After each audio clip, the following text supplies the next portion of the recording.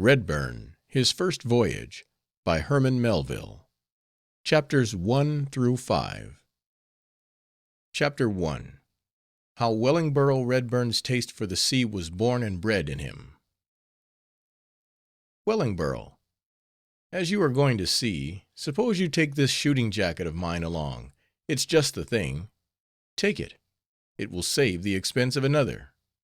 You see, it's quite warm. Fine, long skirts, stout horn buttons, and plenty of pockets. Out of the goodness and simplicity of his heart, thus spoke my elder brother to me, upon the eve of my departure for the seaport. And Wellingborough, he added, since we are both short of money, and you want an outfit, and I have none to give, you may as well take my fowling piece along, and sell it in New York for what you can get. Nay, take it. It's of no use to me now. I can't find it in powder any more. I was then but a boy. Some time previous, my mother had removed from New York to a pleasant village on the Hudson River, where we lived in a small house in a quiet way. Sad disappointments in several plans which I had sketched for my future life. The necessity of doing something for myself, united to a naturally roving disposition, had now conspired within me to send me to sea as a sailor. For months previous I had been poring over old New York papers, delightedly perusing the long columns of ship advertisements, all of which possessed a strange romantic charm to me. Over and over again I devoured such announcements as the following: For Bremen. The coppered and copper-fastened brig Leda, having nearly completed her cargo, will sail for the above port on Tuesday, the 20th of May. For freight or passage, apply on board at Quincy's Slip. To my young inland imagination, every word in an advertisement like this suggested volumes of thought. The brig. The very word summoned up the idea of a black, sea-worn craft, with high, cozy bulwarks, and rakish masts and yards. Coppered and copper-fastened. That fairly smelt of the salt water. How different such vessels must be from the wooden, one-masted, green and white painted sloops that glided up and down the river before our house on the bank. Nearly completed her cargo. How momentous the announcement, suggesting ideas, too, of musty bales and cases of silks and satins, and filling me with contempt for the vile deck-loads of hay and lumber with which my river experience was familiar. Will sail on Tuesday, the 20th of May. And the newspaper bore date the 5th of the month. 15 whole days beforehand. Think of that. What an important voyage it must be, that the time of sailing was fixed upon so long beforehand. The river sloops were not used to make such prospective announcements. For freight or passage, apply on board. Think of going on board a coppered and copper-fastened brig, and taking passage for Bremen.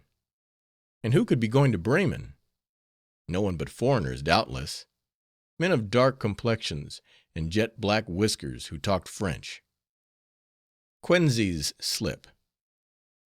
Plenty more brigs and any quantity of ships must be lying there.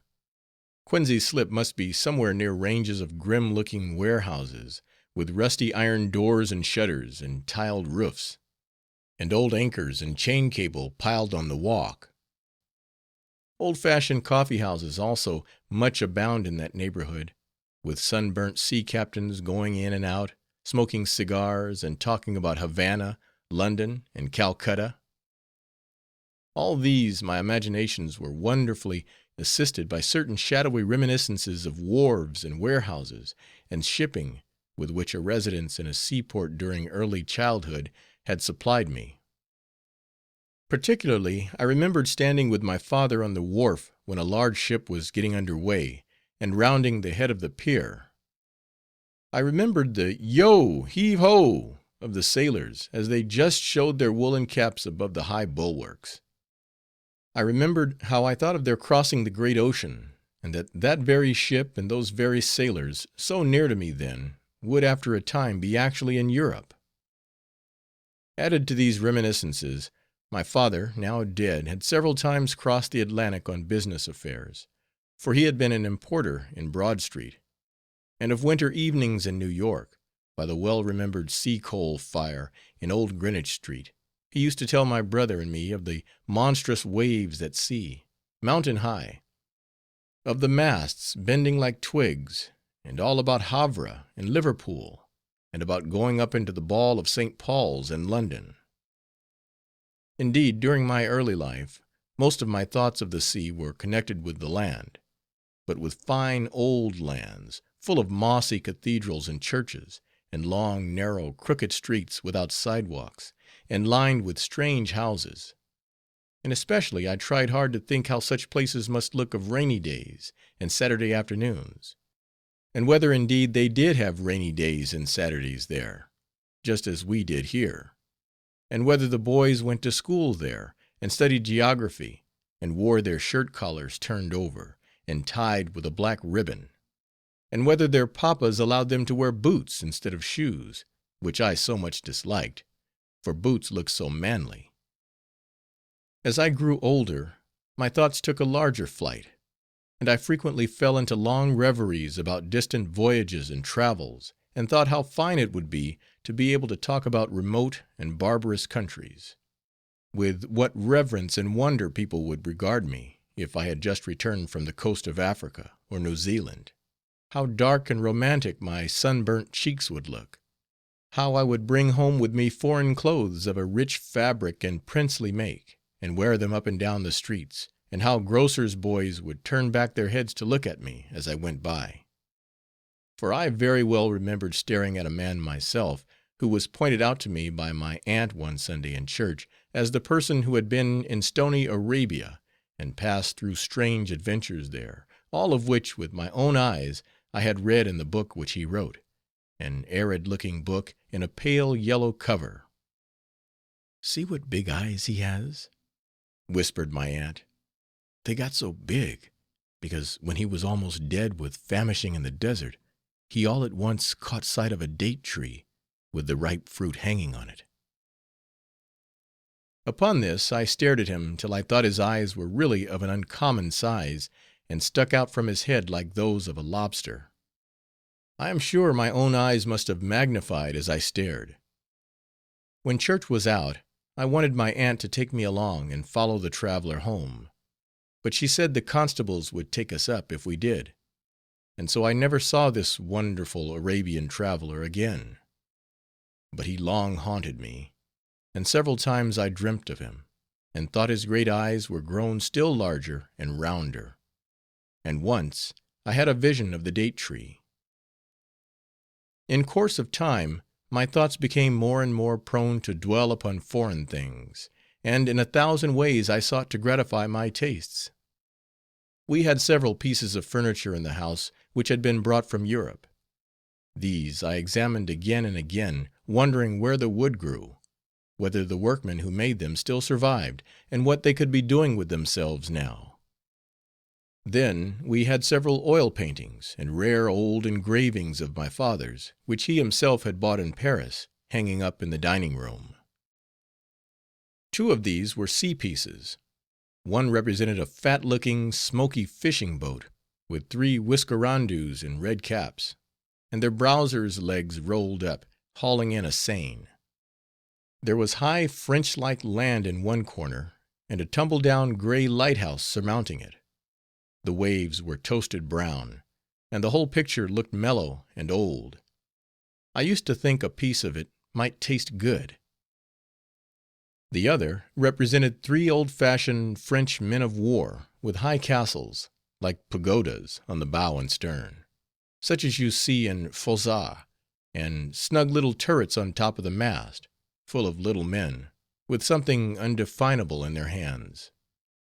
All 3 were sailing through a bright blue sea, blue as Sicily skies, and they were leaning over on their sides at a fearful angle, and they must have been going very fast, for the white spray was about the bows like a snowstorm. Then we had 2 large green French portfolios of colored prints, more than I could lift at that age. Every Saturday my brothers and sisters used to get them out of the corner where they were kept, and spreading them on the floor, gaze at them with never failing delight. They were of all sorts. Some were pictures of Versailles, its masquerades, its drawing rooms, its fountains and courts and gardens, with long lines of thick foliage cut into fantastic doors and windows and towers and pinnacles. Others were rural scenes, full of fine skies, pensive cows standing up to the knees in water, and shepherd boys in cottages in the distance, half concealed in vineyards and vines. And others were pictures of natural history, representing rhinoceroses and elephants and spotted tigers. And above all, there was a picture of a great whale, as big as a ship, stuck full of harpoons, and 3 boats sailing after it as fast as they could fly. Then, too, we had a large library case that stood in the hall, an old brown library case, tall as a small house. It had a sort of basement with large doors and a lock and key, and higher up there were glass doors through which might be seen long rows of old books that had been printed in Paris and London and Leipzig.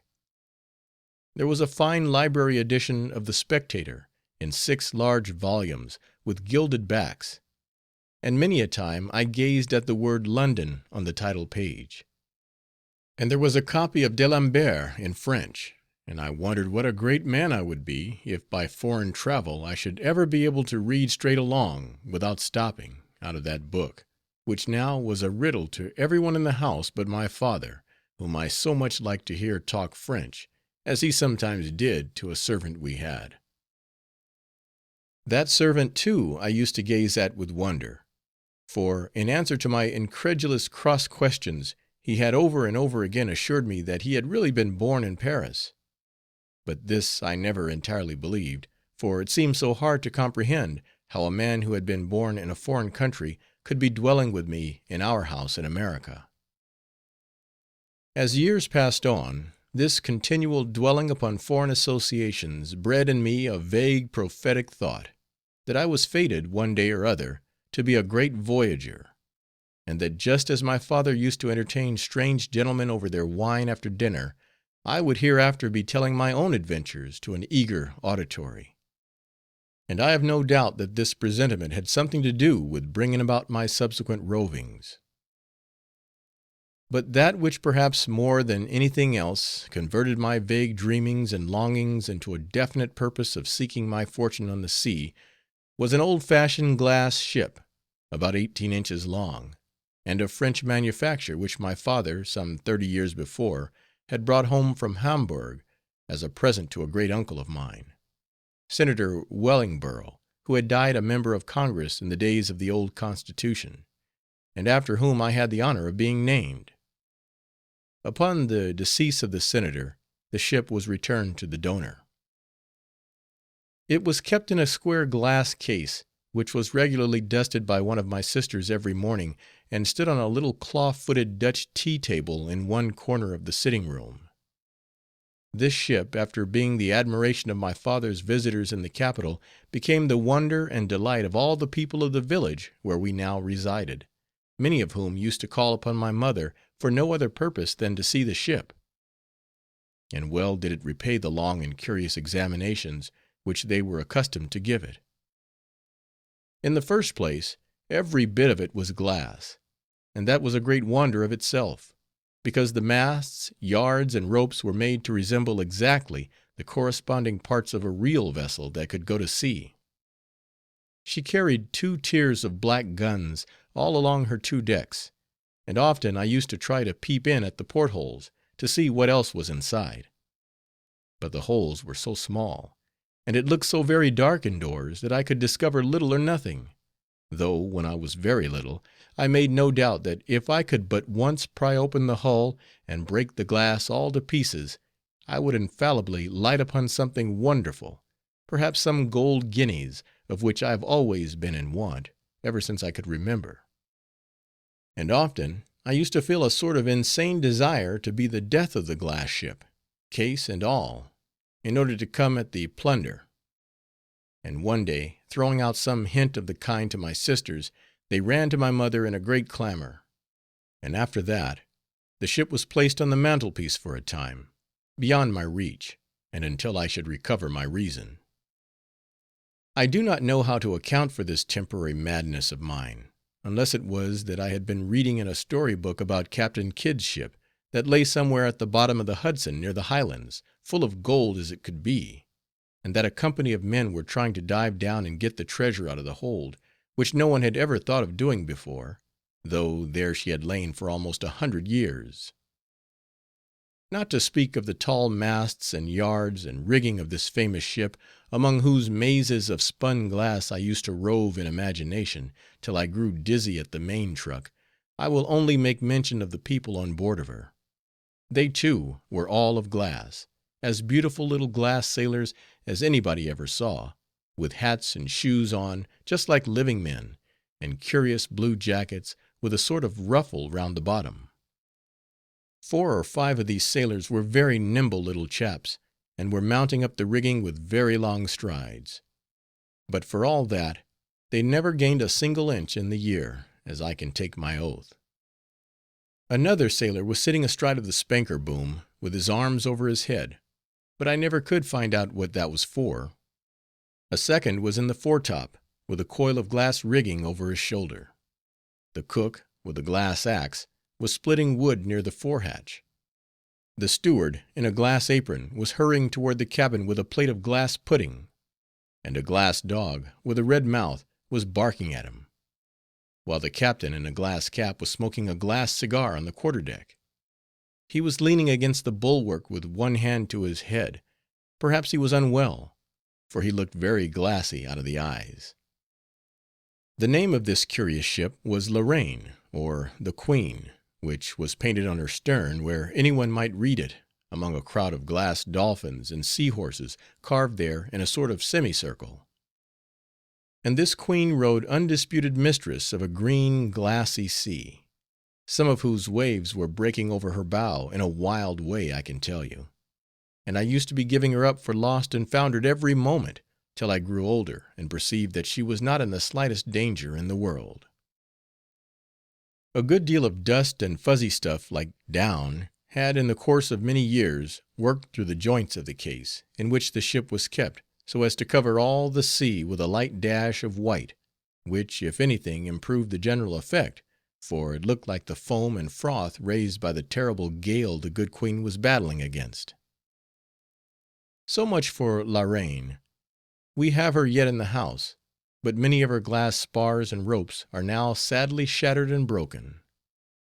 But I will not have her mended, and her figurehead, a gallant warrior in a cocked hat, lies pitching head foremost down in the trough of a calamitous sea under the bows.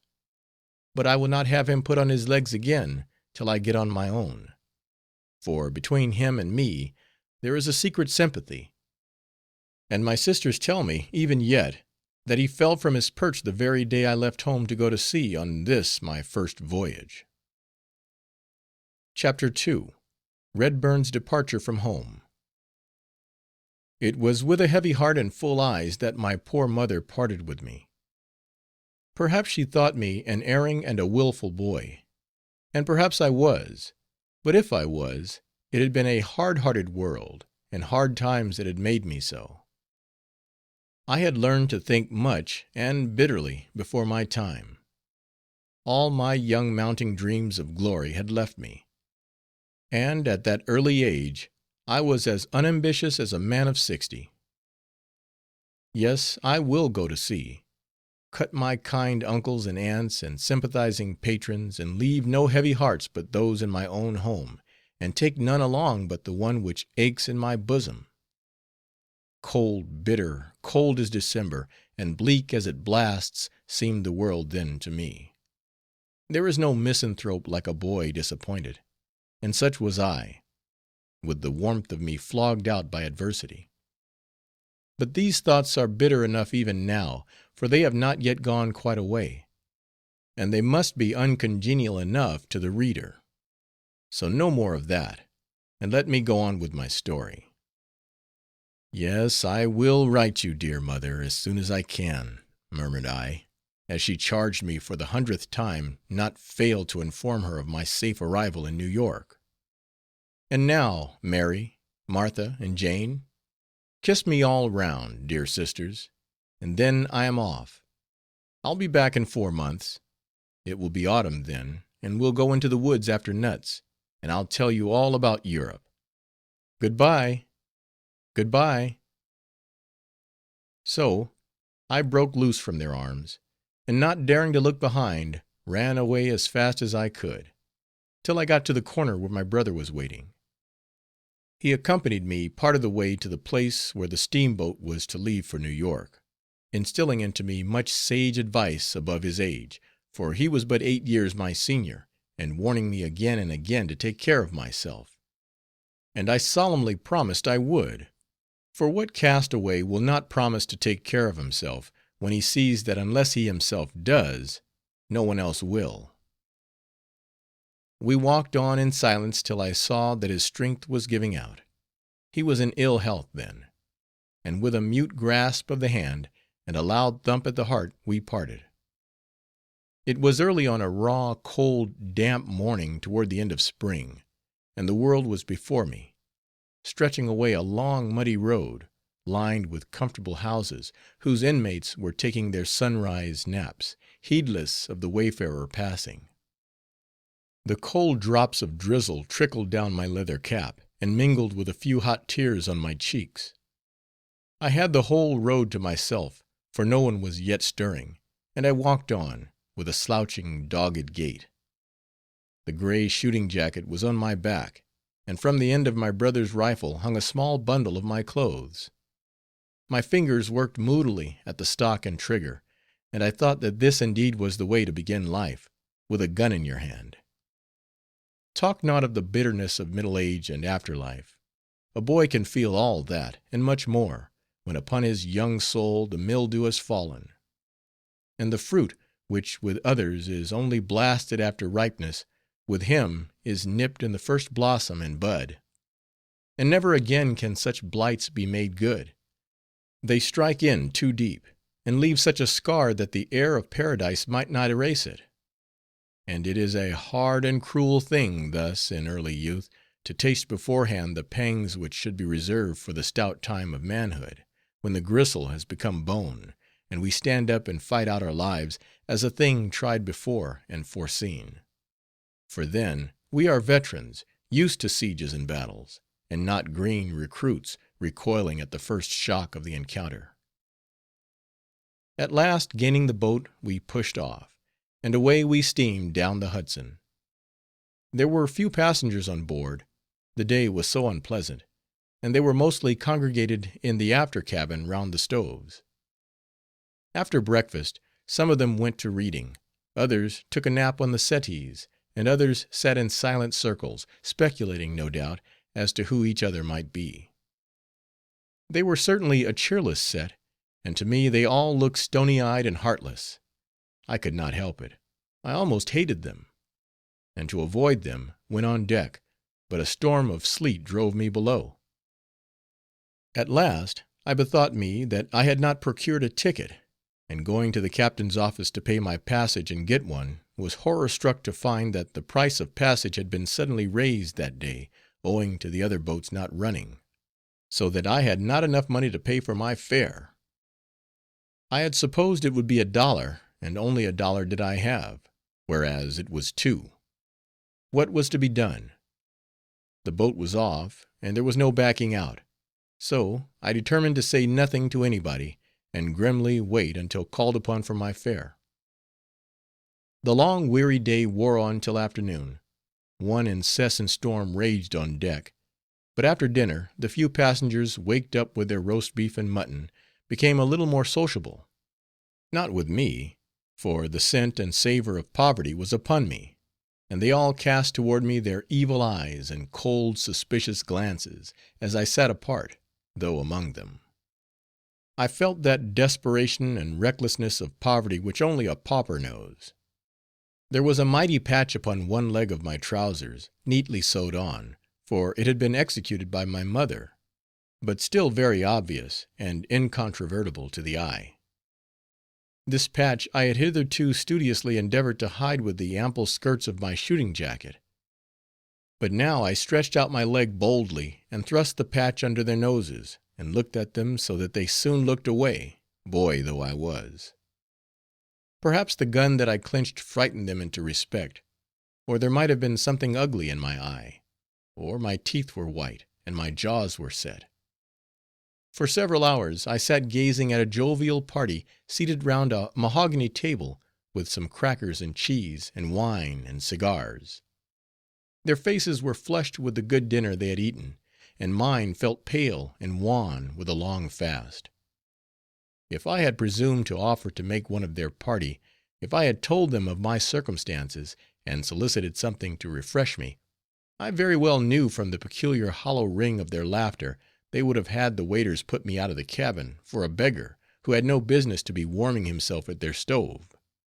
And for that insult, though only a conceit, I sat and gazed at them, putting up no petitions for their prosperity. My whole soul was soured within me, and when at last the captain's clerk, a slender young man, dressed in the height of fashion, with a gold watch chain and brooch, came round collecting the tickets, I buttoned up my coat to the throat, clutched my gun, put on my leather cap, and pulling it well down, stood up like a sentry before him. He held out his hand, deeming any remark superfluous, as his object in pausing before me must be obvious. But I stood motionless and silent, and in a moment he saw how it was with me. I ought to have spoken, and told him the case, in plain civil terms, and offered my $1, and then waited the event, but I felt too wicked for that. He did not wait a great while, but spoke first himself, and in a gruff voice, very unlike his urbane accents when accosting the wine and cigar party, demanded my ticket. I replied that I had none. He then demanded the money, and upon my answering that I had not enough, in a loud angry voice that attracted all eyes, he ordered me out of the cabin into the storm. The devil in me then mounted up from my soul, and spread over my frame, till it tingled at my finger ends, and I muttered out my resolution to stay where I was in such a manner that the ticket man faltered back. "There's $1 for you," I added, offering it. "I want 2," said he. "Take that or nothing," I answered. "It is all I have." I thought he would strike me, but, accepting the money, he contented himself with saying something about sportsmen going on shooting expeditions without having money to pay their expenses, and hinted that such chaps might better lay aside their fowling pieces and assume the buck and saw. He then passed on, and left every eye fastened upon me. I stood there gazing some time, but at last could stand it no more. I pushed my seat right up before the most insolent gazer, a short fat man, with a plethora of cravat round his neck, and fixing my gaze on his, gave him more gazes than he sent. This somewhat embarrassed him, and he looked round for some one to take hold of me; but no one coming, he pretended to be very busy counting the gilded wooden beams overhead. I then turned to the next gazer, and clicking my gun lock, deliberately presented the piece at him. Upon this, he overset his seat in his eagerness to get beyond my range, for I had him point blank, full in the left eye; and several persons starting to their feet exclaimed that I must be crazy. So I was at that time, for otherwise I know not how to account for my demoniac feelings, of which I was afterward heartily ashamed, as I ought to have been, indeed, and much more than that. I then turned on my heel, and shouldering my fowling piece and bundle, marched on deck, and walked there through the dreary storm, till I was wet through, and the boat touched the wharf at New York. Such is boyhood. Chapter 3. He arrives in town. From the boat's bow I jumped ashore, before she was secured, and following my brother's directions, proceeded across the town toward St. John's Park, to the house of a college friend of his, for whom I had a letter.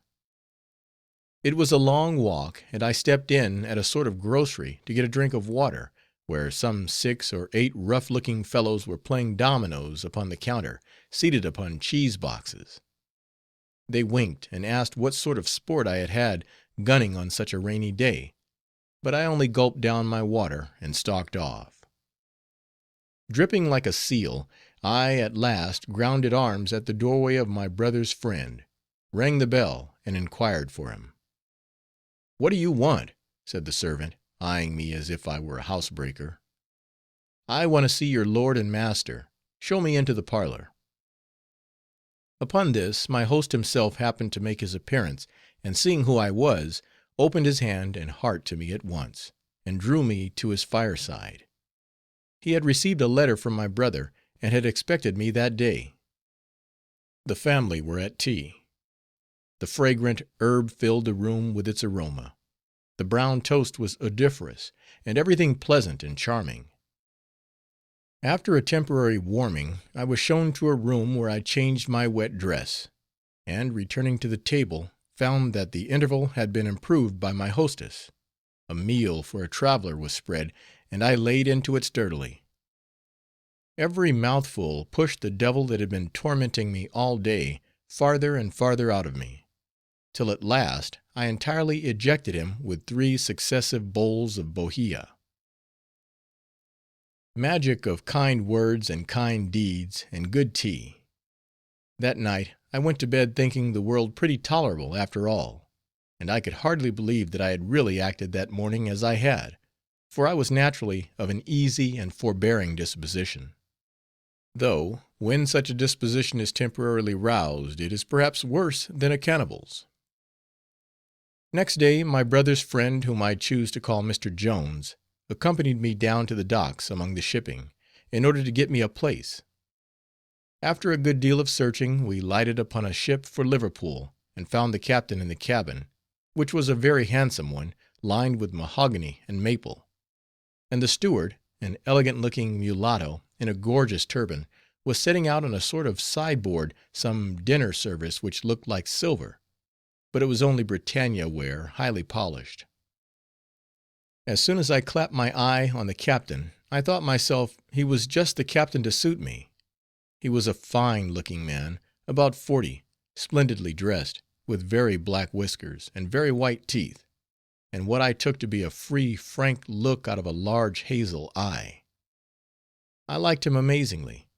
He was promenading up and down the cabin, humming some brisk air to himself, when we entered. "Good morning, sir," said my friend. Good morning, sir," said the captain. "Steward, chairs for the gentlemen." "Oh, never mind, sir," said Mr. Jones, rather taken aback by his extreme civility. "I merely called to see whether you want a fine young lad to go to sea with you. Here he is. He has long wanted to be a sailor, and his friends have at last concluded to let him go for one voyage, and see how he likes it." "Ah, indeed," said the captain, blandly, and looking where I stood. "He's a fine fellow. I like him. So you want to be a sailor, my boy, do you?" added he, affectionately patting my head. "It's a hard wee, though, a hard life." But when I looked round at his comfortable and almost luxurious cabin, and then at his handsome care-free face, I thought he was only trying to frighten me, and I answered, "Well, sir, I am ready to try it." "I hope he's a country lad, sir," said the captain to my friend. "These city boys are sometimes hard cases." "Oh, yes, he's from the country," was the reply, "and of a highly respectable family. His great uncle died a senator." "But his great uncle don't want to go to sea too," said the captain, looking funny. "Oh, no, oh, no, ha, ha!" "Ha, ha!" echoed the captain. A fine funny gentleman, thought I, not much fancying. However, his levity concerning my great uncle, he'll be cracking his jokes the whole voyage; and so I afterward said to one of the riggers on board. But he bade me look out, that he did not crack my head. "Well, my lad," said the captain, "I suppose you know we haven't any pastures and cows on board. You can't get any milk at sea, you know." "Oh, I know all about that, sir. My father has crossed the ocean, if I haven't." "Yes," cried my friend, "his father, a gentleman of one of the first families in America, crossed the Atlantic several times on important business." "Ambassador extraordinary," said the captain, looking funny again. "Oh, no, he was a wealthy merchant." "Ah, indeed," said the captain, looking grave and bland again. "Then this fine lad is the son of a gentleman?" "Certainly," said my friend, "and he's only going to sea for the humor of it. They want to send him on his travels with the tutor, but he will go to sea as a sailor." The fact was, that my young friend, for he was only about 25, was not a very wise man, and this was a huge fib, which, out of the kindness of his heart, he told in my behalf, for the purpose of creating a profound respect for me in the eyes of my future lord. Upon being apprised that I had wilfully forborne taking the grand tour with a tutor, in order to put my hand in a tar bucket, the handsome captain looked 10 times more funny than ever, and said that he himself would be my tutor, and take me on my travels, and pay for the privilege. "Ah," said my friend, "that reminds me of business. Pray, captain, how much do you generally pay a handsome young fellow like this?" "Well," said the captain, looking grave and profound, "we are not so particular about beauty, and we never give more than $3 to a green lad like Wellingborough here. That's your name, my boy? Wellingborough Redburn? Upon my soul, a fine sounding name." "Why, captain," said Mr. Jones, quickly interrupting him, "that won't pay for his clothing." "But you know his highly respectable and wealthy relations will doubtless see to all that," replied the captain, with his funny look again. "Oh, yes, I forgot that," said Mr. Jones, looking rather foolish. "His friends will of course see to that." "Of course," said the captain, smiling. "Of course," repeated Mr. Jones, looking ruefully at the patch on my pantaloons, which just then I endeavored to hide with the skirt of my shooting jacket. "You are quite a sportsman, I see," said the captain, eyeing the great buttons on my coat, upon each of which was a carved fox. Upon this my benevolent friend thought that here was a grand opportunity to befriend me. "Yes, he's quite a sportsman," said he. "He's got a very valuable fowling piece at home. Perhaps you would like to purchase it, captain, to shoot gulls with at sea? It's cheap." "Oh, no, he had better leave it with his relations," said the captain, "so that he can go hunting again when he returns from England." "Yes, perhaps that would be better, after all," said my friend, pretending to fall into a profound musing, involving all sides of the matter in hand. "Well, then, captain, you can only give the boy $3 a month, you say?" "Only $3 a month," said the captain. "And I believe," said my friend, "that you generally give something in advance, do you not?" "Yes, that is sometimes the custom at the shipping offices," said the captain, with a bow. "But in this case, as the boy has rich relations, there will be no need of that, you know." And thus, by his ill-advised but well-meaning hints concerning the respectability of my paternity, and the immense wealth of my relations, did this really honest-hearted but foolish friend of mine prevent me from getting $3 in advance, which I greatly needed. However, I said nothing, though I thought the more; and particularly how that it would have been much better for me to have gone on board alone, accosted the captain on my own account, and told him the plain truth. Poor people make a very poor business of it when they try to seem rich. The arrangement being concluded, we bade the captain good morning, and as we were about leaving the cabin he smiled again and said, "Well, Redburn, my boy, you won't get homesick before you sail, because that will make you very seasick when you get to sea." And with that he smiled very pleasantly, and bowed 2 or 3 times, and told the steward to open the cabin door, which the steward did with a peculiar sort of grin on his face, and a slanting glance at my shooting jacket, and so we left. Chapter 4. How he disposed of his fowling piece. Next day I went alone to the shipping office to sign the articles, and there I met a great crowd of sailors, who, as soon as they found what I was after, began to tip the wink all round, and I overheard a fellow in a great flapping sou'wester cap say to another old tar in a shaggy monkey jacket, "Twig his coat, d'ye see the buttons? That chap ain't going to sea in a merchantman, he's going to shoot whales. I say, matey, look here, how'd you sell them big buttons by the pound?" "Give us one for a saucer, will you?" said another. "Let the youngster alone," said a third. "Come here, my little boy, has your ma put up some sweetmeats for you to take to sea?" They are all witty dogs, thought I to myself, trying to make the best of the matter, for I saw it would not do to resent what they said. They can't mean any harm, though they are certainly very impudent. So I tried to laugh off their banter, but as soon as ever I could, I put down my name and beat a retreat. On the morrow the ship was advertised to sail, so the rest of that day I spent in preparations. After in vain trying to sell my fowling piece for a fair price to chance customers, I was walking up Chatham street with it, when a curly-headed little man with a dark oily face and a hooked nose, like the pictures of Judas Iscariot, called to me from a strange-looking shop, with 3 gilded balls hanging over it. With a peculiar accent, as if he had been over-eating himself with Indian pudding or some other plushy compound, this curly-headed little man very civilly invited me into his shop, and making a polite bow, and bidding me many unnecessary good mornings, and remarking upon the fine weather, begged me to let him look at my fowling piece.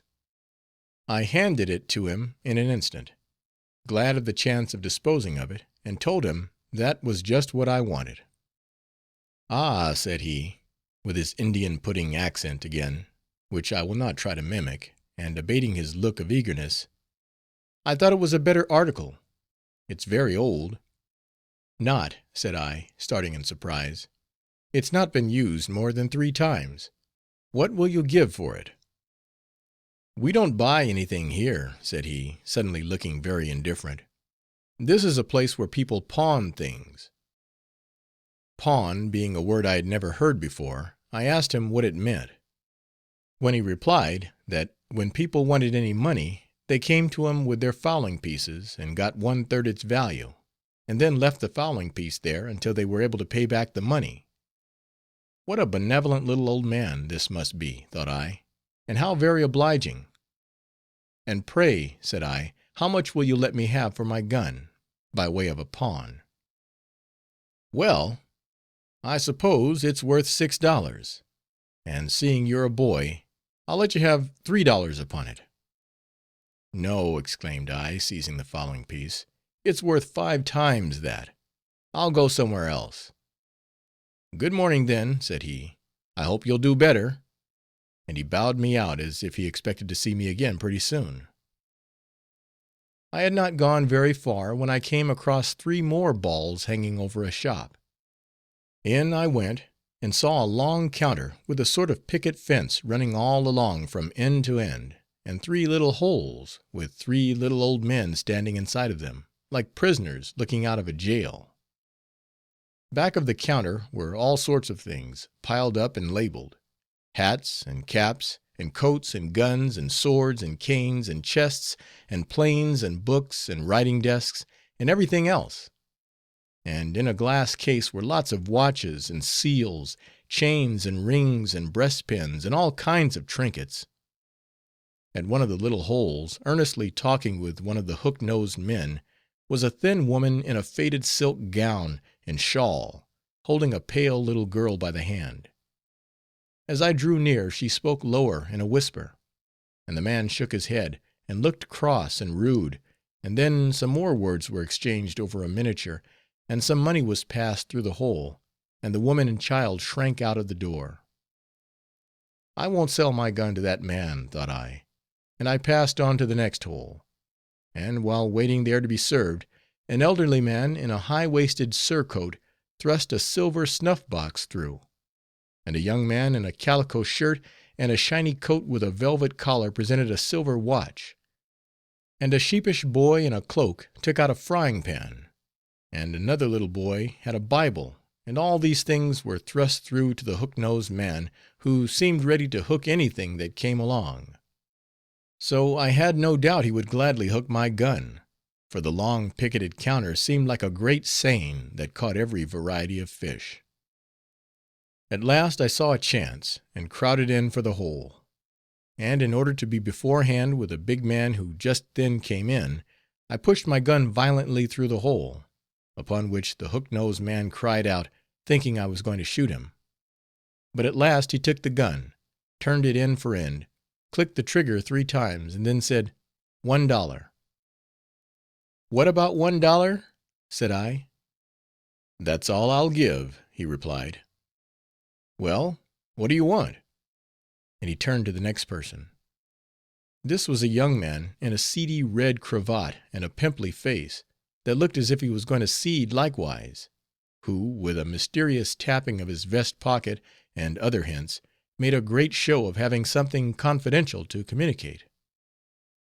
But the hook-nosed man spoke out very loud, and said, "None of that. Take it out. Got a stolen watch? We don't deal in them things here." Upon this, the young man flushed all over, and looked round to see who had heard the pawnbroker. Then he took something very small out of his pocket, and keeping it hidden under his palm, pushed it into the hole. "Where did you get this ring?" said the pawnbroker. "I want to pawn it," whispered the other, blushing all over again. "What's your name?" said the pawnbroker, speaking very loud. "How much will you give?" whispered the other in reply, leaning over and looking as if he wanted to hush up the pawnbroker. At last the sum was agreed upon, when the man behind the counter took a little ticket, and tying the ring to it, began to write on the ticket. All at once he asked the young man where he lived, a question which embarrassed him very much, but at last he stammered out a certain number in Broadway. "That's the City Hotel. You don't live there," said the man, cruelly glancing at the shabby coat before him. "Oh, well," stammered the other, blushing scarlet, "I thought this was only a sort of form to go through. I don't like to tell where I do live, for I ain't in the habit of going to pawnbrokers." "You stole that ring, you know you did," roared out the hook-nosed man, incensed at this slur upon his calling, and now seemingly bent on damaging the young man's character for life. "I'm a good mind to call a constable. We don't take stolen goods here, I tell you."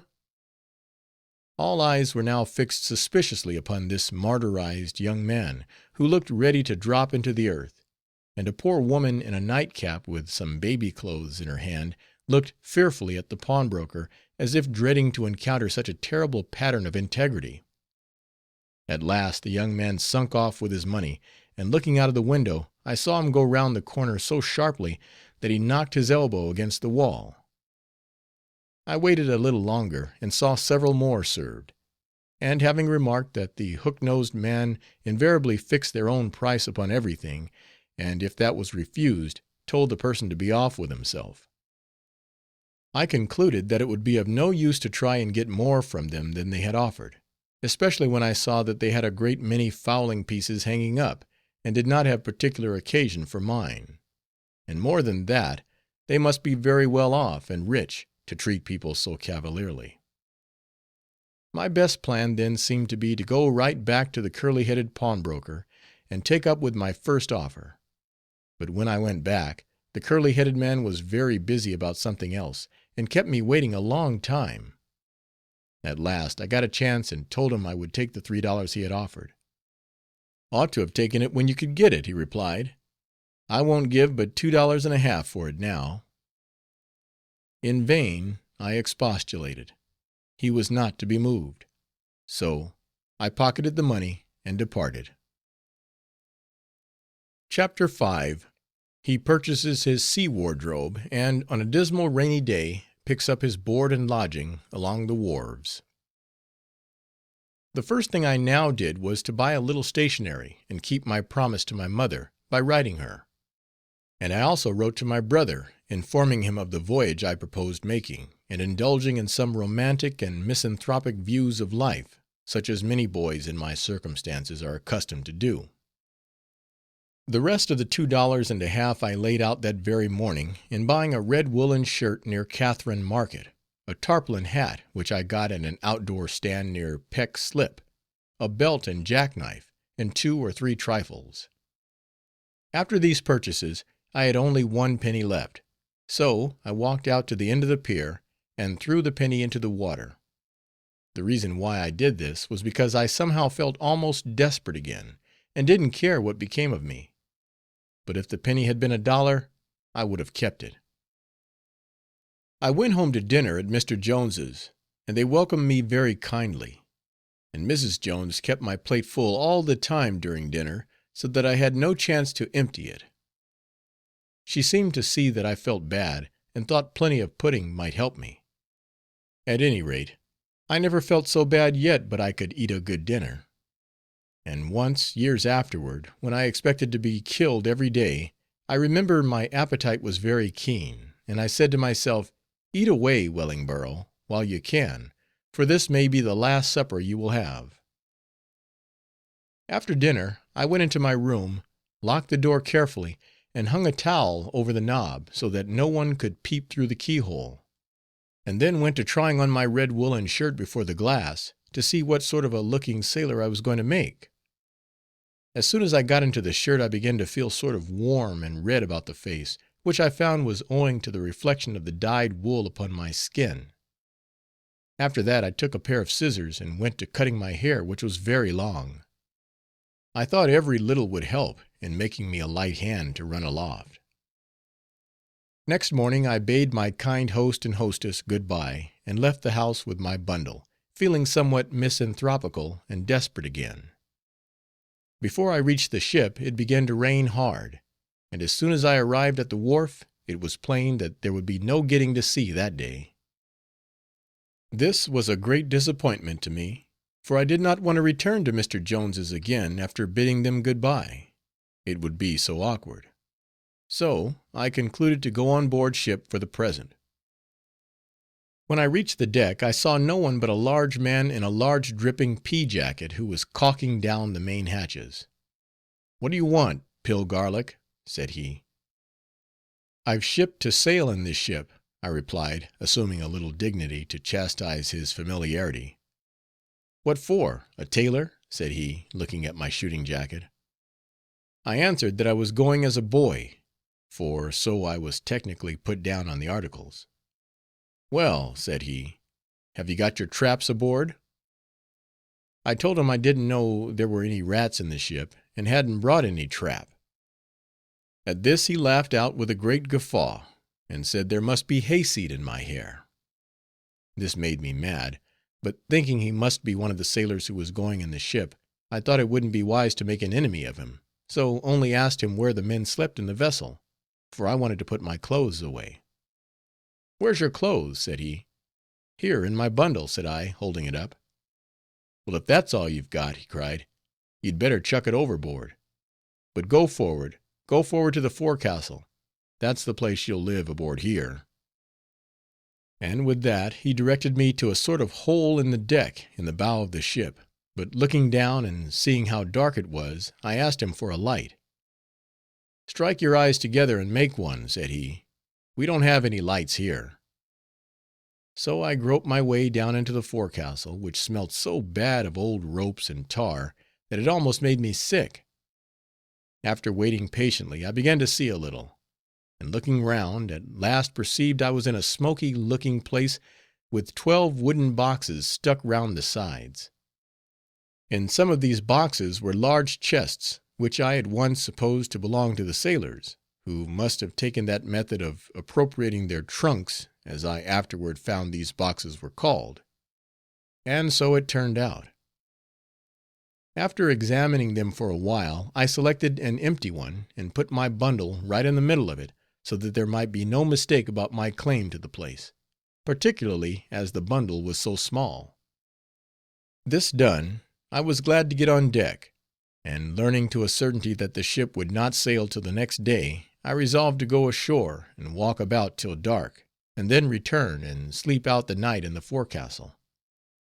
So I walked about all over, till I was weary, and went into a mean liquor shop to rest, for having my tarpaulin on, and not looking very gentlemanly, I was afraid to go into any better place, for fear of being driven out. Here I sat till I began to feel very hungry, and seeing some doughnuts on the counter, I began to think what a fool I had been, to throw away my last penny, for the doughnuts were but a penny apiece, and they looked very plump, and fat, and round. I never saw doughnuts look so enticing before, especially when a negro came in and ate one before my eyes. At last I thought I would fill up a little by drinking a glass of water, having read somewhere that this was a good plan to follow in a case like the present. I did not feel thirsty, but only hungry, so had much ado to get down the water, for it tasted warm, and the tumbler had an ugly flavor. The negro had been drinking some spirits out of it just before. I marched off again, every once in a while stopping to take in some more water, and being very careful not to step into the same shop twice, till night came on, and I found myself soaked through, for it had been raining more or less all day. As I went to the ship, I could not help thinking how lonesome it would be to spend the whole night in that damp and dark forecastle, without light or fire, and nothing to lie on but the bare boards of my bunk. However, to drown all such thoughts, I gulped down another glass of water, though I was wet enough outside and in by this time, and trying to put on a bold look as if I had just been eating a hearty meal, I stepped aboard the ship. The man in the big pea jacket was not to be seen, but on going forward I unexpectedly found a young lad there, about my own age, and as soon as he opened his mouth, I knew he was not an American. He talked such a curious language though, half English and half gibberish, that I knew not what to make of him, and was a little astonished when he told me he was an English boy from Lancashire. It seemed he had come over from Liverpool in this very ship on our last voyage, as a steerage passenger, but finding that he would have to work very hard to get along in America, and getting homesick into the bargain, he had arranged with the captain to work his passage back. I was glad to have some company, and tried to get him conversing, but found he was the most stupid and ignorant boy I had ever met with. I asked him something about the river Thames, when he said that he hadn't traveled any in America, and didn't know anything about the rivers here. And when I told him the river Thames was in England, he showed no surprise or shame at his ignorance, but only looked 10 times more stupid than before. At last we went below into the forecastle, and both getting into the same bunk, stretched ourselves out on the planks, and I tried my best to get asleep. But though my companion soon began to snore very loud, for me I could not forget myself, owing to the horrid smell of the place, my being so wet, cold, and hungry, and besides all that, I felt damp and clammy about the heart. I lay turning over and over, listening to the Lancashire boy's snoring, till at last I felt so that I had to go on deck, and there I walked till morning, which I thought would never come. As soon as I thought the groceries on the wharf would be open, I left the ship and went to make my breakfast of another glass of water. But this made me very qualmish, and soon I felt sick as death. My head was dizzy, and I went staggering along the walk, almost blind. At last I dropped on a heap of chain cable, and shutting my eyes hard, did my best to rally myself, in which I succeeded at last enough to get up and walk off. Then I thought that I had done wrong in not returning to my friend's house the day before, and would have walked there now, as it was, only it was at least 3 miles up town, too far for me to walk in such a state, and I had no sixpence to ride in an omnibus. End of section 1. Chapters 6 through 10. Chapter 6. He is initiated in the business of cleaning out the pig pen and slushing down the topmast. By the time I got back to the ship, everything was in an uproar. The pea-jacket man was there, ordering about a good many men in the rigging, and people were bringing off chickens and pigs and beef and vegetables from the shore. Soon after, another man in a striped calico shirt, a blue short jacket and beaver hat, made his appearance, and went to ordering about the man in the big pea-jacket. and at last the captain came up the side, and began to order about both of them. These two men turned out to be the first and second mates of the ship. Thinking to make friends with the second mate, I took out an old tortoise-shell snuff-box of my father's, in which I had put a piece of Cavendish tobacco to look sailor-like, and offered the box to him very politely. He stared at me a moment, and then exclaimed, "Do you think we take snuff aboard here, youngster? No, no, no time for snuff-taking at sea. Don't let the old man see that snuff-box. Take my advice, and pitch it overboard as quick as you can." I told him it was not snuff, but tobacco, when he said, he had plenty of tobacco of his own, and never carried any such nonsense about him as a tobacco box. With that, he went off about his business, and left me feeling foolish enough. But I had reason to be glad he had acted thus; for if he had not, I think I should have offered my box to the chief mate, who in that case, from what I afterward learned of him, would have knocked me down, or done something else equally uncivil. As I was standing looking round me, the chief mate approached in a great hurry about something, and seeing me in his way, cried out, "Ashore with you, you young loafer! There's no stealings here. Sail away, I tell you, with that shooting jacket." Upon this I retreated, saying that I was going out in the ship as a sailor. "A sailor!" he cried, "a barber's clerk, you mean. You going out in the ship? What, in that jacket? Hang me, I hope the old man hasn't been shipping any more greenhorns like you. He'll make a shipwreck of it if he has. But this is the way nowadays, to save a few dollars in seamen's wages. They think nothing of shipping a parcel of farmers and clodhoppers and baby boys. What's your name, Pill-garlic?" "Redburn," said I. "A pretty handle to a man, that. Scorch you to take hold of it. Haven't you got any other?" "Wellingborough," said I. "Worse yet. Who had the baptizing of you? Why didn't they call you Jack, or Jill, or something short and handy? But I'll baptize you over again. D'ye hear, sir? Henceforth your name is Buttons. And now do you go, Buttons, and clean out that pig pen in the long boat. It has not been cleaned out since last voyage, and bear a hand about it, d'ye hear? There's them pigs there waiting to be put in. Come, be off about it now." Was this then the beginning of my sea career? Set to cleaning out a pig pen, the very first thing? But I thought it best to say nothing. I had bound myself to obey orders, and it was too late to retreat, so I only asked for a shovel or spade or something else to work with. "We don't dig gardens here," was the reply. "Dig it out with your teeth." After looking round, I found a stick, and went to scraping out the pen, which was awkward work enough, for another boat, called the Jolly Boat, was capsized right over the long boat, which brought them almost close together. These two boats were in the middle of the deck.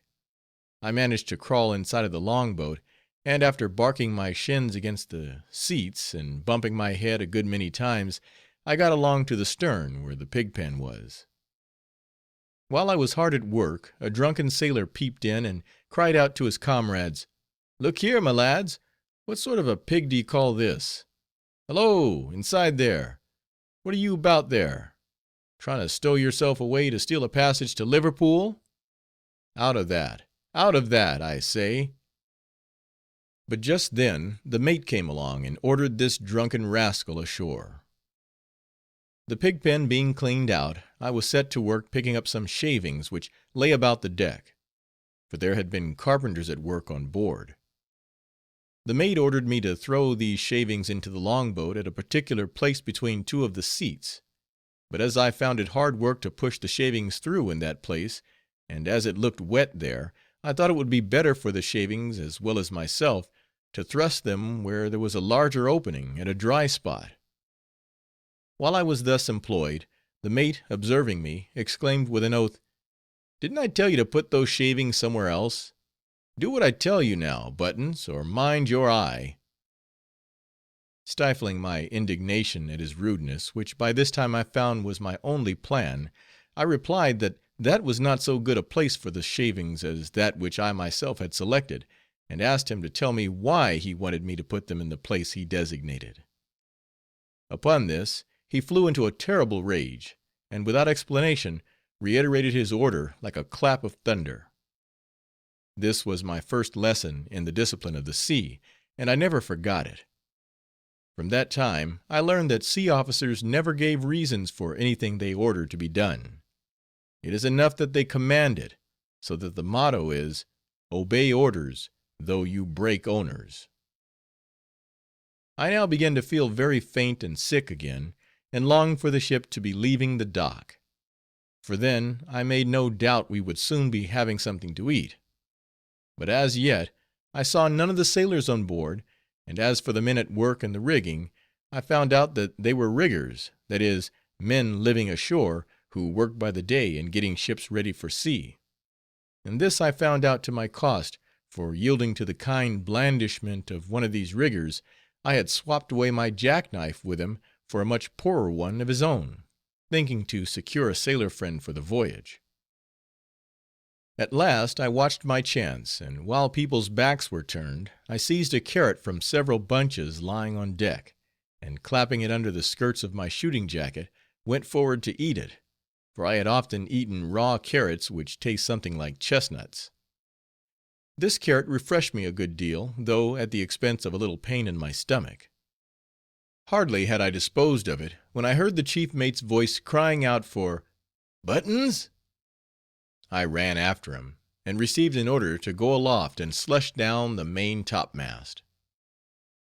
This was all Greek to me, and after receiving the order I stood staring about me, wondering what it was that was to be done. But the mate had turned on his heel, and made no explanations. At length I followed after him, and asked what I must do. "Didn't I tell you to slush down the main top mast?" he shouted. "You did," said I, "but I don't know what that means." "Green as grass! A regular cabbage head!" he exclaimed to himself. "A fine time I'll have with such a greenhorn aboard. Look you, youngster, look up to that long pole there; d'ye see it? That piece of a tree there, you timber-head. Well, take this bucket here, and go up the rigging, that rope ladder there, d'ye understand? And dab this slush all over the mast, and look out for your head if one drop falls on deck. Be off now, Buttons." The eventful hour had arrived. For the first time in my life I was to ascend a ship's mast. Had I been well and hearty, perhaps I should have felt a little shaky at the thought; but as I was then weak and faint, the bare thought appalled me. But there was no hanging back; it would look like cowardice, and I could not bring myself to confess that I was suffering for want of food; so rallying again, I took up the bucket. It was a heavy bucket, with strong iron hoops, and might have held perhaps 2 gallons; but it was only half full now of a sort of thick lobbered gravy, which I afterward learned was boiled out of the salt beef used by the sailors. Upon getting into the rigging, I found it was no easy job to carry this heavy bucket up with me. The rope handle of it was so slippery with grease, that although I twisted it several times about my wrist, it would be still twirling round and slipping off. Spite of this, however, I managed to mount as far as the top, the clumsy bucket half the time straddling and swinging about between my legs, and in momentary danger of capsizing. Arrived at the top, I came to a dead halt, and looked up. How to surmount that overhanging impediment completely posed me for the time, but at last, with much straining, I contrived to place my bucket in the top, and then, trusting to Providence, swung myself up after it. The rest of the road was comparatively easy, though whenever I incautiously looked down toward the deck, my head spun round so from weakness, that I was obliged to shut my eyes to recover myself. I do not remember much more; I only recollect my safe return to the deck. In a short time the bustle of the ship increased. The trunks of cabin passengers arrived, and the chests and boxes of the steerage passengers, besides baskets of wine and fruit for the captain. At last we cast loose, and swinging out into the stream, came to anchor, and hoisted the signal for sailing. Everything, it seemed, was on board but the crew, who, in a few hours after, came off, one by one, in Whitehall boats, their chests in the bow, and themselves lying back in the stern like lords, and showing very plainly the complacency they felt in keeping the whole ship waiting for their lordships. "Aye, aye," muttered the chief mate, as they rolled out of their boats and swaggered on deck. "It's your turn now, but it will be mine before long. Yaw about while you may, my hearties. I'll do the yawing after the anchor's up." Several of the sailors were very drunk, and one of them was lifted on board insensible by his landlord, who carried him down below and dumped him into a bunk; and two other sailors, as soon as they made their appearance, immediately went below to sleep off the fumes of their drink. At last, all the crew being on board, word was passed to go to dinner fore and aft, an order that made my heart jump with delight, for now my long fast would be broken. But though the sailors, surfeited with eating and drinking ashore, did not then touch the salt beef and potatoes which the black cook handed down into the forecastle, and though this left the whole allowance to me, to my surprise I found that I could eat little or nothing, for now I only felt deadly faint, but not hungry. Chapter 7. He gets to sea, and feels very bad. Everything at last being in readiness, the pilot came on board, and all hands were called to up anchor. While I worked at my bar, I could not help observing how haggard the men looked, and how much they suffered from this violent exercise, after the terrific dissipation in which they had been indulging ashore. But I soon learnt that sailors breathe nothing about such things, but strive their best to appear all alive and hearty, though it comes very hard for many of them. The anchor being secured, a steam tug-boat with a strong name, the Hercules, took hold of us, and away we went past the long line of shipping, and wharves, and warehouses, and rounded the green south point of the island where the battery is, and past Governor's Island, and pointed right out for the Narrows. My heart was like lead, and I felt bad enough, heaven knows; but then there was plenty of work to be done, which kept my thoughts from becoming too much for me. And I tried to think all the time that I was going to England, and that before many months I should have actually been there and home again, telling my adventures to my brothers and sisters, and with what delight they would listen, and how they would look up to me then, and reverence my sayings, and how that even my elder brother would be forced to treat me with great consideration, as having crossed the Atlantic Ocean, which he had never done, and there was no probability he ever would. With such thoughts as these, I endeavored to shake off my heavy-heartedness, but it would not do at all, for this was only the first day of the voyage, and many weeks, nay, several whole months must elapse before the voyage was ended. And who could tell what might happen to me? For when I looked up at the high, giddy masts, and thought how often I must be going up and down them, I thought sure enough that some luckless day or other I would certainly fall overboard and be drowned.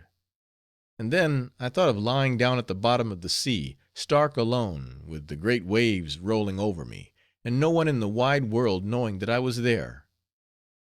And I thought how much better and sweeter it must be to be buried under the pleasant hedge that bounded the sunny south side of our village graveyard, where every Sunday I had used to walk after church in the afternoon, and I almost wished I was there now; yes, dead and buried in that churchyard. All the time my eyes were filled with tears, and I kept holding my breath to choke down the sobs, for indeed I could not help feeling as I did, and no doubt any boy in the world would have felt just as I did then. As the steamer carried us further and further down the bay, and we passed ships lying at anchor, with men gazing at us and waving their hats, and small boats with ladies in them waving their handkerchiefs, and passed the green shore of Staten Island, and caught sight of so many beautiful cottages all overrun with vines, and planted on the beautiful fresh mossy hillsides, oh, then I would have given anything, if instead of sailing out of the bay, we were only coming into it. If we had crossed the ocean and returned, gone over and come back! And my heart leaped up in me like something alive when I thought of really entering that bay at the end of the voyage. But that was so far distant, that it seemed it could never be. No, never, never more would I see New York again. And what shocked me more than anything else was to hear some of the sailors, while they were at work coiling away the hawsers, talking about the boarding houses they were going to, when they came back, and how that some friends of theirs had promised to be on the wharf when the ship returned, to take them and their chests right up to Franklin Square, where they lived, and how that they would have a good dinner ready, and plenty of cigars and spirits out on the balcony. I say this land of talking shocked me, for they did not seem to consider, as I did, that before anything like that could happen, we must cross the great Atlantic Ocean, cross over from America to Europe and back again, many thousand miles of foaming ocean. At that time I did not know what to make of these sailors, but this much I thought, that when they were boys they could never have gone to the Sunday school, for they swore so, it made my ears tingle, and used words that I never could hear without a dreadful loathing. And are these the men, I thought to myself, that I must live with so long, these the men I am to eat with and sleep with all the time? And besides, I now began to see that they were not going to be very kind to me. But I will tell all about that when the proper time comes. Now you must not think that because all these things were passing through my mind, that I had nothing to do but sit still and think. No, no, I was hard at work; for as long as the steamer had hold of us, we were very busy coiling away ropes and cables, and putting the decks in order, which were littered all over with odds and ends of things that had to be put away. At last we got as far as the Narrows, which everybody knows is the entrance to New York harbor from sea. And it may well be called the Narrows, for when you go in or out, it seems like going in or out of a doorway. And when you go out of these Narrows on a long voyage like this of mine, it seems like going out into the broad highway, where not a soul is to be seen. For far away and away stretches the great Atlantic Ocean, and all you can see beyond it where the sky comes down to the water.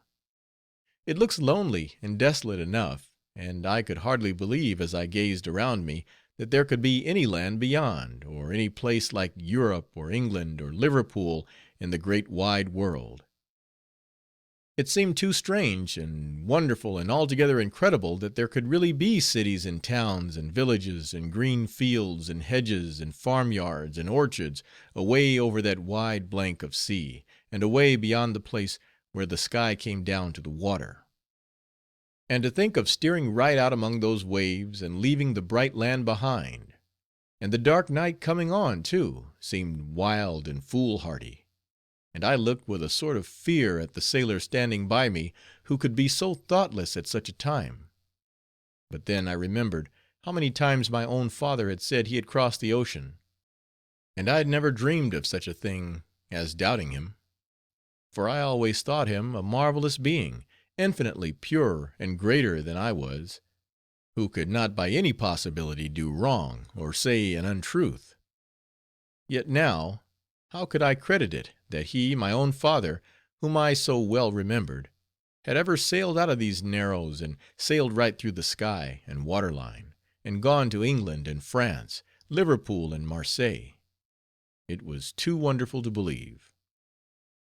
Now, on the right side of the Narrows as you go out, the land is quite high, and on the top of a fine cliff is a great castle or fort, all in ruins, and with the trees growing round it.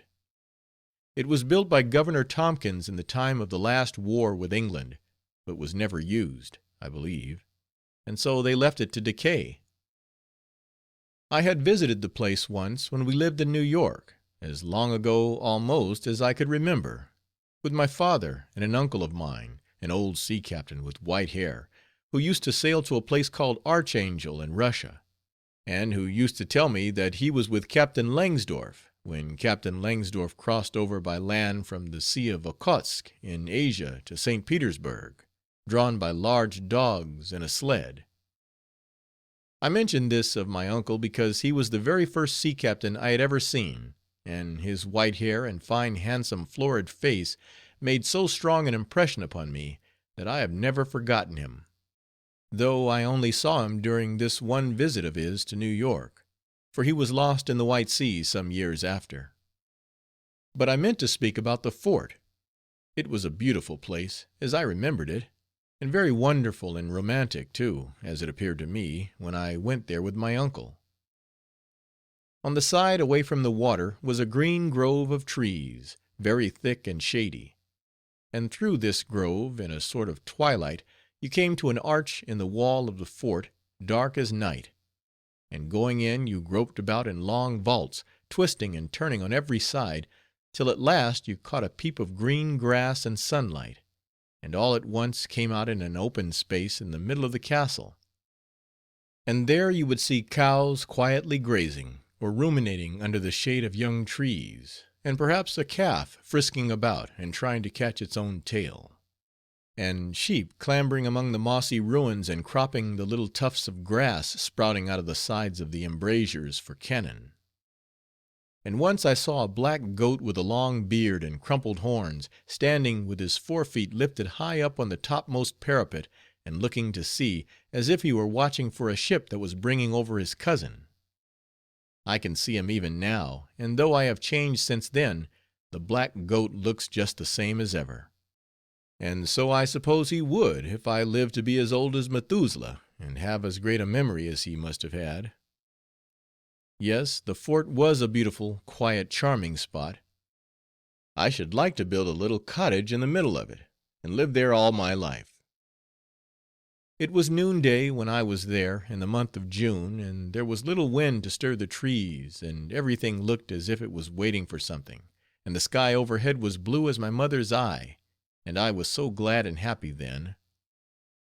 But I must not think of those delightful days before my father became a bankrupt and died, and we removed from the city, for when I think of those days, something rises up in my throat and almost strangles me. Now, as we sailed through the Narrows, I caught sight of that beautiful fort on the cliff, and could not help contrasting my situation now with what it was when with my father and uncle I went there so long ago. Then I never thought of working for my living, and never knew that there were hard hearts in the world, and knew so little of money, that when I bought a stick of candy and laid down a sixpence, I thought the confectioner returned 5 cents, only that I might have money to buy something else, and not because the pennies were my change, and therefore mine by good rights. How different my idea of money now!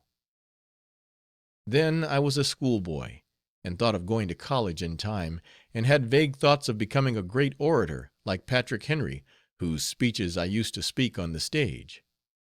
But now I was a poor friendless boy, far away from my home, and voluntarily in the way of becoming a miserable sailor for life.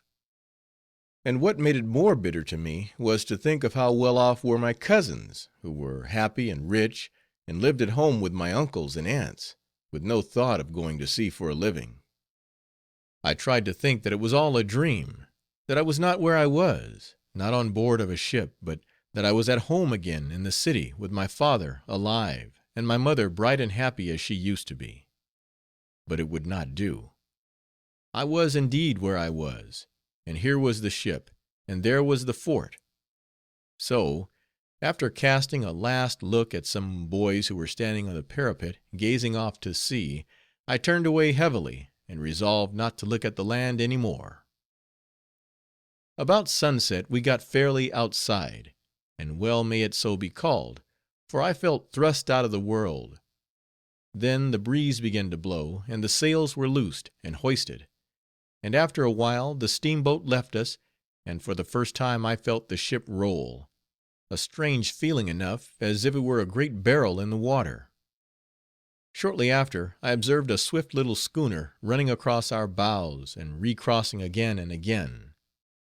And while I was wondering what she could be, she suddenly lowered her sails, and 2 men took hold of a little boat on her deck, and launched it overboard as if it had been a chip. Then I noticed that our pilot, a red-faced man in a rough blue coat, who, to my astonishment, had all this time been giving orders instead of the captain, began to button up his coat to the throat, like a prudent person about leaving a house at night in a lonely square to go home; and he left the giving orders to the chief mate, and stood apart talking with the captain, and put his hand into his pocket and gave him some newspapers. And in a few minutes, when we had stopped our headway, and allowed the little boat to come alongside, he shook hands with the captain and officers, and bade them good bye, without saying a syllable of farewell to me and the sailors. And so he went laughing over the side, and got into the boat, and they pulled him off to the schooner, and then the schooner made sail, and glided under our stern, her men standing up and waving their hats and cheering, and that was the last we saw of America. Chapter 8. He is put into the larboard watch, gets seasick, and relates some other of his experiences. It was now getting dark, when all at once the sailors were ordered on the quarter deck, and of course I went along with them. What is to come now, thought I, but I soon found out. It seemed we were going to be divided into watches. The chief mate began by selecting a stout, good-looking sailor for his watch, and then the second mate's turn came to choose, and he also chose a stout, good-looking sailor. But it was not me, no.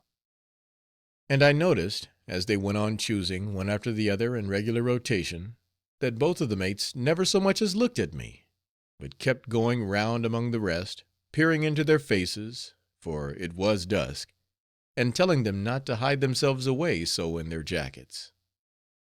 But the sailors, especially the stout, good-looking ones, seemed to make a point of lounging as much out of the way as possible, and slouching their hats over their eyes; and although it may only be a fancy of mine, I certainly thought that they affected a sort of lordly indifference as to whose watch they were going to be in, and did not think it worth while to look any way anxious about the matter. And the very men who, a few minutes before, had showed the most alacrity and promptitude in jumping into the rigging and running aloft at the word of command, now lounged against the bulwarks, and most lazily, as if they were quite sure that by this time the officers must know who the best men were, and they valued themselves well enough to be willing to put the officers to the trouble of searching them out; for if they were worth having, they were worth seeking. At last they were all chosen but me, and it was the chief mate's next turn to choose; though there could be little choosing in my case, since I was a 13er, and must, whether or no, go over to the next column, like the odd figure you carry along when you do a sum in addition. "Well, Buttons," said the chief mate, "I thought I'd got rid of you. And as it is, Mr. Riggs," he added, speaking to the second mate, "I guess you had better take him into your watch. There, I'll let you have him, and then you'll be one stronger than me." "No, thank you," said Mr. Riggs. "You had better," said the chief mate. "See, he's not a bad-looking chap. He's a little green, to be sure, but you were so once yourself, you know, Riggs." "No, I thank you," said the second mate again. "Take him yourself. He's yours by good rights. I don't want him." And so they put me in the chief mate's division, that is, the larboard watch. While this scene was going on, I felt shabby enough. There I stood, just like a silly sheep over whom two butchers are bargaining. Nothing that had yet happened so forcibly reminded me of where I was, and what I had come to. I was very glad when they sent us forward again. As we were going forward, the second mate called one of the sailors by name. "You, Bill," and Bill answered, "Sir," just as if the second mate was a born gentleman. It surprised me not a little, to see a man in such a shabby, shaggy old jacket addressed so respectfully; but I had been quite as much surprised when I heard the chief mate call him Mr. Riggs during the scene on the quarter deck, as if this Mr. Riggs was a great merchant living in a marble house in Lafayette Palace. But I was not very long in finding out that at sea all officers are misters, and would take it for an insult if any seaman presumed to omit calling them so. and it is also one of their rights and privileges to be called sir when addressed. Yes, sir; no, sir; aye, aye, sir; and they are as particular about being sirred as so many knights and baronets, though their titles are not hereditary, as is the case with the Sir Johns and Sir Joshuas in England. But so far as the second mate is concerned, his tides are the only dignities he enjoys; for, upon the whole, he leads a puppyish wee indeed. He is not deemed company at any time for the captain, though the chief mate occasionally is, at least deck company, though not in the cabin. And besides this, the second mate has to breakfast, lunch, dine, and sup off the leavings of the cabin table; and even the steward, who is accountable to nobody but the captain, sometimes treats him cavalierly, and he has to run aloft when topsails are reefed, and put his hand a good way down into the tar bucket, and keep the key of the boatswain's locker, and fetch and carry balls of marline and seizing stuff for the sailors when at work in the rigging; besides doing many other things, which a true born baronet of any spirit would rather die and give up his title than stand. Having been divided into watches, we were sent to supper; but I could not eat any thing except a little biscuit, though I should have liked to have some good tea. But as I had no pot to get it in, and was rather nervous about asking the rough sailors to let me drink out of theirs, I was obliged to go without a sip. I thought of going to the black cook and begging a tin cup, but he looked so cross and ugly then, that the sight of him almost frightened the idea out of me. When supper was over, for they never talk about going to tea aboard of a ship, the watch to which I belonged was called on deck, and we were told it was for us to stand the first night watch, that is, from 8 o'clock till midnight. I now began to feel unsettled and ill at ease about the stomach, as if matters were all topsy turvy there, and felt strange and giddy about the head; and so I made no doubt that this was the beginning of that dreadful thing, the seasickness. Feeling worse and worse, I told one of the sailors how it was with me, and begged him to make my excuses very civilly to the chief mate, for I thought I would go below and spend the night in my bunk.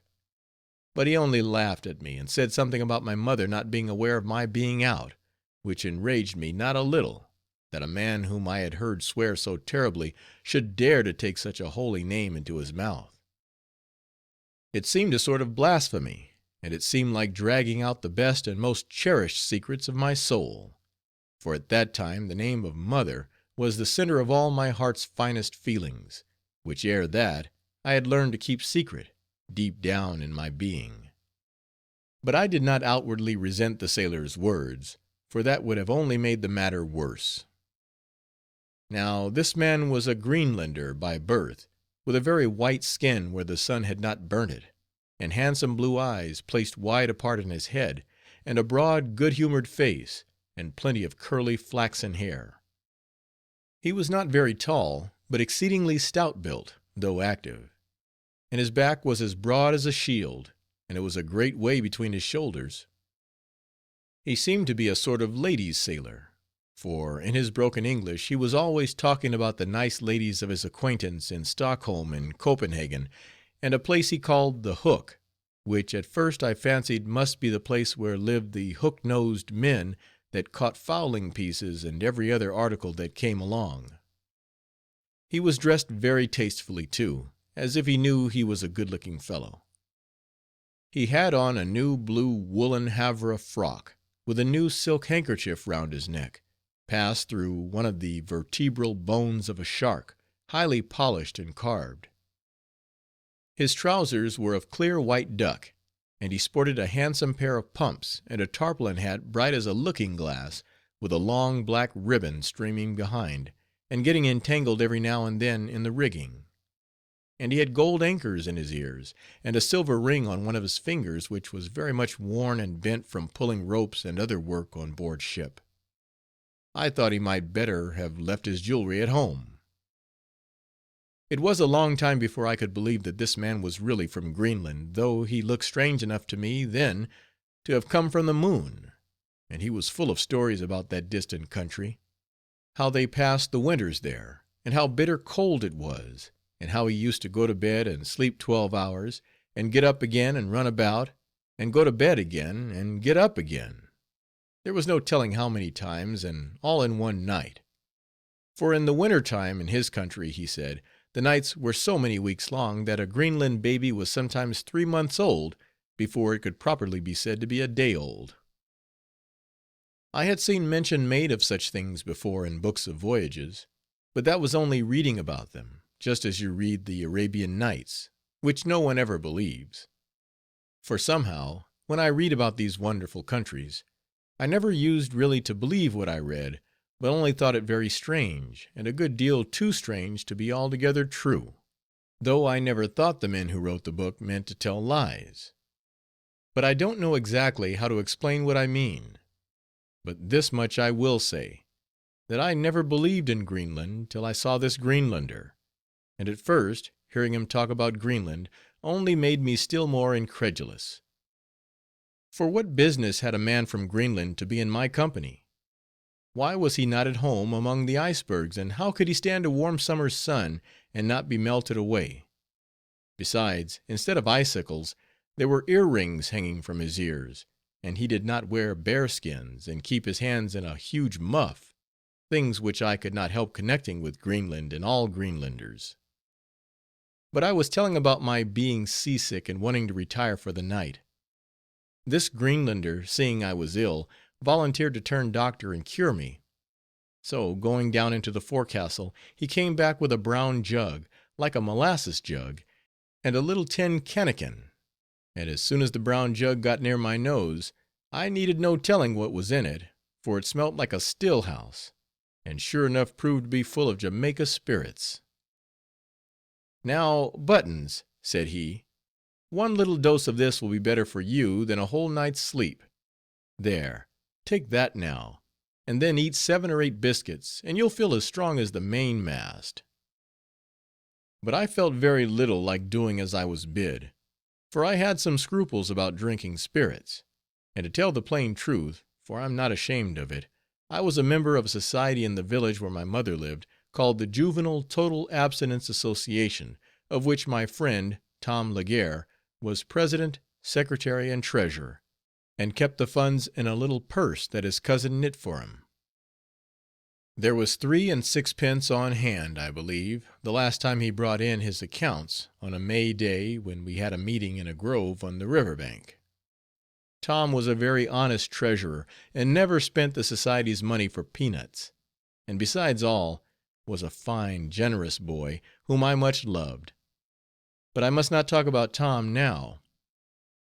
When the Greenlander came to me with his jug of medicine, I thanked him as well as I could. For just then I was leaning with my mouth over the side, feeling ready to die. But I managed to tell him I was under a solemn obligation never to drink spirits upon any consideration whatever; though, as I had a sort of presentiment that the spirits would now, for once in my life, do me good, I began to feel sorry that when I signed the pledge of abstinence I had not taken care to insert a little clause allowing me to drink spirits in case of seasickness. And I would advise temperance people to attend to this matter in future, and then if they come to go to sea, there will be no need of breaking their pledges, which I am truly sorry to say was the case with me; and a hard thing it was, too, thus to break a vow before unbroken; especially as the Jamaica tasted anything but agreeable, and indeed burnt my mouth so, that I did not relish my meals for some time after. Even when I had become quite well and strong again, I wondered how the sailors could really like such stuff; but many of them had a jug of it besides the Greenlander, which they brought along to sea with them, to taper off with, as they called it. But this tapering off did not last very long, for the Jamaica was all gone on the second day, and the jugs were tossed overboard. I wonder where they are now. But, to tell the truth, I found, in spite of its sharp taste, the spirits I drank was just the thing I needed. But I suppose, if I could have had a cup of nice hot coffee, it would have done quite as well, and perhaps much better. But that was not to be had at that time of night, or indeed at any other time, for the thing they called coffee, which was given to us every morning at breakfast, was the most curious tasting drink I ever drank, and tasted as little like coffee as it did like lemonade; though, to be sure, it was generally as cold as lemonade, and I used to think the cook had an ice house, and dropped ice into his coffee. But what was more curious still, was the different quality and taste of it on different mornings. Sometimes it tasted fishy, as if it was a decoction of Dutch herrings; and then it would taste very salty, as if some old horse or sea beef had been boiled in it; and then again it would taste a sort of cheesy, as if the captain had sent his cheese parings forward to make our coffee of; and yet another time it would have such a very bad flavor, that I was almost ready to think some old stocking heels had been boiled in it. What under heaven it was made of, that it had so many different bad flavors, always remained a mystery; for when at work at his vocation, our old cook used to keep himself close shut up in his caboose, a little cook house, and never told any of his secrets. Though a very serious character, as I shall hereafter show, he was for all that, and perhaps for that identical reason, a very suspicious looking sort of a cook, that I don't believe would ever succeed in getting the cooking at Delmonico's in New York. It was well for him that he was a black cook, for I have no doubt his color kept us from seeing his dirty face. I never saw him wash but once, and that was at one of his own soup pots one dark night when he thought no one saw him. What induced him to be washing his face then, I never could find out; but I suppose he must have suddenly waked up, after dreaming about some real estate on his cheeks. As for his coffee, notwithstanding the disagreeableness of its flavor, I always used to have a strange curiosity every morning to see what new taste it was going to have; and though, sure enough, I never missed making a new discovery and adding another taste to my palate, I never found that there was any change in the badness of the beverage, which always seemed the same, in that respect, as before. It may well be believed, then, that now, when I was seasick, a cup of such coffee as our old cook made would have done me no good, if indeed it would not have come near making an end of me; and bad as it was, and since it was not to be had at that time of night, as I said before, I think I was excusable in taking something else in place of it, as I did; and under the circumstances, it would be unhandsome of them, if my fellow members of the Temperance Society should reproach me for breaking my bond, which I would not have done, except in case of necessity. But the evil effect of breaking one's bond upon any occasion whatever, was witnessed in the present case; for it insidiously opened the way to subsequent breaches of it, which, though very slight, yet carried no apology with them. Chapter 9. The Sailors becoming a little social. Redburn converses with them. The latter part of this first long watch that we stood was very pleasant, so far as the weather was concerned. From being rather cloudy, it became a soft moonlight, and the stars peeped out, plain enough to count one by one; and there was a fine steady breeze, and it was not very cold, and we were going through the water almost as smooth as a sled sliding down hill.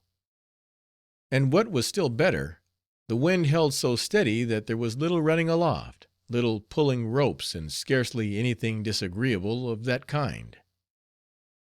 The chief mate kept walking up and down the quarter deck with a lighted long nine cigar in his mouth by way of a torch, and spoke but few words to us the whole watch. He must have had a good deal of thinking to attend to, which high truth is the case with most seamen the first night out of port, especially when they have thrown away their money in foolish dissipation, and got very sick into the bargain; for when ashore, many of these sea officers are as wild and reckless in their way as the sailors they command. While I stood watching the red cigar end promenading up and down, the mate suddenly stopped and gave an order, and the men sprang to obey it. It was not much, only something about hoisting one of the sails a little higher up on the mast. The men took hold of the rope and began pulling upon it; the foremost man of all setting up a song with no words to it, only a strange musical rise and fall of notes. In the dark night, and far out upon the lonely sea, it sounded wild enough, and made me feel as I had sometimes felt when in a twilight room a cousin of mine with black eyes used to play some old German airs on the piano. I almost looked round for goblins and felt just a little bit afraid, but I soon got used to this singing, for the sailors never touched a rope without it. Sometimes, when no one happened to strike up, and the pulling, whatever it might be, did not seem to be getting forward very well, the mate would always say, "Come, men, can't any of you sing? Sing now, and raise the dead."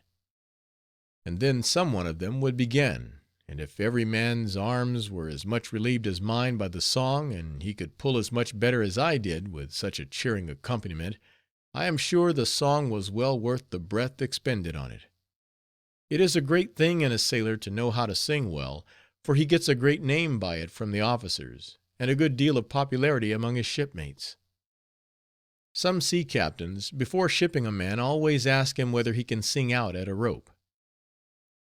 During the greater part of the watch, the sailors sat on the windlass and told long stories of their adventures by sea and land, and talked about Gibraltar, and Canton, and Valparaiso, and Bombay, just as you and I would about Peck Slip and the Bowery.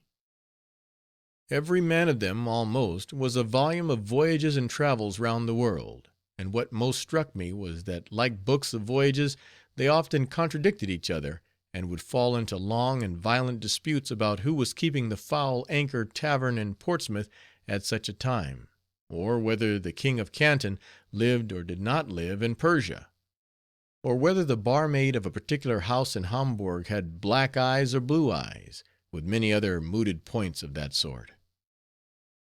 At last one of them went below and brought up a box of cigars from his chest, for some sailors always provide little delicacies of that kind, to break off the first shock of the salt water after laying idle ashore, and also by way of tapering off, as I mentioned a little while ago. But I wondered that they never carried any pies and tarts to sea with them, instead of spirits and cigars. Ned, for that was the man's name, split open the box with a blow of his fist, and then handed it round along the windlass, just like a waiter at a party, every one helping himself.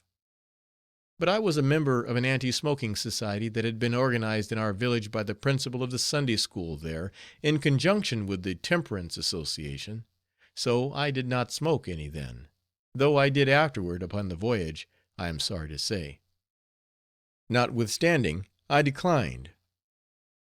With a good deal of unnecessary swearing, Ned assured me that the cigars were real genuine Havanas, for he had been in Havana, he said, and had them made there under his own eye.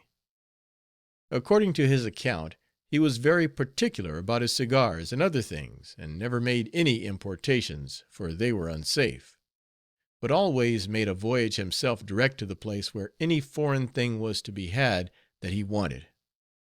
He went to Havre for his woolen shirts, to Panama for his hats, to China for his silk handkerchiefs, and direct to Calcutta for his cheroots, and as a great joker in the watch used to say, no doubt he would at last have occasion to go to Russia for his halter, the wit of which saying was presumed to be in the fact that the Russian hemp is the best, though that is not wit which needs explaining. By dint of the spirits which, besides stimulating my fainting strength, united with the cool air of the sea to give me an appetite for our hard biscuit, and also by dint of walking briskly up and down the deck before the windlass, I had now recovered in good part from my sickness, and finding the sailors all very pleasant and sociable, at least among themselves, and seated smoking together like old cronies, and nothing on earth to do but sit the watch out, I began to think that they were a pretty good set of fellows after all, barring their swearing and another ugly way of talking they had, and I thought I had misconceived their true characters, for at the outset I had deemed them such a parcel of wicked, hard-hearted rascals that it would be a severe affliction to associate with them. Yes, I now began to look on them with a sort of incipient love, but more with an eye of pity and compassion, as men of naturally gentle and kind dispositions, whom only hardships and neglect and ill usage had made outcasts from good society, and not as villains who loved wickedness for the sake of it, and would persist in wickedness even in paradise if they ever got there. And I called to mind a sermon I had once heard in a church in behalf of sailors, when the preacher called them strayed lambs from the fold, and compared them to poor lost children, babes in the wood, orphans without fathers or mothers. And I remembered reading in a magazine called The Sailor's Magazine, with a sea blue cover and a ship painted on the back, about pious seamen who never swore, and paid over all their wages to the poor heathen in India; and how that when they were too old to go to sea, these pious old sailors found a delightful home for life in the hospital, where they had nothing to do but prepare themselves for their latter end. And I wondered whether there were any such good sailors among my shipmates, and observing that one of them laid on deck apart from the rest, I thought to be sure he must be one of them. So I did not disturb his devotions, but I was afterwards shocked at discovering that he was only fast asleep with one of the brown jugs by his side. I forgot to mention, by the way, that every once in a while the men went into one corner where the chief mate could not see them, to take a swig at the halyards, as they called it; and this swigging at the halyards it was that enabled them to taper off handsomely, and no doubt it was this, too, that had something to do with making them so pleasant and sociable that night, for they were seldom so pleasant and sociable afterward, and never treated me so kindly as they did then. Yet this might have been owing to my being something of a stranger to them then, and our being just out of port; but that very night they turned about and taught me a bitter lesson, but all in good time. I have said, that seeing how agreeable they were getting, and how friendly their manner was, I began to feel a sort of compassion for them, grounded on their sad conditions as amiable outcasts; and feeling so warm an interest in them, and being full of pity, and being truly desirous of benefiting them to the best of my poor powers, for I knew they were but poor indeed, I made bold to ask one of them whether he was ever in the habit of going to church when he was ashore, or dropping in at the floating chapel I had seen lying off the dock in the East River at New York, and whether he would think it too much of a liberty if I asked him if he had any good books in his chest. He stared a little at first, but marking what good language I used, seeing my civil bearing toward him, he seemed for a moment to be filled with a certain involuntary respect for me, and answered that he had been to church once, some 10 or 12 years before, in London, and on a week day had helped to move the floating chapel round the Battery from the North River, and that was the only time he had seen it. For his books, he said he did not know what I meant by good books, but if I wanted the Newgate Calendar and Pirate's Own, he could lend them to me.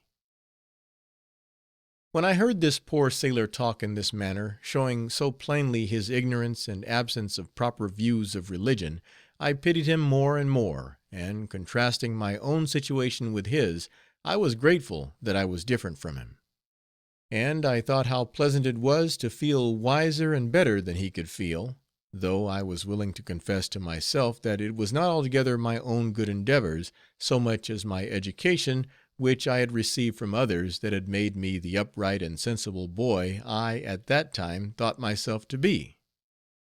And it was now that I began to feel a good degree of complacency and satisfaction in surveying my own character, for before this I had previously associated with persons of a very discreet life, so that there was little opportunity to magnify myself by comparing myself with my neighbors.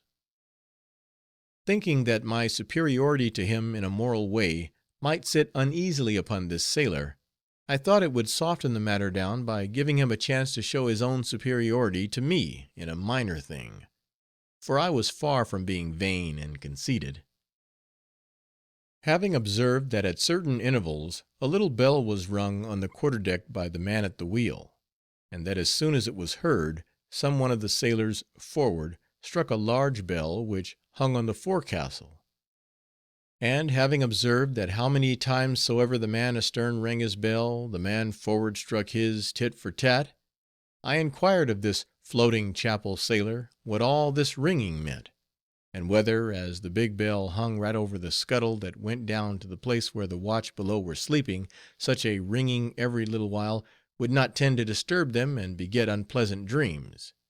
And in asking these questions I was particular to address him in a civil and condescending way, so as to show him very plainly that I did not deem myself one whit better than he was, that is, taking all things together, and not going into particulars.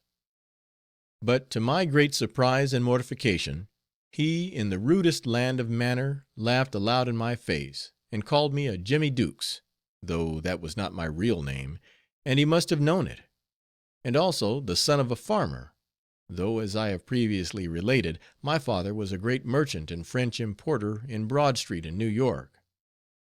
And then he began to laugh and joke about me, with the other sailors, till they all got round me; and if I had not felt so terribly angry, I should certainly have felt very much a fool. But my being so angry prevented me from feeling foolish, which is very lucky for people in a passion.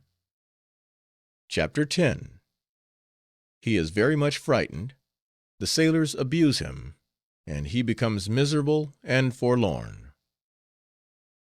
While the scene last described was going on, we were all startled by a horrid groaning noise down in the forecastle, and all at once some one came rushing up the scuttle in his shirt, clutching something in his hand, and trembling and shrieking in the most frightful manner, so that I thought one of the sailors must be murdered below.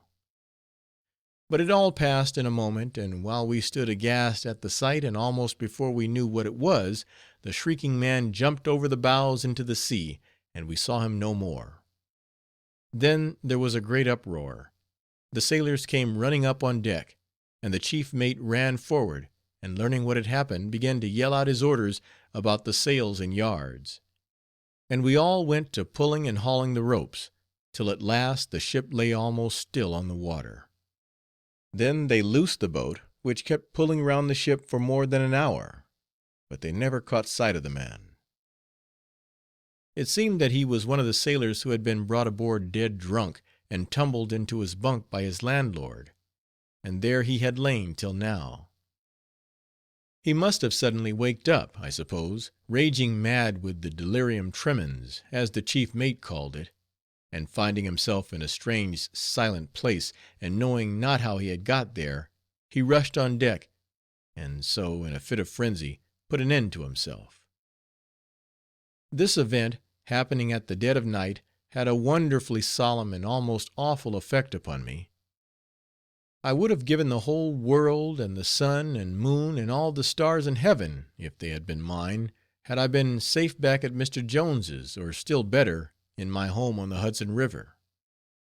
I thought it an ill-omened voyage, and railed at the folly which had sent me to sea, sore against the advice of my best friends, that is to say, my mother and sisters. Alas, poor Wellingborough, thought I, you will never see your home any more; and in this melancholy mood I went below, when the watch had expired, which happened soon after. But to my terror, I found that the suicide had been occupying the very bunk which I had appropriated to myself, and there was no other place for me to sleep in. The thought of lying down there now seemed too horrible to me, and what made it worse was the way in which the sailors spoke of my being frightened, and they took this opportunity to tell me what a hard and wicked me I had entered upon, and how that such things happened frequently at sea, and they were used to it. But I did not believe this, for when the suicide came rushing and shrieking up the scuttle, they looked as frightened as I did. And besides that, and what makes their being frightened still plainer, is the fact, that if they had had any presence of mind, they could have prevented his plunging overboard, since he brushed right by them. However, they lay in their bunks smoking, and kept talking on some time in this strain, and advising me, as soon as ever I got home, to pin my ears back, so as not to hold the wind, and sail straight away into the interior of the country, and never stop until deep in the bush, far off from the least running brook, never mind how shallow, and out of sight of even the smallest puddle of rain water.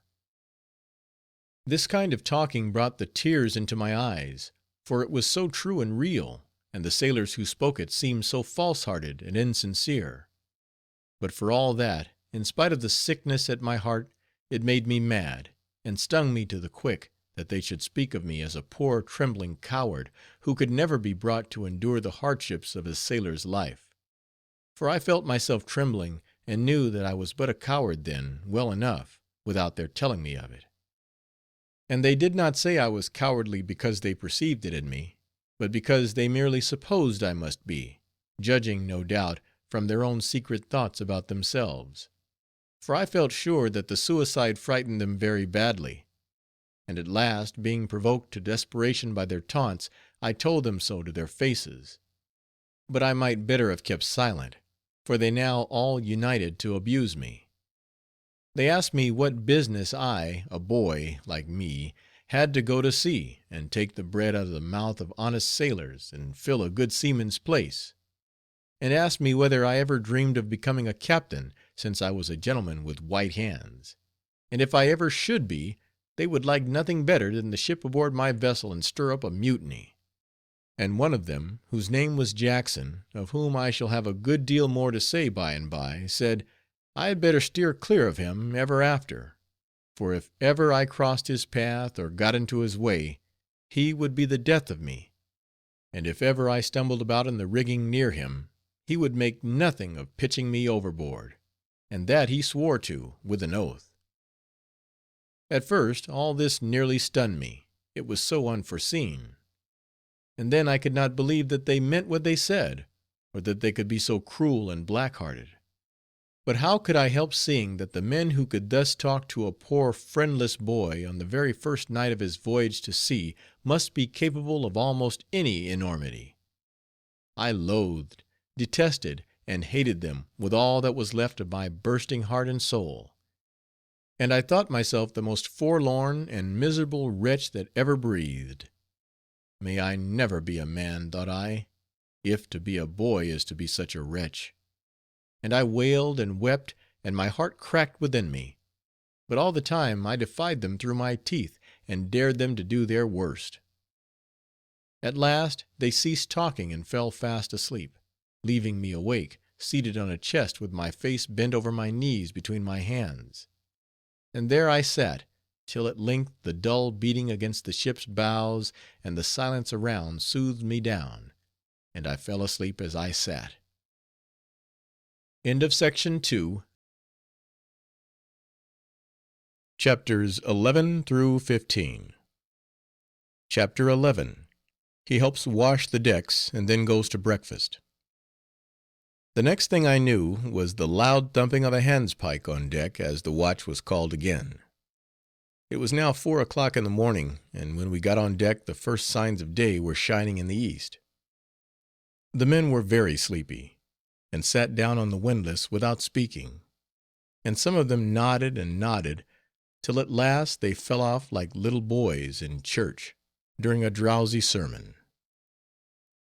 At last it was broad day, and an order was given to wash down the decks.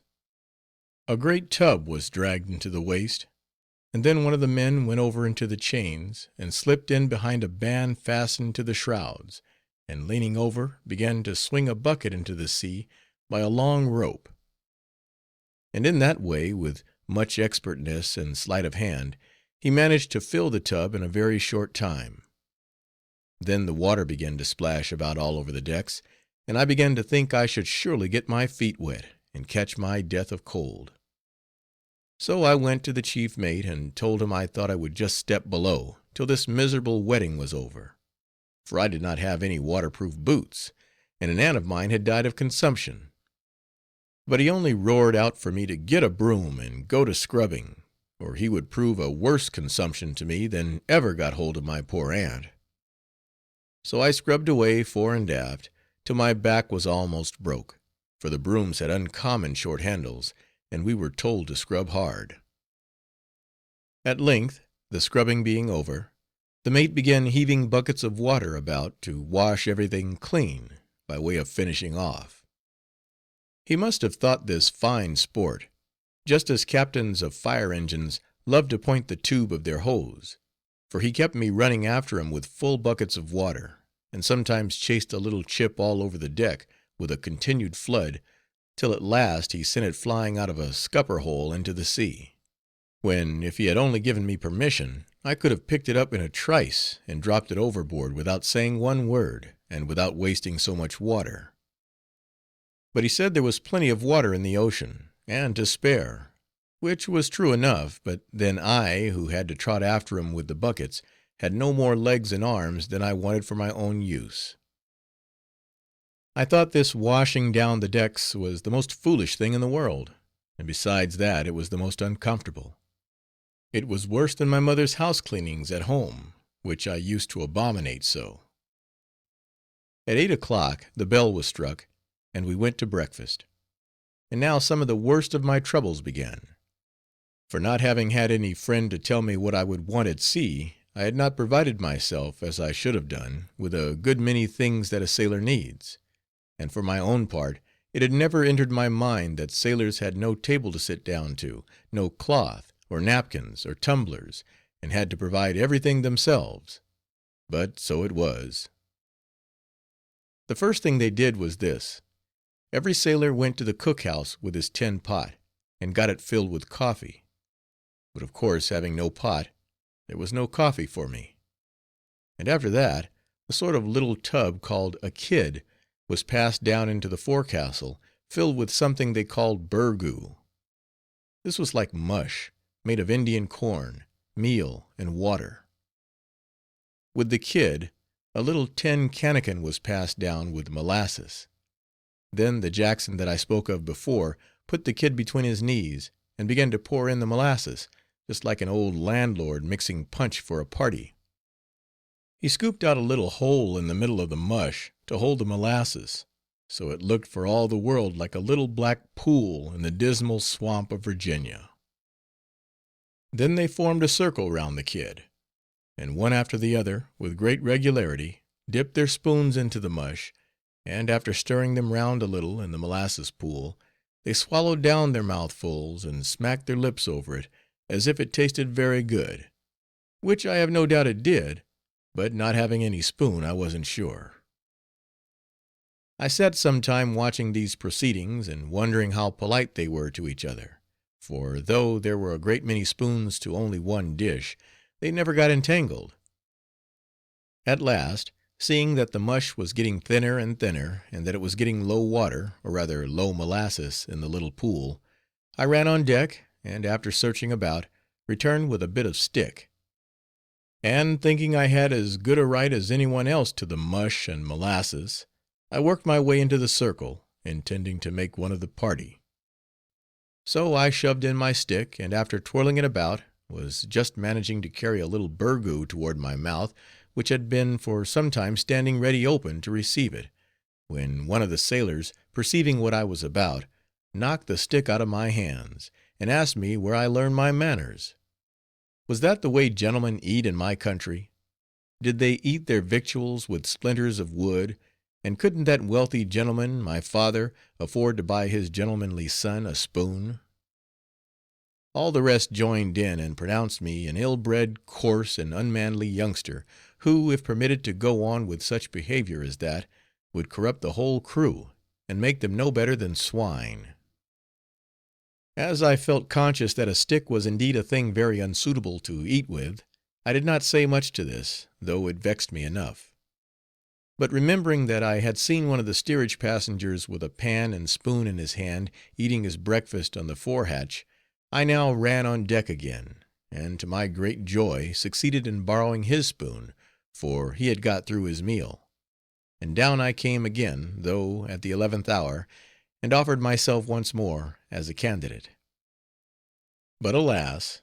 there was little more of the dismal swamp left, and when I reached over to the opposite end of the kid, I received a rap on the knuckles from a spoon, and was told that I must help myself from my own side, for that was the rule. But my side was scraped clean, so I got no burgoo that morning. But I made it up by eating some salt beef and biscuit, which I found to be the invariable accompaniment of every meal, the sailors sitting cross-legged on their chests in a circle, and breaking the hard biscuit very sociably over each other's heads, which was very convenient indeed, but gave me the headache, at least for the first 4 or 5 days, till I got used to it, and then I did not care much about it, only it kept my hair full of crumbs. and I had forgot to bring a fine comb and brush, so I used to shake my hair out to windward over the bulwarks every evening. Chapter 12. He gives some account of one of his shipmates called Jackson. While we sat eating our beef and biscuit, two of the men got into a dispute about who had been seafaring the longest, when Jackson, who had mixed the burgoo, called upon them in a loud voice to cease their clamor, for he would decide the matter for them. Of this sailor I shall have something more to say as I get on with my narrative, so I will here try to describe him a little. Did you ever see a man with his hair shaved off and just recovered from the yellow fever? Well, just such a looking man was this sailor. He was as yellow as gamboge, had no more whisker on his cheek than I have on my elbows. His hair had fallen out, and left him very bald except in the nape of his neck, and just behind the ears, where it was stuck over with short little tufts, and looked like a worn-out shoe-brush. His nose had broken down in the middle, and he squinted with one eye, and did not look very straight out of the other. He dressed a good deal like a Bowery boy, for he despised the ordinary sailor rig, wearing a pair of great overall blue trousers fastened with suspenders, and 3 red woolen shirts, one over the other, for he was subject to the rheumatism, and was not in good health, he said. And he had a large white wool hat, with a broad rolling brim. He was a native of New York City, and had a good deal to say about Highlanders and rowdies, whom he denounced as only good for the gallows. But I thought he looked a good deal like a Highlander himself. His name, as I have said, was Jackson, and he told us he was a near relation of General Jackson of New Orleans, and swore terribly if any one ventured to question what he asserted on that head. In fact, he was a great bully, and being the best seaman on board, and very overbearing every way, all the men were afraid of him, and durst not contradict him, or cross his path in anything. And what made this more wonderful was that he was the weakest man, bodily, of the whole crew, and I have no doubt that young and small as I was then, compared to what I am now, I could have thrown him down. But he had such an overawing way with him, such a deal of brass and impudence, such an unflinching face, and withal was such a hideous-looking mortal, that Satan himself would have run from him. And besides all this, it was quite plain that he was by nature a marvelously clever, cunning man, though without education, and understood human nature to a kink, and well knew whom he had to deal with. And then one glance of his squinting eye was as good as a knockdown, for it was the most deep, subtle, infernal-looking eye that I ever saw lodged in a human head. I believe that by good rights it must have belonged to a wolf or starved tiger. At any rate, I would defy any oculist to turn out a glass eye half so cold and snaky and deadly. It was a horrible thing, and I would give much to forget that I have ever seen it, for it haunts me to this day. It was impossible to tell how old this Jackson was, for he had no beard and no wrinkles except small crow's feet about the eyes. He might have seen 30 or perhaps 50 years, but according to his own account, he had been to sea ever since he was 8 years old, when he first went as a cabin boy in an Indiaman and ran away at Calcutta. And according to his own account, too, he had passed through every kind of dissipation and abandonment in the worst parts of the world. He had served in Portuguese slavers on the coast of Africa, and with a diabolical relish used to tell of the middle passage where the slaves were stowed, heel and point, like logs, and the suffocated and dead were unmanacled and weeded out from the living every morning before washing down the decks. How he had been in a slaving schooner, which, being chased by an English cruiser off Cape Verde, received 3 shots in her hull, which raked through and through a whole file of slaves that were chained. He would tell of lying in Batavia during a fever, when his ship lost a man every few days, and how they went reeling ashore with the body, and got still more intoxicated by way of precaution against the plague.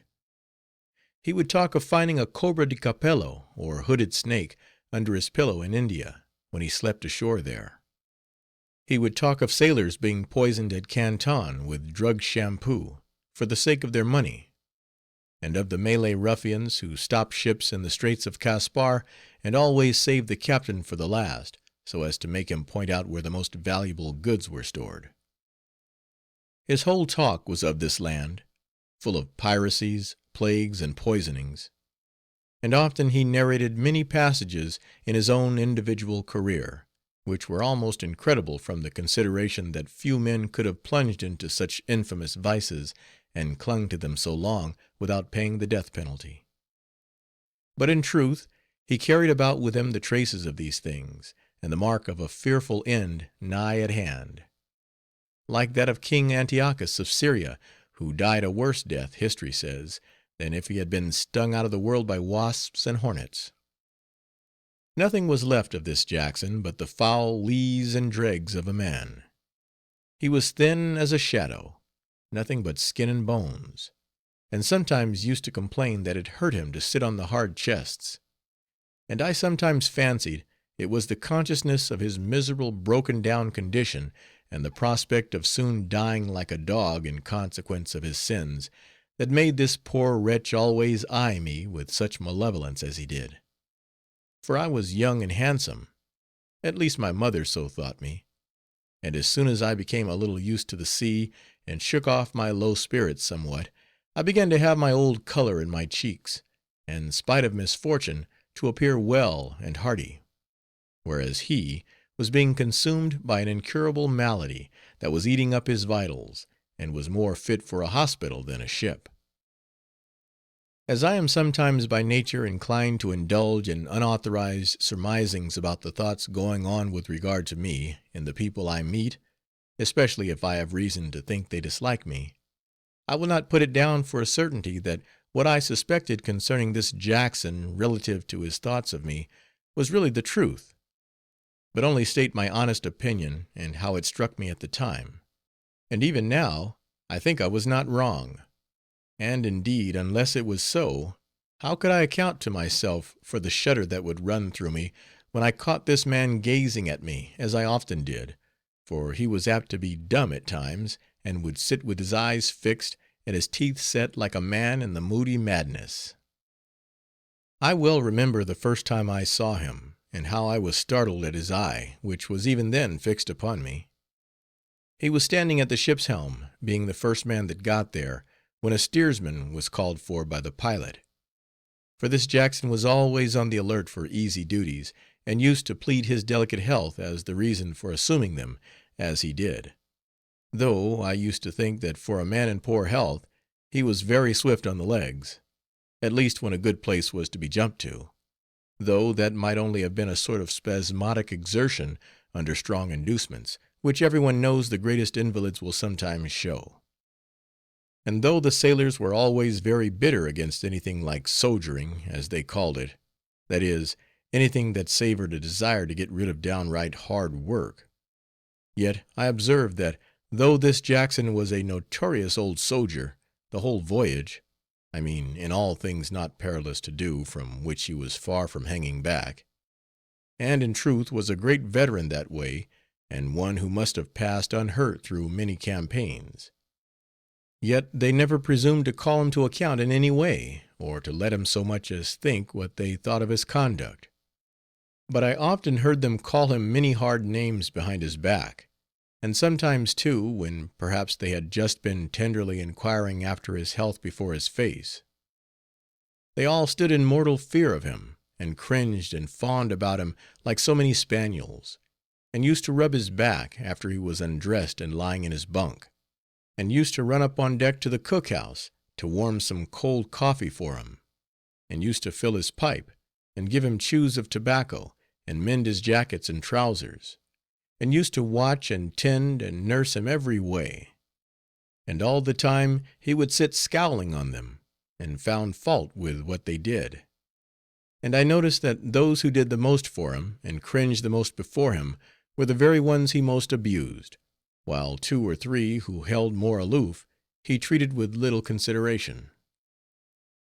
It is not for me to say what it was that made a whole ship's company submit so to the whims of one poor miserable man like Jackson. I only know that so it was. But I have no doubt that if he had had a blue eye in his head, or had had a different face from what he did have, they would not have stood in such awe of him. And it astonished me to see that one of the seamen, a remarkably robust and good-humored young man from Belfast in Ireland, was a person of no mark or influence among the crew, but on the contrary was hooted at, and trampled upon, and made a butt and laughing stock, and more than all, was continually being abused and snubbed by Jackson, who seemed to hate him cordially because of his great strength and fine person, and particularly because of his red cheeks. But then this Belfast man, although he had shipped for an able seaman, was not much of a sailor, and that always lowers a man in the eyes of a ship's company. I mean, when he ships for an able seaman, but is not able to do the duty of one. For sailors are three classes: able seamen, ordinary seamen, and boys, and they receive different wages according to their rank. Generally, a ship's company of 12 men will only have 5 or 6 able seamen, who, if they prove to understand their duty every way, and that is no small matter either, as I shall hereafter show, perhaps, are looked up to and thought much of by the ordinary seamen and boys, who reverence their very pea-jackets, and lay up their sayings in their hearts. But you must not think from this that persons called boys aboard merchant ships are all youngsters, though to be sure I myself was called a boy, and a boy I was.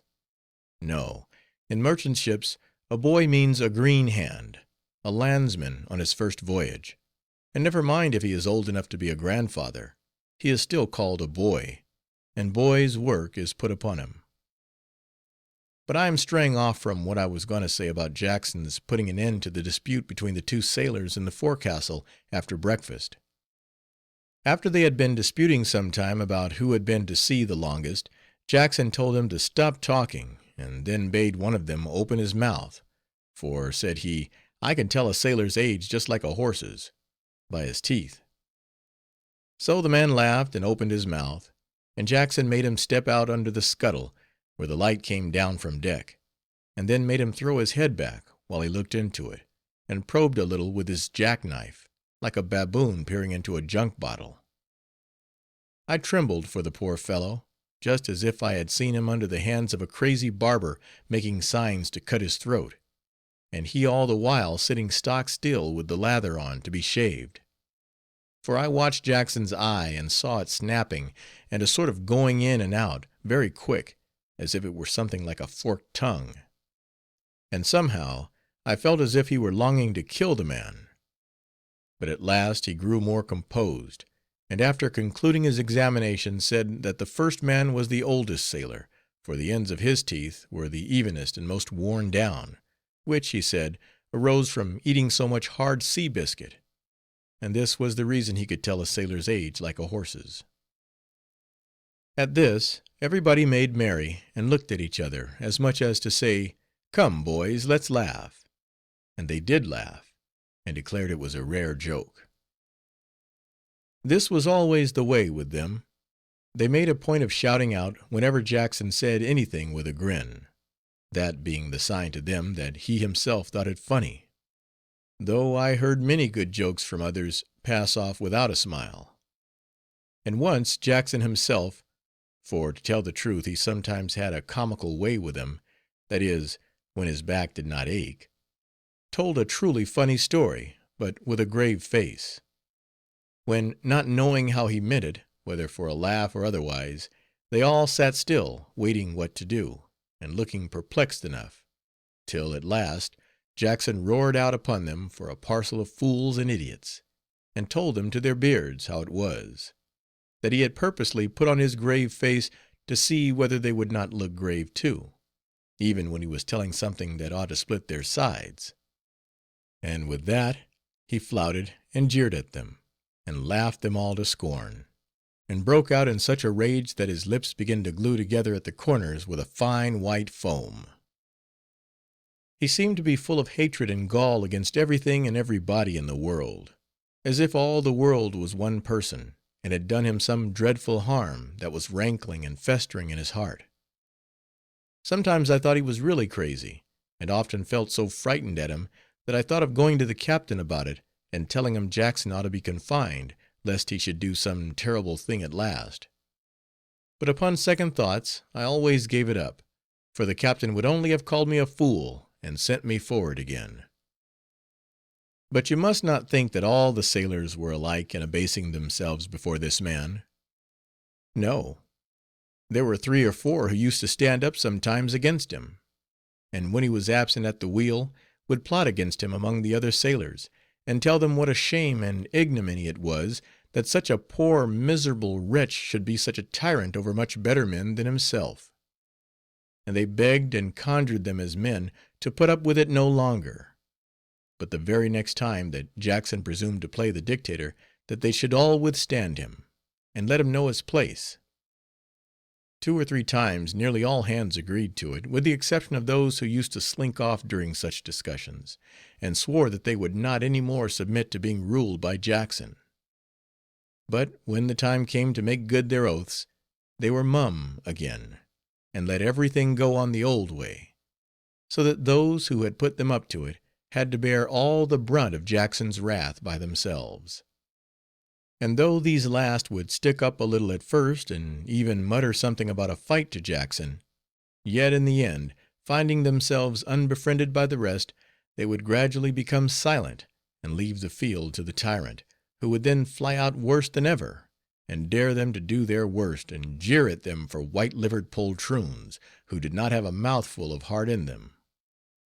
At such times there were no bounds to his contempt, and indeed all the time he seemed to have even more contempt than hatred, for everybody and everything. As for me, I was but a boy, and at any time aboard ship a boy is expected to keep quiet, do what he is bid, never presume to interfere, and seldom to talk unless spoken to. For merchant sailors have a great idea of their dignity and superiority to greenhorns and landsmen, who know nothing about a ship, and they seem to think that an able seaman is a great man, at least a much greater man than a little boy. And the able seamen in the Highlander had such grand notions about their seamanship, that I almost thought that able seamen received diplomas, like those given at colleges, and were made a sort A.M.S., or Masters of Arts. But though I kept thus quiet, and had very little to say, and well knew that my best plan was to get along peaceably with everybody, and indeed endure a good deal before showing fight, yet I could not avoid Jackson's evil eye, nor escape his bitter enmity, and his being my foe set many of the rest against me, or at least they were afraid to speak out for me before Jackson, so that at last I found myself a sort of Ishmael in the ship, without a single friend or companion, and I began to feel a hatred growing up in me against the whole crew, so much so that I prayed against it, that it might not master my heart completely, and so make a fiend of me, something like Jackson. Chapter 13. He has a fine day at sea, begins to like it, but changes his mind. The second day out of port, the decks being washed down and breakfast over, the watch was called, and the mate set us to work. It was a very bright day. The sky and water were both of the same deep hue, and the air felt warm and sunny, so that we threw off our jackets. I could hardly believe that I was sailing in the same ship I had been in during the night, when everything had been so lonely and dim. And I could hardly imagine that this was the same ocean, now so beautiful and blue, that during part of the night watch had rolled along so black and forbidding. There were little traces of sunny clouds all over the heavens, and little fleeces of foam all over the sea, and the ship made a strange musical noise under her bows as she glided along with her sails all still. It seemed a pity to go to work at such a time, and if we could only have sat in the windlass again, or if they would have let me go out on the bowsprit and lay down between the man ropes there, and look over at the fish in the water, and think of home, I should have been almost happy for a time. I had now completely got over my seasickness, and felt very well, at least in my body, though my heart was far from feeling right, so that I could now look around me and make observations. And truly, though we were at sea, there was much to behold and wonder at, to me, who was on my first voyage. What most amazed me was the sight of the great ocean itself, for we were out of sight of land. All round us, on both sides of the ship, ahead and astern, nothing was to be seen but water, water, water. Not a single glimpse of green shore, not the smallest island or speck of moss anywhere. Never did I realize till now what the ocean was, how grand and majestic, how solitary and boundless, and beautiful and blue. For that day it gave no tokens of squalls or hurricanes, such as I had heard my father tell of. Nor could I imagine how anything that seemed so playful and placid could be lashed into rage, and troubled into rolling avalanches of foam, and great cascades of waves, such as I saw in the end. As I looked at it so mild and sunny, I could not help calling to mind my little brother's face, when he was sleeping an infant in the cradle. It had just such a happy, careless, innocent look, and every happy little wave seemed gambolling about like a thoughtless little kid in a pasture, and seemed to look up in your face as it passed, as if it wanted to be patted and caressed. They seemed all live things with hearts in them, that could feel, and I almost felt grieved as we sailed in among them, scattering them under our broad bows in sunflakes, and riding over them like a great elephant among lambs. But what seemed perhaps the most strange to me of all was a certain wonderful rising and falling of the sea. I do not mean the waves themselves, but a sort of wide heaving and swelling and sinking all over the ocean. It was something I cannot very well describe, but I know very well what it was and how it affected me. It made me almost dizzy to look at it, and yet I could not keep my eyes off it.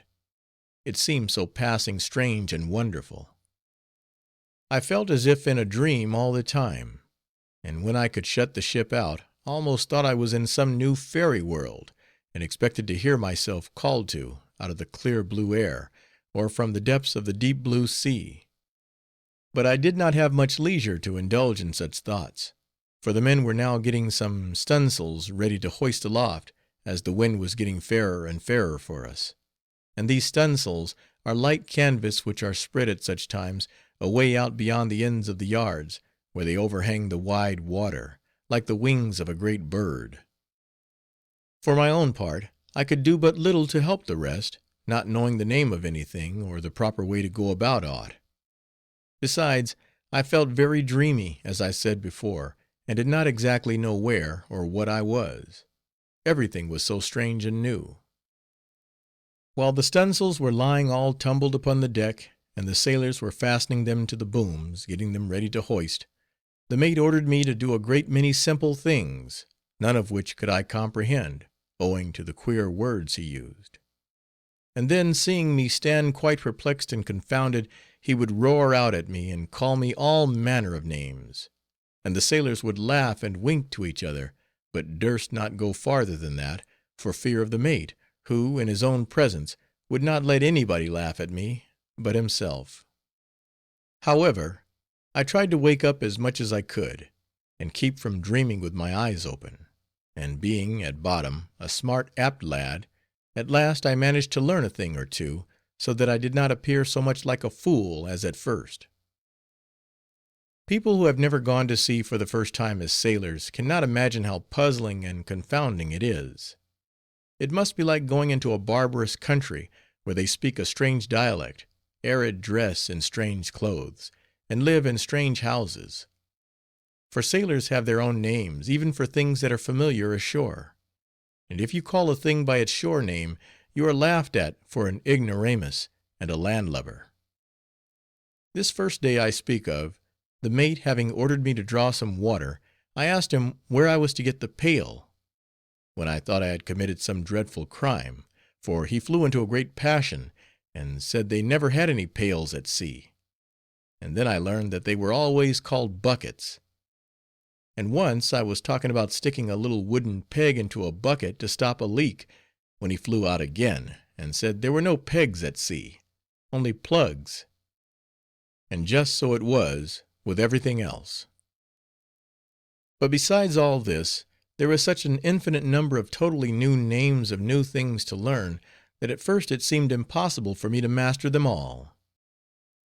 If you have ever seen a ship, you must have remarked what a thicket of ropes there are, and how they all seemed mixed and entangled together like a great skein of yarn.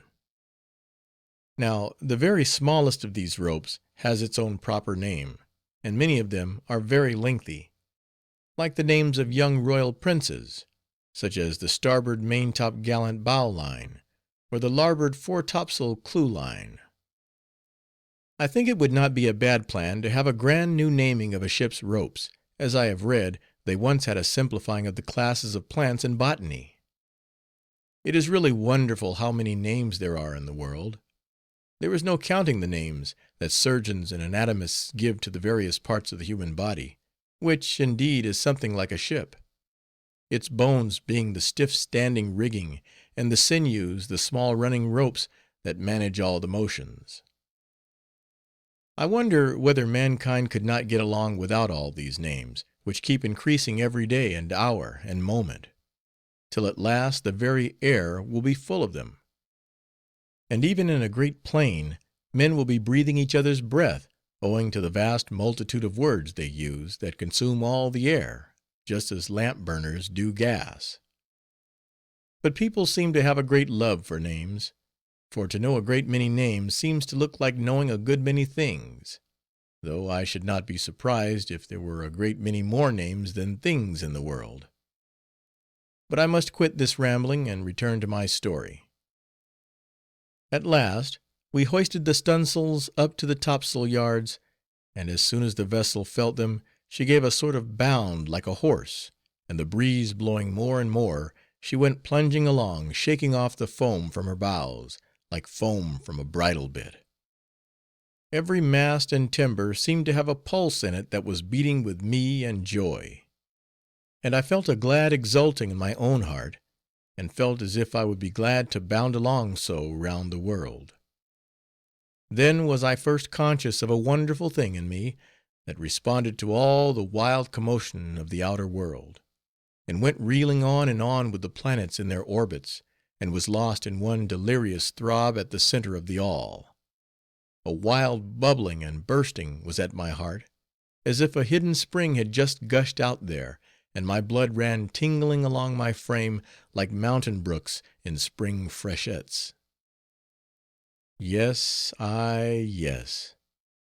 Give me this glorious ocean life, this salt sea life, this briny, foamy life, when the sea neighs and snorts, and you breathe the very breath that the great whales respire. Let me roll around the globe, let me rock upon the sea. Let me race and pant out my life with an eternal breeze astern and an endless sea before. But how soon these raptures abated, when after a brief idle interval, we were again set to work, and I had a vile commission to clean out the chicken coops and make up the beds of the pigs in the long boat. Miserable dog's life is this of the sea, commanded like a slave, and set to work like an ass. Vulgar and brutal men lording it over me, as if I were an African in Alabama. Yes, blow on, ye breezes, and make a speedy end to this abominable voyage. Chapter 14. He contemplates making a social call on the captain in his cabin. What reminded me most forcibly of my ignominious condition was the widely altered manner of the captain toward me. I had thought him a fine, funny gentleman, full of mirth and good humor, and good will to seamen, and one who could not fail to appreciate the difference between me and the rude sailors among whom I was thrown. Indeed, I had made no doubt that he would in some special manner take me under his protection, and prove a kind friend and benefactor to me, as I had heard that some sea captains are fathers to their crew. And so they are, but such fathers as Solomon's precepts tend to make, severe and chastising fathers, fathers whose sense of duty overcomes the sense of love, and who every day in some sort play the part of Brutus, who ordered his son away to execution, as I have read in our old family Plutarch. Yes, I thought that Captain Riga, for Riga was his name, would be attentive and considerate to me, and strive to cheer me up, and comfort me in my lonesomeness. I did not even deem it at all impossible that he would invite me down into the cabin of a pleasant night, to ask me questions concerning my parents and prospects in life, besides obtaining from me some anecdotes touching my great uncle, the illustrious senator, or give me a slate and pencil, and teach me problems in navigation, or perhaps engage me at a game of chess.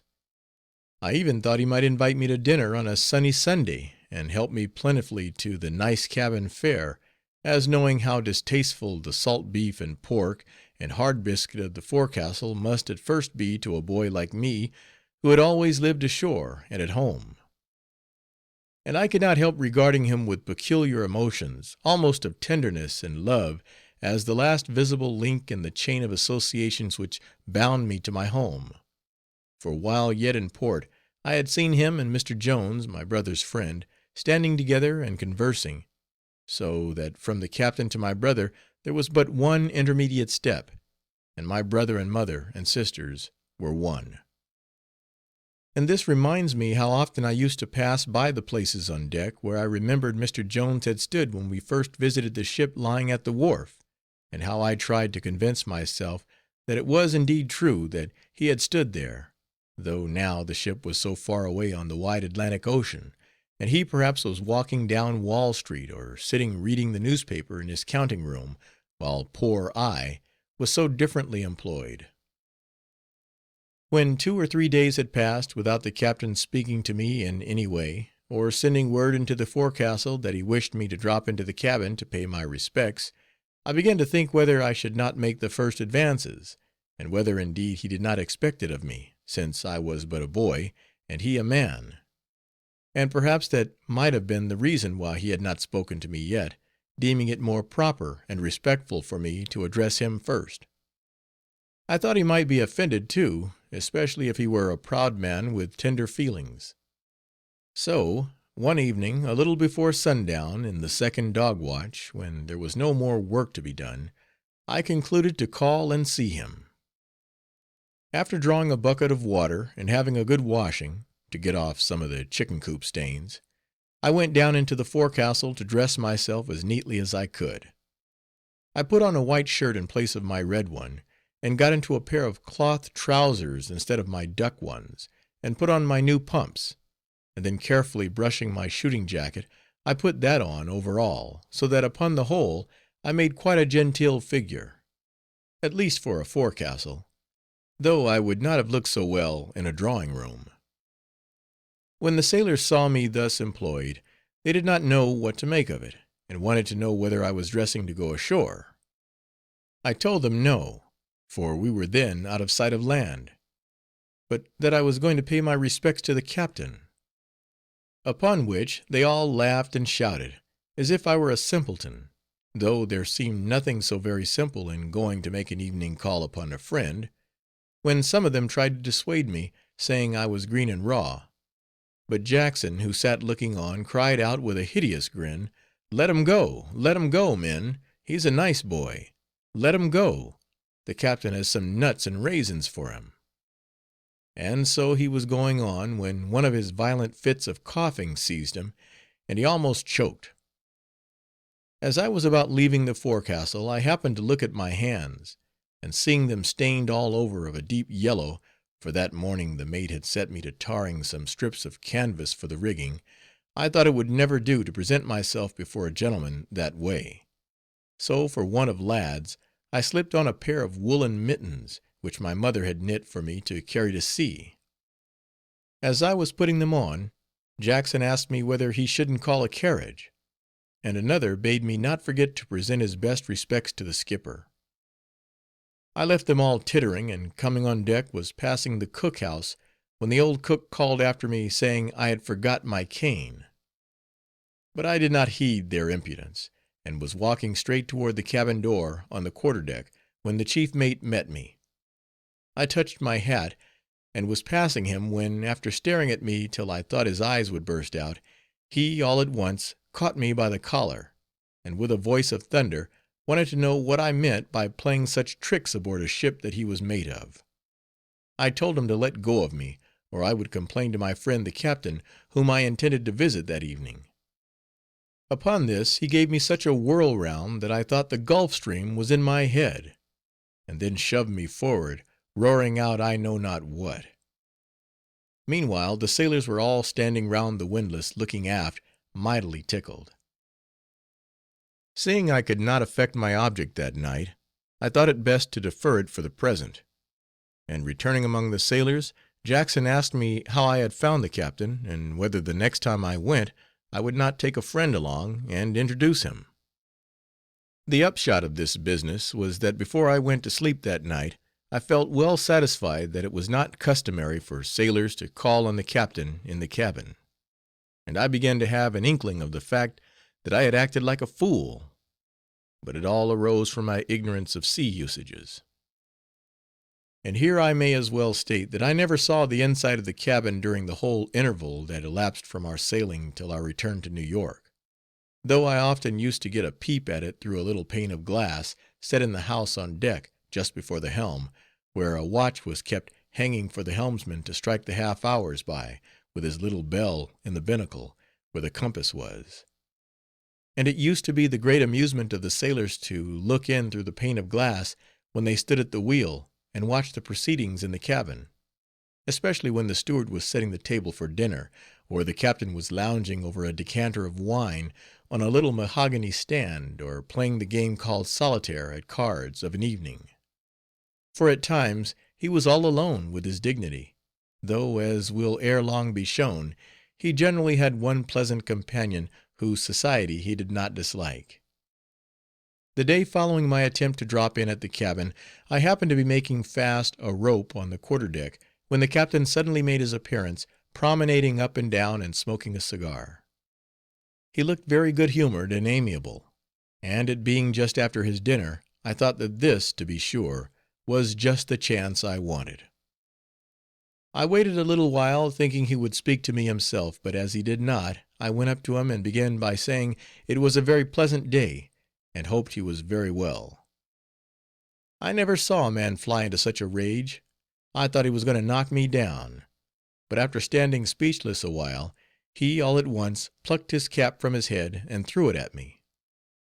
I don't know what impelled me, but I ran to the lee scuppers where it fell, picked it up, and gave it to him with a bow, when the mate came running up and thrust me forward again; and after he had got me as far as the windlass, he wanted to know whether I was crazy or not; for if I was, he would put me in irons right off, and have done with it. But I assured him I was in my right mind, and knew perfectly well that I had been treated in the most rude and ungentlemanly manner both by him and Captain Riga. Upon this he rapped out a great oath, and told me if I ever repeated what I had done that evening, or ever again presumed so much as to lift my hat to the captain, he would tie me into the rigging and keep me there until I learned better manners. "You are very green," said he, "but I'll ripen you." Indeed, this chief mate seemed to have the keeping of the dignity of the captain, who, in some sort, seemed too dignified personally to protect his own dignity. I thought this strange enough, to be reprimanded and charged with rudeness for an act of common civility. However, seeing how matters stood, I resolved to let the captain alone for the future, particularly as he had shown himself so deficient in the ordinary breeding of a gentleman; and I could hardly credit it, that this was the same man who had been so very civil and polite and witty when Mr. Jones and I called upon him in port. But this astonishment of mine was much increased, when, some days after, a storm came upon us, and the captain rushed out of the cabin in his nightcap, and nothing else but his shirt on; and leaping up on the poop, began to jump up and down, and curse and swear, and call the men aloft all manner of hard names, just like a common loafer in the street. Besides all this, too, I noticed that while we were at sea, he wore nothing but old shabby clothes, very different from the glossy suit I had seen him in at our first interview, and after that on the steps of the City Hotel, where he always boarded when in New York. Now he wore nothing but old fashioned snuff colored coats, with high collars and short waists, and faded short-legged pantaloons, very tight about the knees, and vests that did not conceal his waistbands, owing to their being so short, just like a little boy's. And his hats were all caved in and battered, as if they had been knocked about in a cellar, and his boots were sadly patched. Indeed, I began to think that he was but a shabby fellow after all, particularly as his whiskers lost their gloss, and he went days together without shaving, and his hair, by a sort of miracle, began to grow of a pepper and salt color, which might have been owing, though, to his discontinuing the use of some kind of dye while at sea. I put him down as a sort of impostor, and while ashore, a gentleman on false pretenses, for no gentleman would have treated another gentleman as he did me. Yes, Captain Riga, thought I, you are no gentleman, and you know it. Chapter 15. The melancholy state of his wardrobe. And now that I have been speaking of the captain's old clothes, I may as well speak of mine. It was very early in the month of June that we sailed, and I had greatly rejoiced that it was that time of the year, for it would be warm and pleasant upon the ocean, I thought, and my voyage would be like a summer excursion to the seashore, for the benefit of the salt water, and a change of scene and society. So I had not given myself much concern about what I should wear, and deemed it wholly unnecessary to provide myself with a great outfit of pilot cloth jackets, and browsers, and Guernsey frocks, and oilskin suits, and sea boots, and many other things which old seamen carry in their chests. But one reason was that I did not have the money to buy them with, even if I had wanted to. So, in addition to the clothes I had brought from home, I had only bought a red shirt, a tarpaulin hat, and a belt and knife, as I have previously related, which gave me a sea outfit, something like the Texan Rangers, whose uniform, they say, consists of a shirt collar and a pair of spurs. But I was not many days at sea when I found that my shore clothing, or long togs, as the sailors call them, were but ill adapted to the life I now led. When I went aloft, at my yard-arm gymnastics, my pantaloons were all the time ripping and splitting in every direction, particularly about the seat, owing to their not being cut sailor fashion, with low waistbands, and to wear without suspenders, so that I was often placed in most unpleasant predicaments, straddling the rigging, sometimes in plain sight of the cabin, with my table linen exposed in the most inelegant and ungentlemanly manner possible. And worse than all, my best pair of pantaloons, and the pair I most prided myself upon, was a very conspicuous and remarkable looking pair. I had had them made to order by our village tailor, a little fat man, very thin in the legs, and who used to say he imported the latest fashions direct from Paris, though all the fashion plates in his shop were very dirty with fly marks. Well, this tailor made the pantaloons I speak of, and while he had them in hand, I used to call and see him 2 or 3 times a day to try them on, and hurry him forward, for he was an old man with large round spectacles, and could not see very well, and had no one to help him but a sick wife, with 5 grandchildren to take care of, and besides that, he was such a great snuff-taker that it interfered with his business, for he took several pinches for every stitch, and would sit snuffing and blowing his nose over my pantaloons, till I used to get disgusted with him. Now this old tailor had shown me the pattern after which he intended to make my pantaloons, but I improved upon it, and bade him have a slit on the outside of each leg, at the foot, to button up with a row of 6 brass bell buttons, for a grown-up cousin of mine, who was a great sportsman, used to wear a beautiful pair of pantaloons made precisely in that way. And these were the very pair I now had at sea.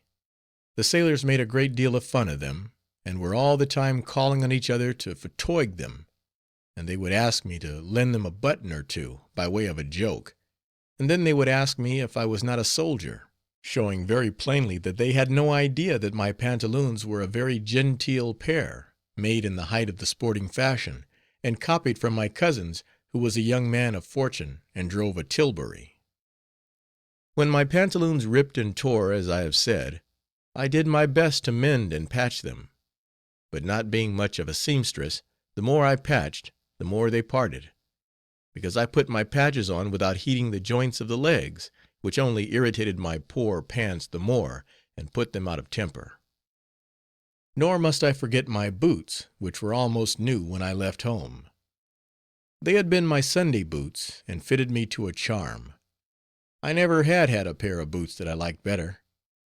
I used to turn my toes out when I walked in them, unless it was night time, when no one could see me, and I had something else to think of. And I used to keep looking at them during church, so that I lost a good deal of the sermon. In a word, they were a beautiful pair of boots, but all this only unfitted them the more for sea service, as I soon discovered. They had very high heels, which were all the time tripping me in the rigging, and several times came near pitching me overboard, and the salt water made them shrink in such a manner that they pinched me terribly about the instep, and I was obliged to gash them cruelly, which went to my heart. The legs were quite long, coming a good way up toward my knees, and the edges were mounted with red morocco. The sailors used to call them my gaff topsail boots, and sometimes they used to call me Boots, and sometimes Buttons, on account of the ornaments on my pantaloons and shooting jacket. At last I took their advice, and raisied them, as they phrased it. That is, I amputated the legs, and shaved off the heels to the bare soles, which, however, did not much improve them, for it made my feet feel flat as flounders, and besides, brought me down in the world, and made me slip and slide about the decks as I used to at home, when I wore straps on the ice. As for my tarpaulin hat, it was a very cheap one, and therefore proved a real sham and shave. It leaked like an old shingle roof, and in a rainstorm kept my hair wet and disagreeable. Besides, from lying down on deck in it during the night watches, it got bruised and battered, and lost all its beauty, so that it was unprofitable every way. But I had almost forgotten my shooting jacket, which was made of moleskin. Every day it grew smaller and smaller, particularly after a rain, until at last I thought it would completely exhale, and leave nothing but the bare seams, by way of a skeleton on my back. It became unspeakably unpleasant when we got into rather cold weather, crossing the banks of Newfoundland, when the only way I had to keep warm during the night was to pull on my waistcoat and my roundabout, and then clap the shooting jacket over all. This made it pinch me under the arms, and it vexed, irritated, and tormented me every way, and used to incommode my arms seriously when I was pulling the ropes, so much so that the mate asked me once if I had the cramp. I may as well here glance at some trials and tribulations of a similar kind. I had no mattress or bedclothes of any sort, for the thought of them had never entered my mind before going to sea, so that I was obliged to sleep on the bare boards of my bunk. And when the ship pitched violently and almost stood upon end, I must have looked like an Indian baby tied to a plank, and hung up against a tree like a crucifix. I have already mentioned my total want of table tools, never dreaming that in this respect going to sea as a sailor was something like going to a boarding school, where you must furnish your own spoon and knife, fork and napkin. But at length I was so happy as to barter with a steerage passenger a silk handkerchief of mine for a half-gallon iron pot, with hooks to it, to hang on a grate, and this pot I used to present at the cook-house for my allowance of coffee and tea. It gave me a good deal of trouble, though, to keep it clean, being much disposed to rust, and the hooks sometimes scratched my face when I was drinking, and it was unusually large and heavy, so that my breakfasts were deprived of all ease and satisfaction, and became a toil and a labor to me. And I was forced to use the same pot for my bean soup 3 times a week, which imparted to it a bad flavor for coffee. I cannot tell how I really suffered in many ways for my improvidence and heedlessness in going to sea so ill provided with everything calculated to make my situation at all comfortable, or even tolerable. In time, my wretched long togs began to drop off my back, and I looked like a sandpatch, shambling round the deck in my rags and the wreck of my gaff topsail boots. I often thought what my friends at home would have said, if they could but get one peep at me, but I hugged myself in my miserable shooting jacket when I considered that that degradation and shame never could overtake me. Yet I thought it a galling mockery when I remembered that my sisters had promised to tell all inquiring friends that Wellingborough had gone abroad just as if I was visiting Europe on a tour with my tutor, as poor simple Mr. Jones had hinted to the captain. Still, in spite of the melancholy which sometimes overtook me, there were several little incidents that made me forget myself in the contemplation of the strange and to me most wonderful sights of the sea. And perhaps nothing struck into me such feeling of wild romance as a view of the first vessel we spoke. It was of a clear sunny afternoon, and she came bearing down upon us, a most beautiful sight, with all her sails spread wide. She came very near, and passed under our stern, and as she leaned over to the breeze, showed her decks fore and aft, and I saw the strange sailors grouped upon the forecastle, and the cook look cookhouse with a ladle in his hand, and the captain in a green jacket sitting on the taffrail with a speaking trumpet. And here had this vessel come out of the infinite blue ocean, with all these human beings on board, and the smoke tranquilly mounting up into the sea air from the cook's funnel as if it were a chimney in a city, and everything looking so cool and calm, and, of course, in the midst of what to me at least seemed a superlative marvel. Hoisted at her mizzen peak was a red flag with a turreted white castle in the middle, which looked foreign enough, and made me stare all the harder. Our captain, who had put on another hat and coat, and was lounging in an elegant attitude on the poop, now put his high-polished brass trumpet to his mouth, and said in a very rude voice for conversation, "Where from?" To which the other captain rejoined with some outlandish Dutch gibberish, of which we could only make out that the ship belonged to Hamburg, as her flag denoted. Hamburg! Bless my soul, and here I am on the great Atlantic Ocean, actually beholding a ship from Holland. It was passing strange. In my intervals of leisure from other duties, I followed the strange ship till she was quite a little speck in the distance.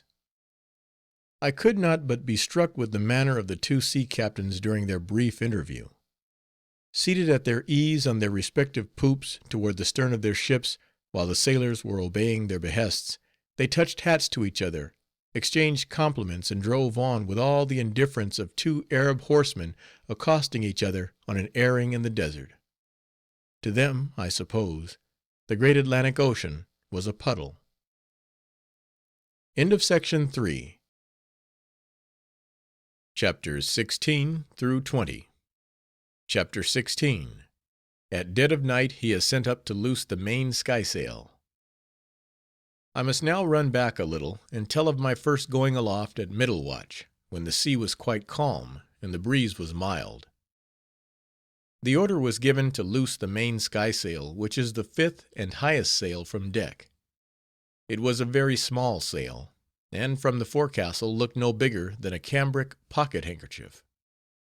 But I have heard that some ships carry still smaller sails above the skysail, called moon sails, and skyscrapers, and cloud rakers. But I shall not believe in them till I see them.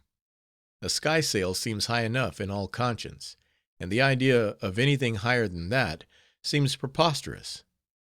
Besides, it looks almost like tempting heaven to brush the very firmament so, and almost put the eyes of the stars out, when a flaw of wind, too, might very soon take the conceit out of these cloud-defying cloud rakers.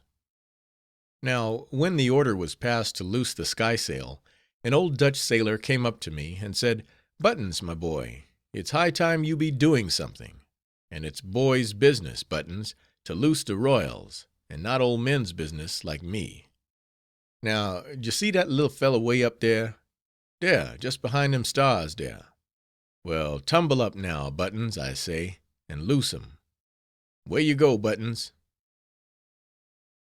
All the rest joining in, and seeming unanimous in the opinion that it was high time for me to be stirring myself, and doing boys' business, as they called it, I made no more ado, but jumped into the rigging.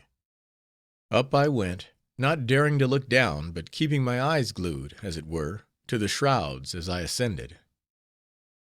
It was a long road up those stairs, and I began to pant and breathe hard, before I was half way. But I kept at it, till I got to the Jacob's ladder, and they may well call it so, for it took me almost into the clouds, and at last, to my own amazement, I found myself hanging on the skysail yard, holding on might and main to the mast, and curling my feet round the rigging, as if they were another pair of hands. For a few moments I stood awe-stricken and mute. I could not see far out upon the ocean, owing to the darkness of the night, and from my lofty perch the sea looked like a great black gulf, hemmed in all round by beetling black cliffs. I seemed all alone, treading the midnight clouds, and every second expected to find myself falling, falling, falling, as I have felt when the nightmare has been on me. I could but just perceive the ship below me, like a long narrow plank in the water, and it did not seem to belong at all to the yard over which I was hanging. A gull or some sort of sea fowl was flying round the truck over my head, within a few yards of my face, and it almost frightened me to hear it, it seemed so much like a spirit at such a lofty and solitary height. Though there was a pretty smooth sea and little wind, yet at this extreme elevation the ship's motion was very great, so that when the ship rolled one way, I felt something as a fly must feel, walking the ceiling, and when it rolled the other way, I felt as if I was hanging along a slanting pine tree. But presently I heard a distant, hoarse noise from below, and though I could not make out anything intelligible, I knew it was the mate hurrying me. So, in a nervous, trembling desperation, I went to casting off the gaskets or lines tying up the sail, and when all was ready, sung out as I had been told, to hoist away, and hoist they did, and me too, along with the yard and sail, for I had no time to get off, they were so unexpectedly quick about it. It seemed like magic. There I was, going up higher and higher, the yard rising under me as if I were alive, and no soul in sight. Without knowing it at the time, I was in a good deal of danger, but it was so dark that I could not see well enough to feel afraid, at least on that account, though I felt frightened enough in a promiscuous way.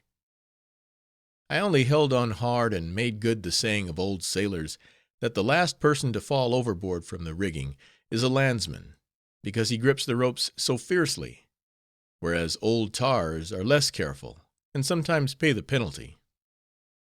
After this feat, I got down rapidly on deck, and received something like a compliment from Max the Dutchman. This man was perhaps the best-natured man among the crew. At any rate, he treated me better than the rest did, and for that reason he deserved some mention.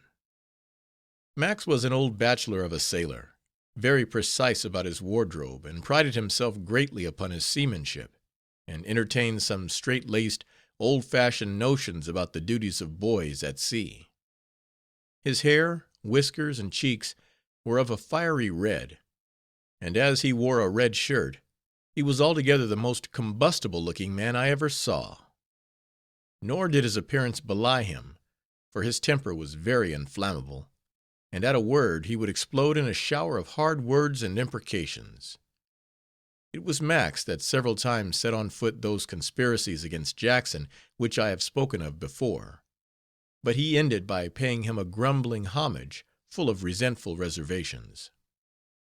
Max sometimes manifested some little interest in my welfare, and often discoursed concerning the sorry figure I would cut in my tatters when we got to Liverpool, and the discredit it would bring on the American merchant service, for like all European seamen in American ships, Max prided himself not a little upon his naturalization as a Yankee, and if he could, would have been very glad to have passed himself off for a born native.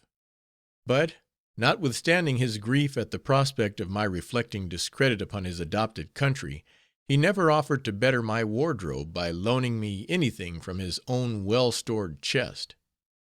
Like many other well-wishers, he contented him with sympathy. Max also betrayed some anxiety to know whether I knew how to dance, lest, when the ship's company went ashore, I should disgrace them by exposing my awkwardness in some of the sailor saloons. But I relieved his anxiety on that head. He was a great scold and fault finder, and often took me to task about my shortcomings.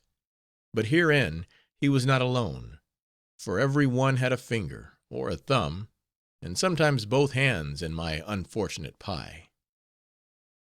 Chapter 17. The Cook and Steward. It was on a Sunday we made the banks of Newfoundland, a drizzling, foggy, clammy Sunday. You could hardly see the water, owing to the mist and vapor upon it, and everything was so flat and calm, I almost thought we must have somehow got back to New York, and were lying at the foot of Wall Street again in a rainy twilight. The decks were dripping with wet, so that in the dense fog it seemed as if we were standing on the roof of a house in a shower. It was a most miserable Sunday, and several of the sailors had twinges of the rheumatism, and pulled on their monkey jackets. As for Jackson, he was all the time rubbing his back and snarling like a dog. I tried to recall all my pleasant sunny Sundays ashore, and tried to imagine what they were doing at home, and whether our old family friend Mr. Bridenstoke would drop in, with his silver-mounted tasseled cane, between churches, as he used to, and whether he would inquire about himself. But it would not do. I could hardly realize that it was Sunday at all. Everything went on pretty much the same as before. There was no church to go to, no place to take a walk in, no friend to call upon. I began to think it must be a sort of second Saturday, a foggy Saturday, when schoolboys stay at home reading Robinson Crusoe. The only man who seemed to be taking his ease that day was our black cook, who, according to the invariable custom at sea, always went by the name of the Doctor. And doctors cooks certainly are, the very best medicos in the world. For what pestilent pills and potions of the faculty are half so serviceable to man, and health and strength giving, as roasted lamb and green peas, say, in spring, and roast beef and cranberry sauce in winter? Will a dose of calomel and jack do you as much good? Will a bolus build up a fainting man? Is there any satisfaction in dining off a powder? But these doctors of the frying pan sometimes lull men off by a surfeit, or give them the headache at least. Well, what then? No matter. For if, with their most goodly and 10 times jolly eye medicines, they now and then fill our nights with tribulations, and abridge our days, what of the social homicides perpetrated by the faculty? And when you die by a pill doctor's hands, it is never with a sweet relish in your mouth, as though you died by a frying-pan doctor, but your last breath villainously savors of ipecac and rhubarb. Then, what charges they make for the abominable lunches they serve out so stingily!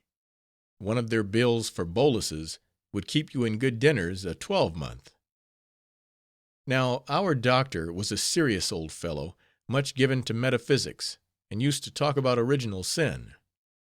All that Sunday morning he sat over his boiling pots, reading out of a book which was very much soiled and covered with grease spots, for he kept it stuck into a little leather strap, nailed to the keg where he kept the fat skimmed off the water in which the salt beef was cooked. I could hardly believe my eyes when I found this book was the Bible. I loved to peep in upon him when he was thus absorbed, for his smoky studio or study was a strange-looking place enough, not more than 5 feet square, and about as many high, a mere box to hold the stove, the pipe of which stuck out of the roof. Within, it was hung round with pots and pans, and on one side was a little looking-glass where he used to shave, and on a small shelf were his shaving tools and a comb and brush. Fronting the stove, and very close to it, was a sort of narrow shelf where he used to sit with his legs spread out very wide, to keep them from scorching, and there, with his book in one hand and a pewter spoon in the other, he sat all that Sunday morning, stirring up his pots and studying away at the same time, seldom taking his eye off the page. Reading must have been very hard work for him, for he muttered to himself quite loud as he read, and big drops of sweat would stand upon his brow and roll off till they hissed on the hot stove before him. But on the day I speak of, it was no wonder that he got perplexed, for he was reading a mysterious passage in the book of Chronicles. Being aware that I knew how to read, he called me as I was passing his premises, and read the passage over, demanding an explanation. I told him it was a mystery that no one could explain, not even a parson. But this did not satisfy him, and I left him poring over it still. He must have been a member of one of those negro churches which are to be found in New York, for when we lay at the wharf, I remembered that a committee of 3 reverend-looking old darkies, who, besides their natural canonicals, wore Quaker-cut black coats, and broad-brimmed black hats, and white neckcloths. These colored gentlemen called upon him, and remained conversing with him at his cook-house door for more than an hour, and before they went away they stepped inside, and the sliding doors were closed, and then we heard some one reading aloud and preaching, and after that a psalm was sung and a benediction given, when the door opened again, and the congregation came out in a great perspiration, owing, I suppose, to the chapel being so small, and there being only one seat besides the stove.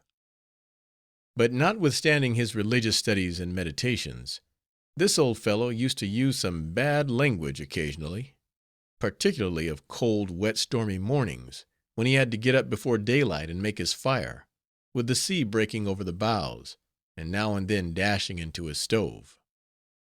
So, under the circumstances, you could not blame him much if he did rip a little, for it would have tried old Job's temper to be set to work making a fire in the water. Without being at all neat about his premises, this old cook was very particular about them.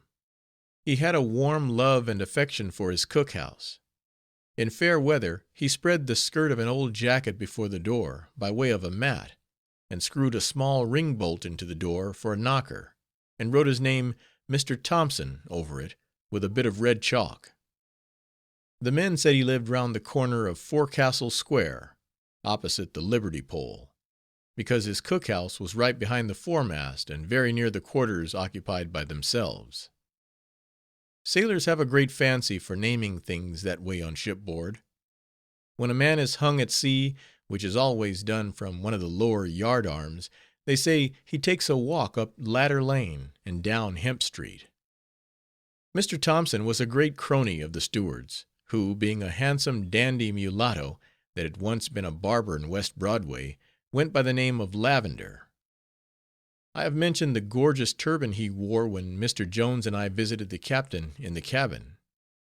He never wore that turban at sea, though, but sported an uncommon head of frizzled hair, just like the large round brush used for washing windows, called a Pope's head. He kept it well perfumed with cologne water, of which he had a large supply, the relics of his West Broadway stock in trade.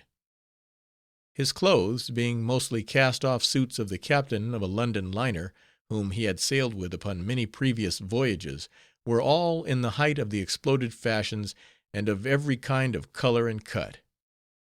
He had claret-colored suits, and snuff-colored suits, and red velvet vests, and buff and brimstone pantaloons, and several full suits of black, which, with his dark-colored face, made him look quite clerical, like a serious young colored gentleman of Barbados, about to take orders.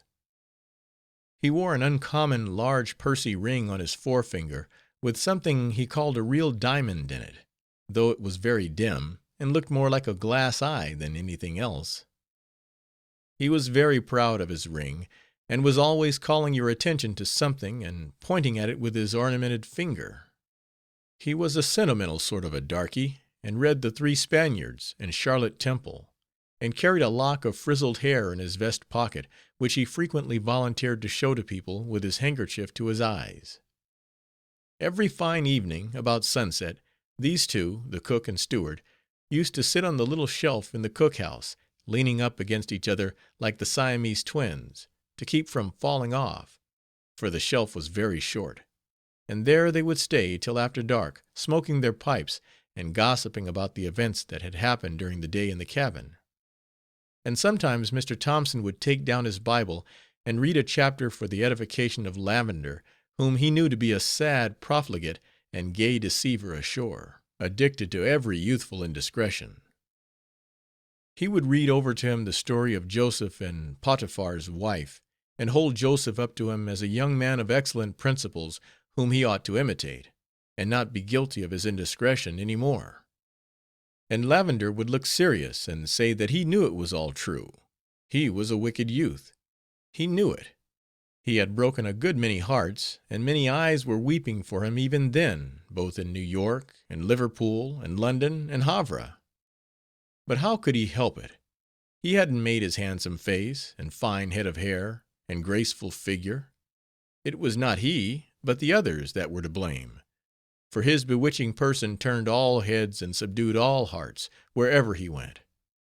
And then he would look very serious and penitent, and go up to the little glass, and pass his hands through his hair, and see how his whiskers were coming on. Chapter 18. He endeavors to improve his mind, and tells of one Blunt and his dream book. On the Sunday afternoon I spoke of, it was my watch below, and I thought I would spend it profitably in improving my mind. My bunk was an upper one, and right over the head of it was a bull's-eye, or circular piece of thick ground glass inserted into the deck to give light. It was a dull, dubious light, though, and I often found myself looking up anxiously to see whether the bull's-eye had not suddenly been put out, for whenever any one trod on it in walking the deck, it was momentarily quenched, and what was still worse, sometimes a coil of rope would be thrown down on it and stay there till I dressed myself and went up to remove it, a kind of interruption to my studies which annoyed me very much when diligently occupied in reading. However, I was glad of any light at all down in that gloomy hole, where we burrowed like rabbits in a warren. And it was the happiest time I had when all my messmates were asleep, and I could lie on my back during a forenoon watch below, and read in comparative quiet and seclusion. I had already read 2 books loaned to me by Max, to whose share they had fallen in dividing the effects of the sailor who had jumped overboard. One was an account of shipwrecks and disasters at sea, and the other was a large black volume with delirium tremens in great gilt letters on the back. This proved to be a popular treatise on the subject of that disease, and I remembered seeing several copies in the sailor bookstalls about Fulton Market and along South Street in New York. But this Sunday I got out a book from which I expected to reap great profit and sound instruction. It had been presented to me by Mr. Jones, who had quite a library, and took down this book from a top shelf where it lay very dusty. When he gave it to me, he said that although I was going to sea, I must not forget the importance of a good education, and that there was hardly any situation in life, however humble and depressed, or dark and gloomy, but one might find leisure in it to store his mind, and build himself up in the exact sciences. And he added that though it did look rather unfavorable for my future prospects to be going to sea as a common sailor so early in life, yet it would no doubt turn out for my benefit in the end, and at any rate, if I would only take good care of myself, would give me a sound constitution, if nothing more, and that was not to be undervalued. For how many very rich men would give all their bonds and mortgages for my boyish robustness? He added that I need not expect any light, trivial work that was merely entertaining, and nothing more. But here I would find entertainment and edification beautifully and harmoniously combined. And though at first I might possibly find it dull, yet if I perused the book thoroughly, I would soon discover hidden charms and unforeseen attractions, besides teaching me, perhaps, the true way to retrieve the poverty of my family, and again make them all well-to-do in the world. Saying this, he handed it to me, and I blew the dust off, and looked at the back. Smith's Wealth of Nations. This not satisfying me, I glanced at the title page, and found it was An Inquiry into the Nature and Causes of the Alleged Wealth of Nations. But happening to look further down, I caught sight of Aberdeen, where the book was printed, and thinking that anything from Scotland, a foreign country, must prove some way or other pleasing to me, I thanked Mr. Jones very kindly, and promised to peruse the volume carefully. So now, lying in my bunk, I began the book methodically at page number 1, resolved not to permit a few flying glimpses into it, taken previously, to prevent me from making regular approaches to the gist and body of the book, where I fancied lay something like the philosopher's stone, a secret talisman, which would transmute even pitch and tar to silver and gold. Pleasant, though vague visions of future opulence floated before me as I commenced the first chapter, entitled, "Of the Causes of Improvement in the Productive Power of Labor." Dry as crackers and cheese, to be sure, and the chapter itself was not much better. But this was only getting initiated, and if I read on, the grand secret would be open to me. So I read on and on, about wages and profits of labor, without getting any profits myself for my pains in perusing it. Drier and drier, the very leaves smelt of sawdust, till at last I drank some water, and went at it again. But soon I had to give it up for lost work, and thought that the old backgammon board we had at home, lettered on the back, "The History of Rome," was quite as full of matter, and a great deal more entertaining. I wondered whether Mr. Jones had ever read the volume himself, and could not help remembering that he had to get on a chair when he reached it down from its dusty shelf. That certainly looked suspicious. The best reading was on the fly leaves, and, on turning them over, I lighted upon some half effaced pencil marks to the following effect: "Jonathan Jones, from his particular friend Daniel Dodds, 1798." So it must have originally belonged to Mr. Jones's father, and I wondered whether he had ever read it, or indeed whether anybody had ever read it, even the author himself. But then, authors, they say, never read their own books, writing them being enough in all conscience. At length I fell asleep with the volume in my hand, and never slept so sound before. After that, I used to wrap my jacket round it, and use it for a pillow, for which purpose it answered very well, only I sometimes waked up feeling dull and stupid, but of course the book could not have been the cause of that. And now I am talking of books, I must tell of Jack Blunt, the sailor, and his dream book. Jackson, who seemed to know everything about all parts of the world, used to tell Jack in reproach that he was an Irish cockney, by which I understood that he was an Irishman born, but had graduated in London, somewhere about Radcliffe Highway, but he had no sort of brogue that I could hear. He was a curious looking fellow, about 25 years old, as I should judge, but to look at his back, you would have taken him for a little old man. His arms and legs were very large, round, short, and stumpy, so that when he had on his great monkey jacket, and southwest cap flapping in his face, and his sea boots drawn up to his knees, he looked like a fat porpoise standing on end.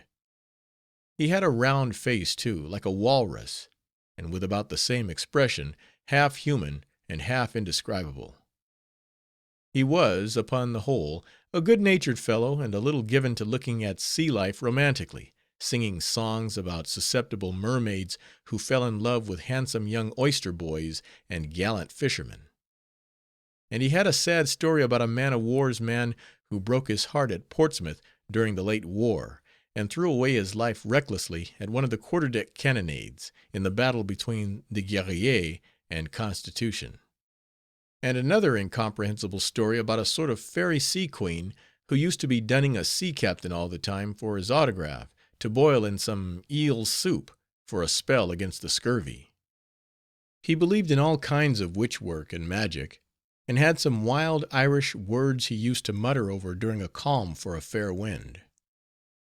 And he frequently related his interviews in Liverpool with a fortune-teller, an old negro woman by the name of Desquak, whose house was much frequented by sailors, and how she had 2 black cats with remarkably green eyes, and nightcaps on their heads, solemnly seated on a claw-footed table near the old goblin, when she felt his pulse, to tell what was going to befall him. This Blunt had a large head of hair, very thick and bushy; but for some cause or other it was rapidly turning gray, and in its transition state made him look as if he wore a shako of badger skin. The phenomenon of gray hairs on a young head had perplexed and confounded this Blunt to such a degree, that he at last came to the conclusion it must be the result of the black art wrought upon him by an enemy; and that enemy, he opined, was an old sailor landlord in Marseilles, whom he had once seriously offended by knocking him down in a fray. So while in New York, finding his hair growing grayer and grayer, and all his friends, the ladies and others, laughing at him, and calling him an old man with one foot in the grave, he slipped out one night to an apothecary's, stated his case, and wanted to know what could be done for him. The apothecary immediately gave him a pint bottle of something he called Trafalgar oil, for restoring the hair, price $1, and told him that after he had used that bottle, and it did not have the desired effect, he must try bottle No. 2, called Balm of Paradise, or the Elixir of the Battle of Copenhagen. These high-sounding naval names delighted Blunt, and he had no doubt there must be virtue in them. I saw both bottles, and on one of them was an engraving representing a young man, presumed to be gray-headed, standing in his night-dress in the middle of his chamber, and with closed eyes applying the elixir to his head with both hands, while on the bed adjacent stood a large bottle conspicuously labeled Balm of Paradise. It seemed from the text that this gray-headed young man was so smitten with his hair oil, and was so thoroughly persuaded of its virtues, that he had got out of bed, even in his sleep, groped into his closet, seized the precious bottle, applied its contents, and then to bed again, getting up in the morning without knowing anything about it; which, indeed, was a most mysterious occurrence; and it was still more mysterious, how the engraver came to know an event of which the actor himself was ignorant, and where there were no bystanders.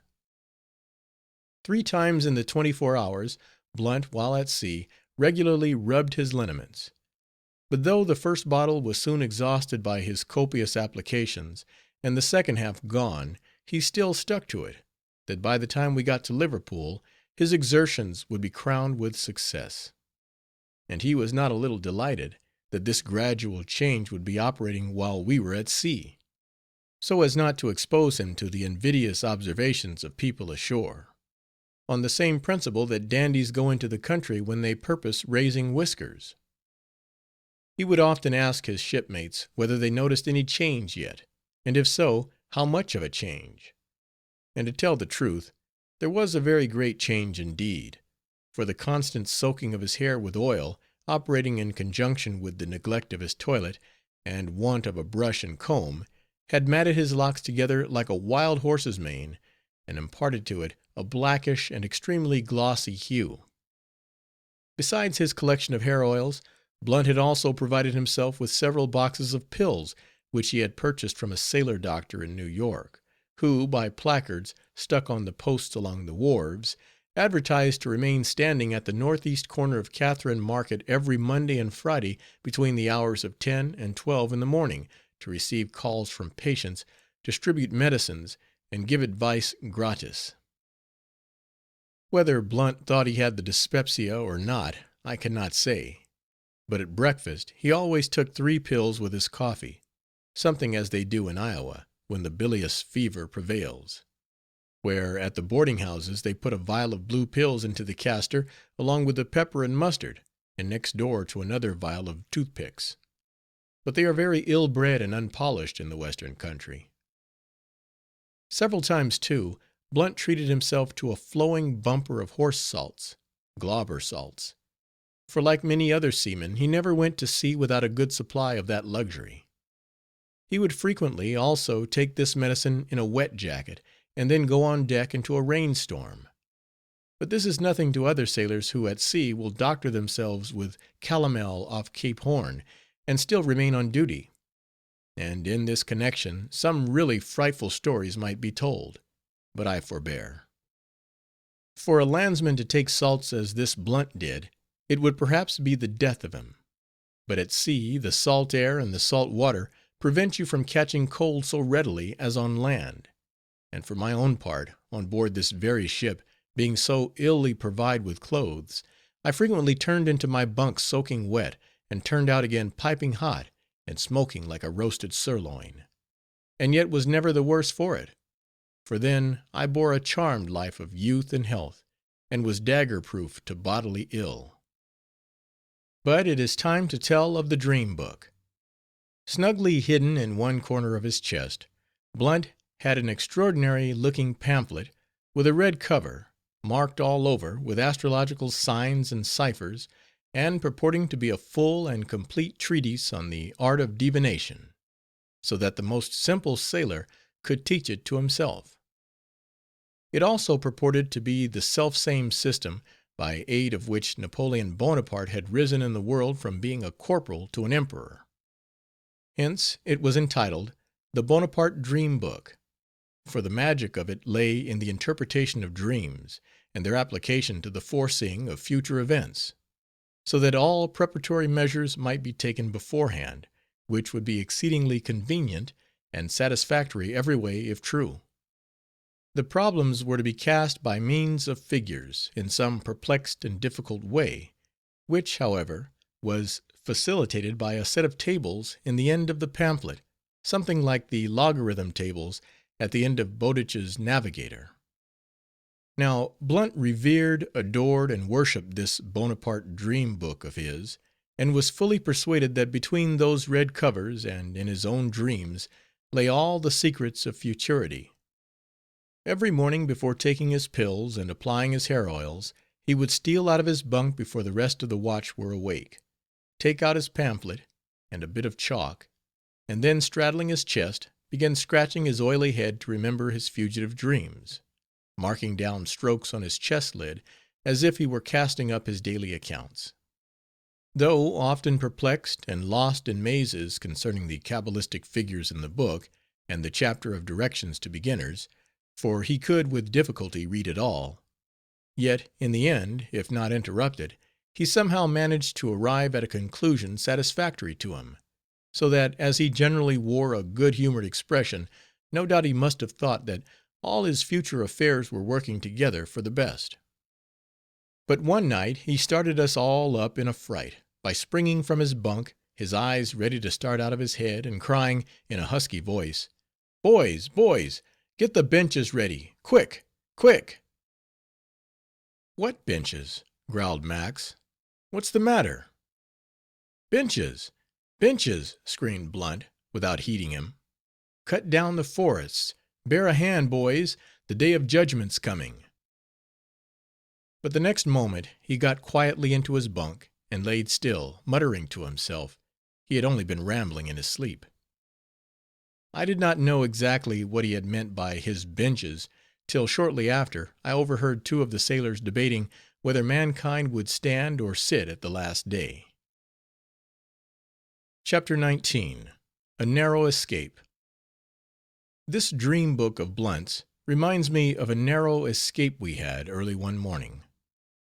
It was the larboard watch's turn to remain below from midnight till 4 o'clock, and having turned in and slept, Blunt suddenly turned out again about 3 o'clock, with a wonderful dream in his head, which he was desirous of at once having interpreted.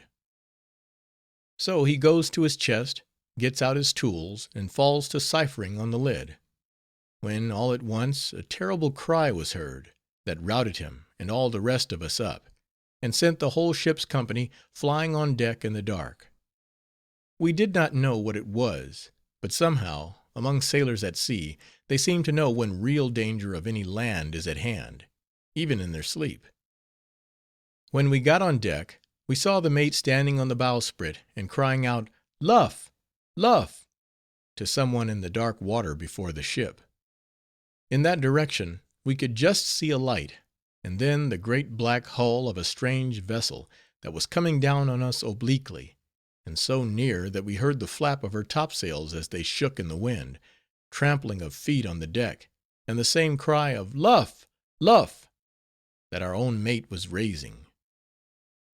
In a minute more I caught my breath as I heard a snap and a crash, like the fall of a tree, and suddenly one of our flying jib guys jerked out the bolt near the cathead, and presently we heard our jib boom thumping against our bows.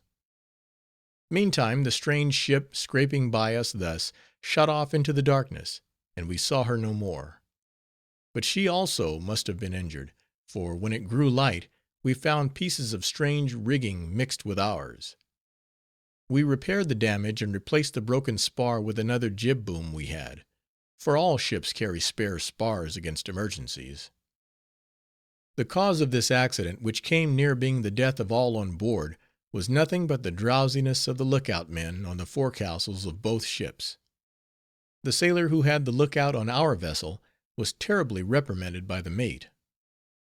No doubt, many ships that are never heard of after leaving port meet their fate in this way; and it may be that sometimes two vessels coming together, jib boom and jib boom, with a sudden shock in the middle watch of the night, mutually destroy each other, and like fighting elks, sink down into the ocean with their antlers locked in death. While I was at Liverpool, a fine ship that lay near us in the docks, having got her cargo on board, went to sea, bound for India, with a good breeze; and all her crew felt sure of a prosperous voyage.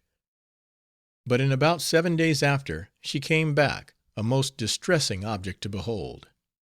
All her starboard side was torn and splintered; her starboard anchor was gone, and a great part of the starboard bulwarks; while every one of the lower yard arms had been broken, in the same direction, so that she now carried small and unsightly jury yards.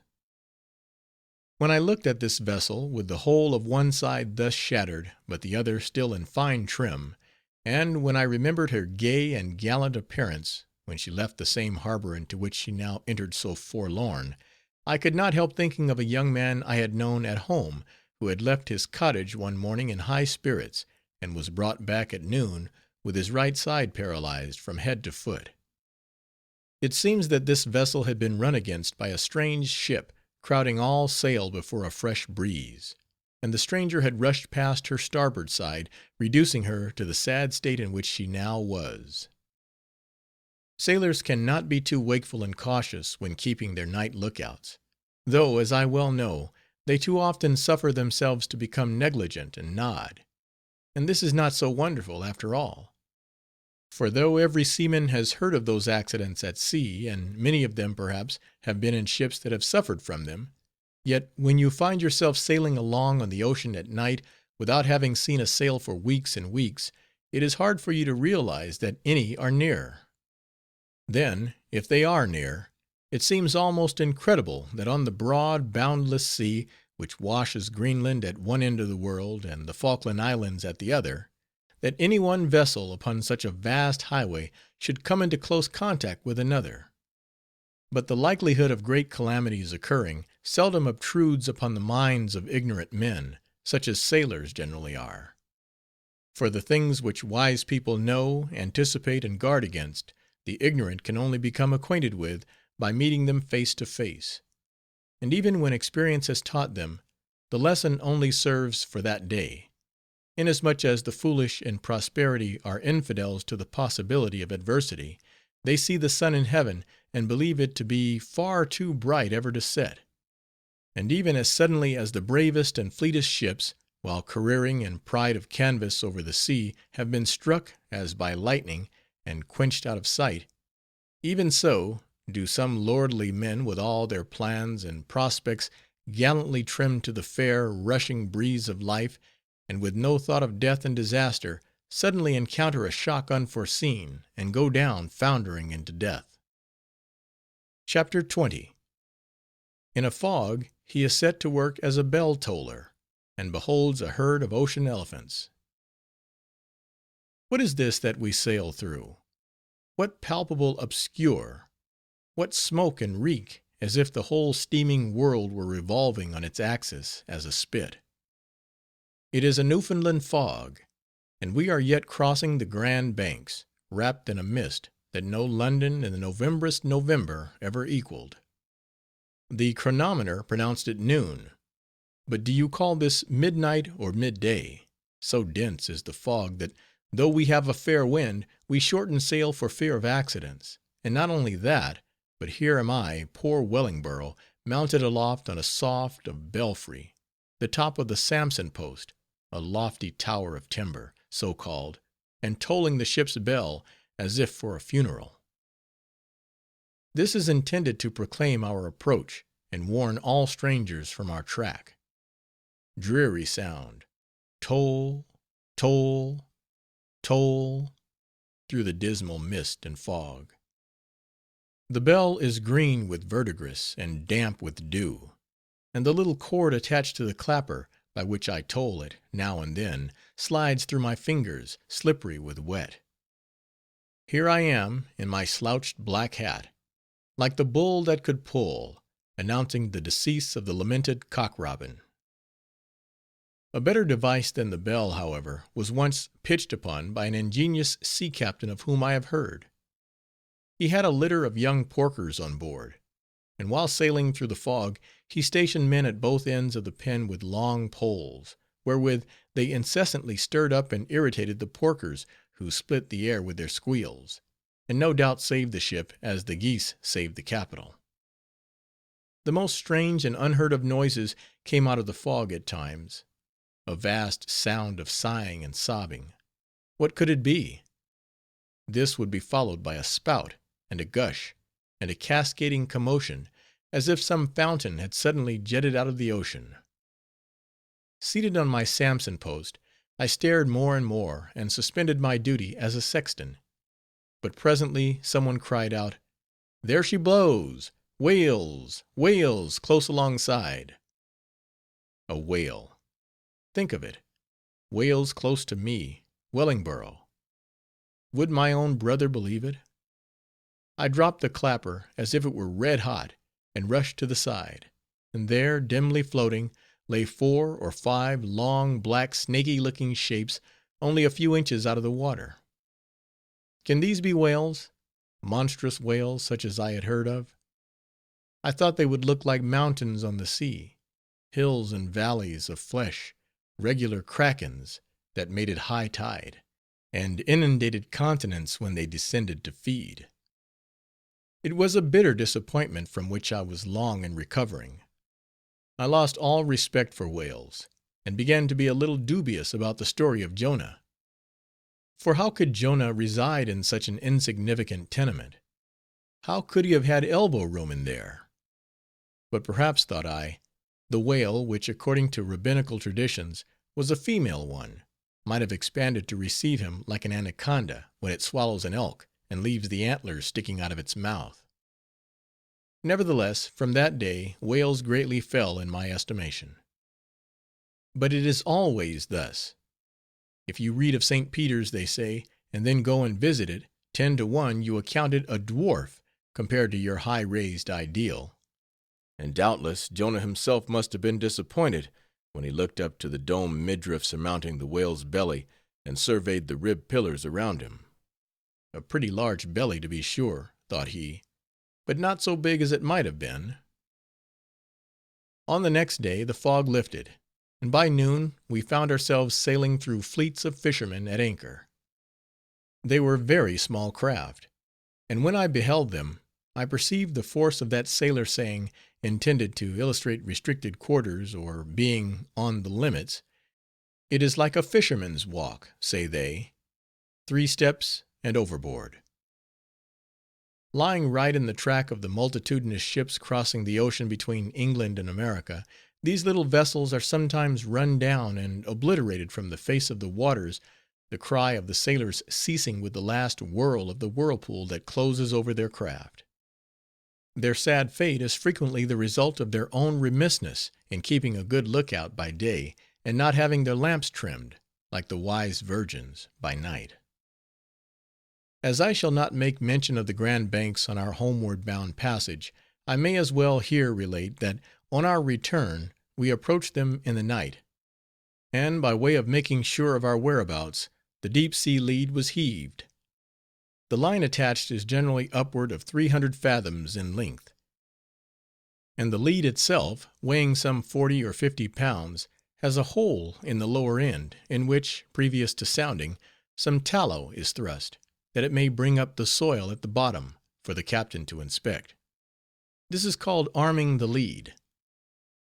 We hove our deep-sea line by night, and the operation was very interesting, at least to me. In the first place, the vessel's heading was stopped. Then, coiled away in a tub, like a whale rope, the line was placed toward the after part of the quarter-deck, and one of the sailors carried the lead outside of the ship, away along to the end of the jib-boom.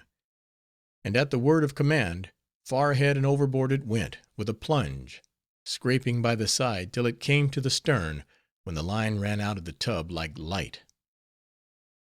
When we came to haul it up, I was astonished at the force necessary to perform the work. The whole watch pulled at the line, which was rove through a block in the mizzen rigging, as if we were hauling up a fat porpoise. When the lead came in sight, I was all eagerness to examine the tallow, and get a peep at a specimen of the bottom of the sea. But the sailors did not seem to be much interested by it, calling me a fool for wanting to preserve a few grains of the sand. I had almost forgotten to make mention of the Gulf Stream in which we found ourselves previous to crossing the banks. The fact of our being in it was proved by the captain in person, who superintended the drawing of a bucket of salt water, in which he dipped his thermometer. In the absence of the Gulf weed, this is the general test, for the temperature of this current is 8 degrees higher than that of the ocean, and the temperature of the ocean is 20 degrees higher than that of the Grand Banks. And it is to this remarkable difference of temperature, for which there can be no equilibrium, that many seamen impute the fogs on the coast of Nova Scotia and Newfoundland. But why there should always be such ugly weather in the Gulf is something that I do not know has ever been accounted for. It is curious to dip one's finger in a bucket full of the Gulf Stream, and find it so warm, as if the Gulf of Mexico, from whence this current comes, were a great cauldron or boiler, on purpose to keep warm the North Atlantic, which is transversed by it for a distance of 2,000 miles, as some large halls in winter are by hot air tubes. Its mean breadth being about 200 leagues, it comprises an area larger than that of the whole Mediterranean, and may be deemed a sort of Mississippi of hot water flowing through the ocean, off the coast of Florida, running at the rate of 1.5 miles an hour. End of Section 4. Chapters 21 through 25. Chapter 21. A Whaleman and a Man-of-War's Man. The sight of the whales mentioned in the preceding chapter was the bringing out of Larry, one of our crew, who hitherto had been quite silent and reserved, as if from some conscious inferiority, though he had shipped as an ordinary seaman, and, for aught I could see, performed his duty very well. When the men fell into a dispute concerning what kind of whales they were which we saw, Larry stood by attentively, and after garnering in their ignorance, all at once broke out and astonished everybody by his intimate acquaintance with the monsters. "They aren't sperm whales," said Larry. "Their spouts aren't bushy enough. They aren't sulphur bottoms, or they wouldn't stay up so long. They aren't humpbacks, for they aren't got any humps. They aren't finbacks, for you won't catch a finback so near a ship. They aren't Greenland whales, for we aren't off the coast of Greenland, and they aren't right whales, for it wouldn't be right to say so. I tell you, men, them's crinkum whales." "And what are them?" said a sailor. "Why, them is whales that can't be cotched." Now, as it turned out, that this Larry had been bred to the sea in a whaler, and had sailed out of Nantucket many times. No one but Jackson ventured to dispute his opinion, and even Jackson did not press him very hard. And ever after, Larry's judgment was relied upon concerning all strange fish that happened to float by us during the voyage, for whalemen are far more familiar with the wonders of the deep than any other class of seamen. This was Larry's first voyage in the merchant service, and that was the reason why, hitherto, he had been so reserved, since he well knew that merchant seamen generally affect a certain superiority to blubber boilers, as they contemptuously style those who hunt the Leviathan. But Larry turned out to be such an inoffensive fellow, and so well understood his business aboard ship, and was so ready to jump to an order, that he was exempted from the taunts which he might otherwise have encountered. He was a somewhat singular man, who wore his hat slanting forward over the bridge of his nose, with his eyes cast down, and seemed always examining your boots when speaking to you. I loved to hear him talk about the wild places in the Indian Ocean, and on the coast of Madagascar, where he had frequently touched during his whaling voyages. And this familiarity with the life of nature led by the people in that remote part of the world had furnished Larry with a sentimental distaste for civilized society. When opportunity offered, he never omitted extolling the delights of the free and easy Indian Ocean. "Why," said Larry, talking through his nose as usual, "in Madagascar there, they don't wear any togs at all. Nothing but a bowline around the midships. They don't have no dinners, but keeps a dinin' all day off fat pigs and dogs. They don't go to bed anywhere, but keeps a noddin' all the time. And they gets drunk, too, from some first-rate arrack they make from cocoanuts, and smokes plenty of 'baccy, too, I tell you. Fine country, that. Blast Ameriky, I say." To tell the truth, this Larry dealt in some illiberal insinuations against civilization. "And what's the use of being snivelized?" said he to me one night during our watch on deck. "Snivelized chaps only learns the way to take on 'bout life and snivel.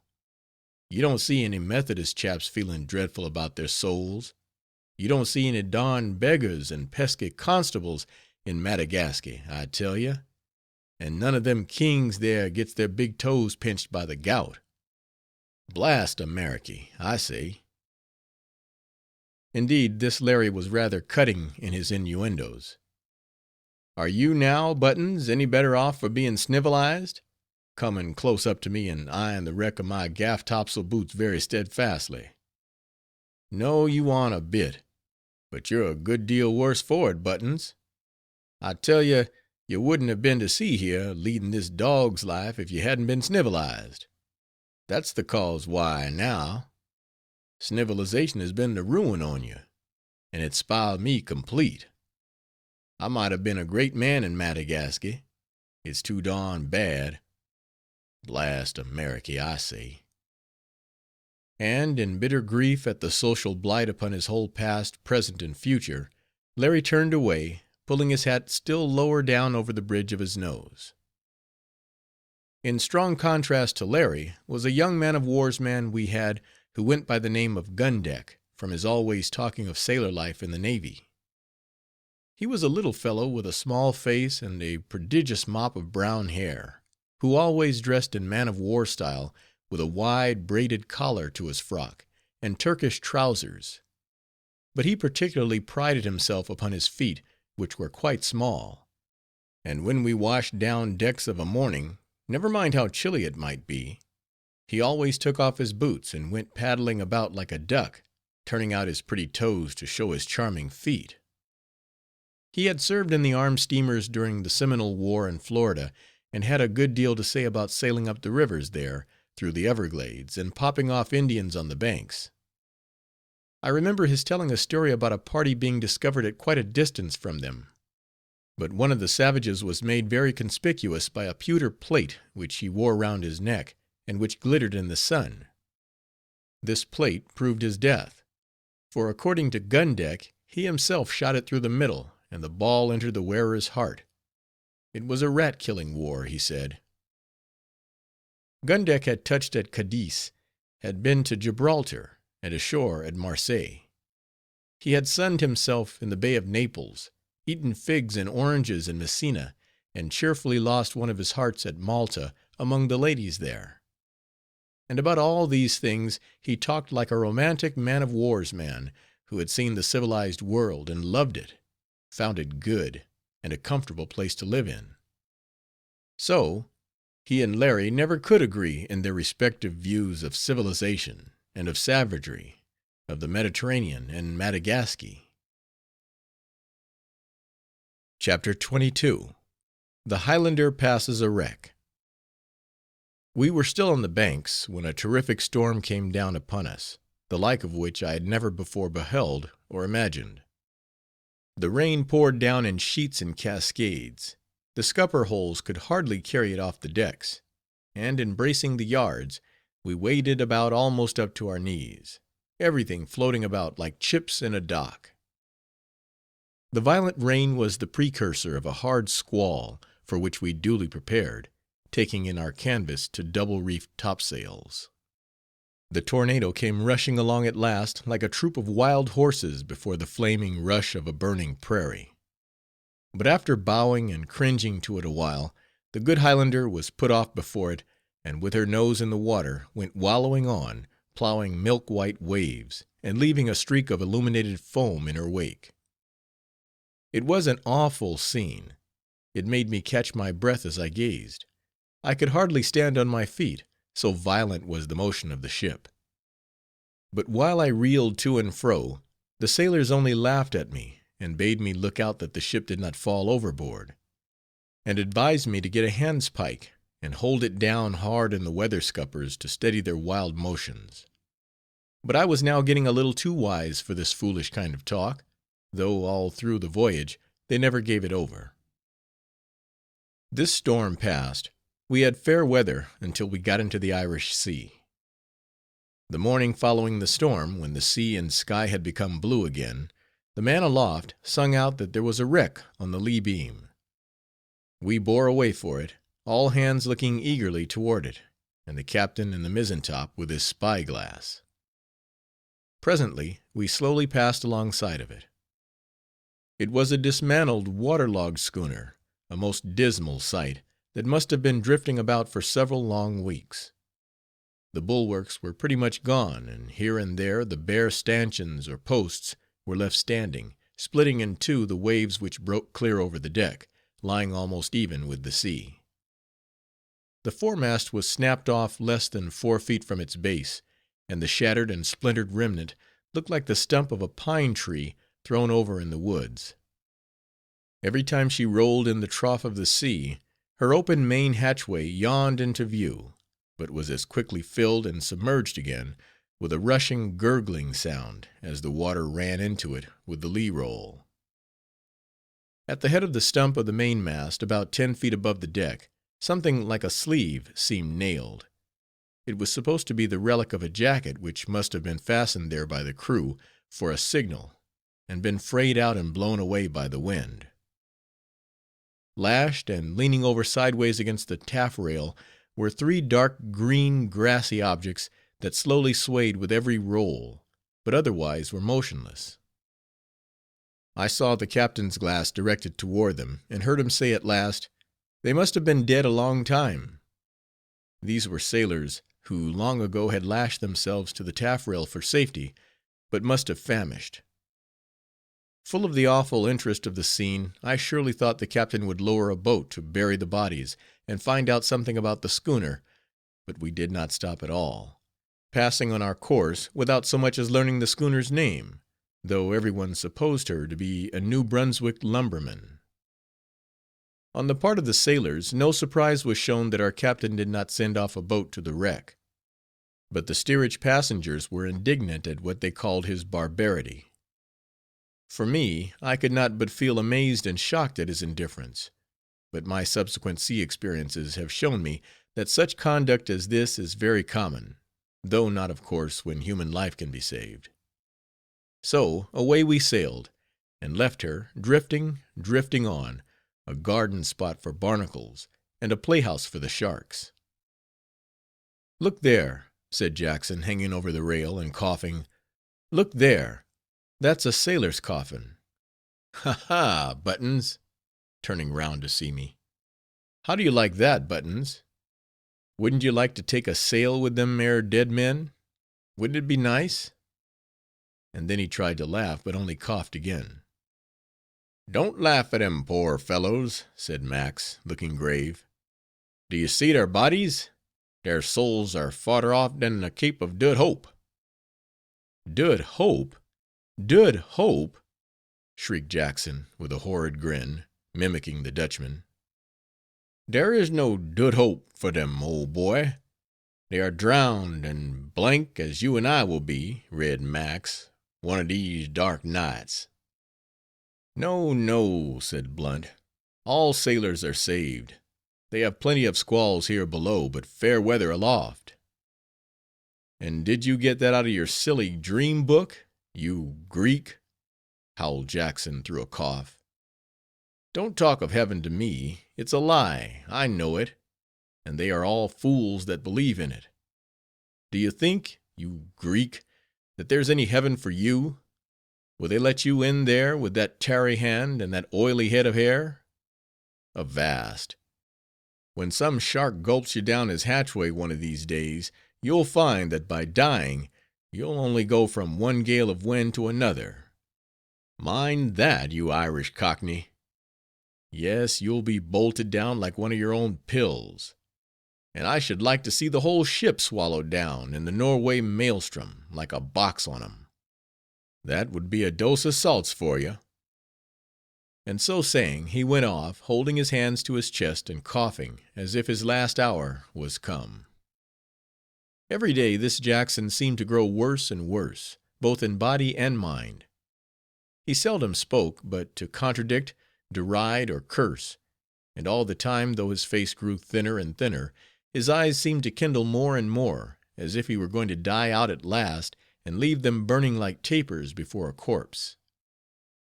Though he had never attended churches and knew nothing about Christianity, no more than a Malay pirate, and though he could not read a word, yet he was spontaneously an atheist and an infidel, and during the long night watches would enter into arguments to prove that there was nothing to be believed, nothing to be loved, and nothing worth living for, but everything to be hated in the wide world. He was a horrid desperado, and like a wild Indian, whom he resembled in his tawny skin and high cheekbones, he seemed to run amuck at heaven and earth. He was a Cain afloat, branded on his yellow brow with some inscrutable curse, and going about corrupting and searing every heart that beat near him. But there seemed even more woe than wickedness about the man, and his wickedness seemed to spring from his woe. And for all his hideousness, there was that in his eye at times that was ineffably pitiable and touching. And though there were moments when I almost hated this Jackson, yet I have pitied no man as I have pitied him. Chapter 23. An unaccountable cabin passenger and a mysterious young lady. As yet, I have said nothing special about the passengers we carried out. But before making what little mention I shall of them, you must know that the Highlander was not a Liverpool liner or packet ship, plying in connection with a sisterhood of packets at stated intervals between the two ports. No, she was only what is called a regular trader to Liverpool, sailing upon no fixed days and acting very much as she pleased, being bound by no obligations of any kind, though in all her voyages ever having New York or Liverpool for her destination. Merchant vessels, which are neither liners nor regular traders, among sailors come under the general head of transient ships, which implies that they are here today and somewhere else tomorrow, like Mullins's dog.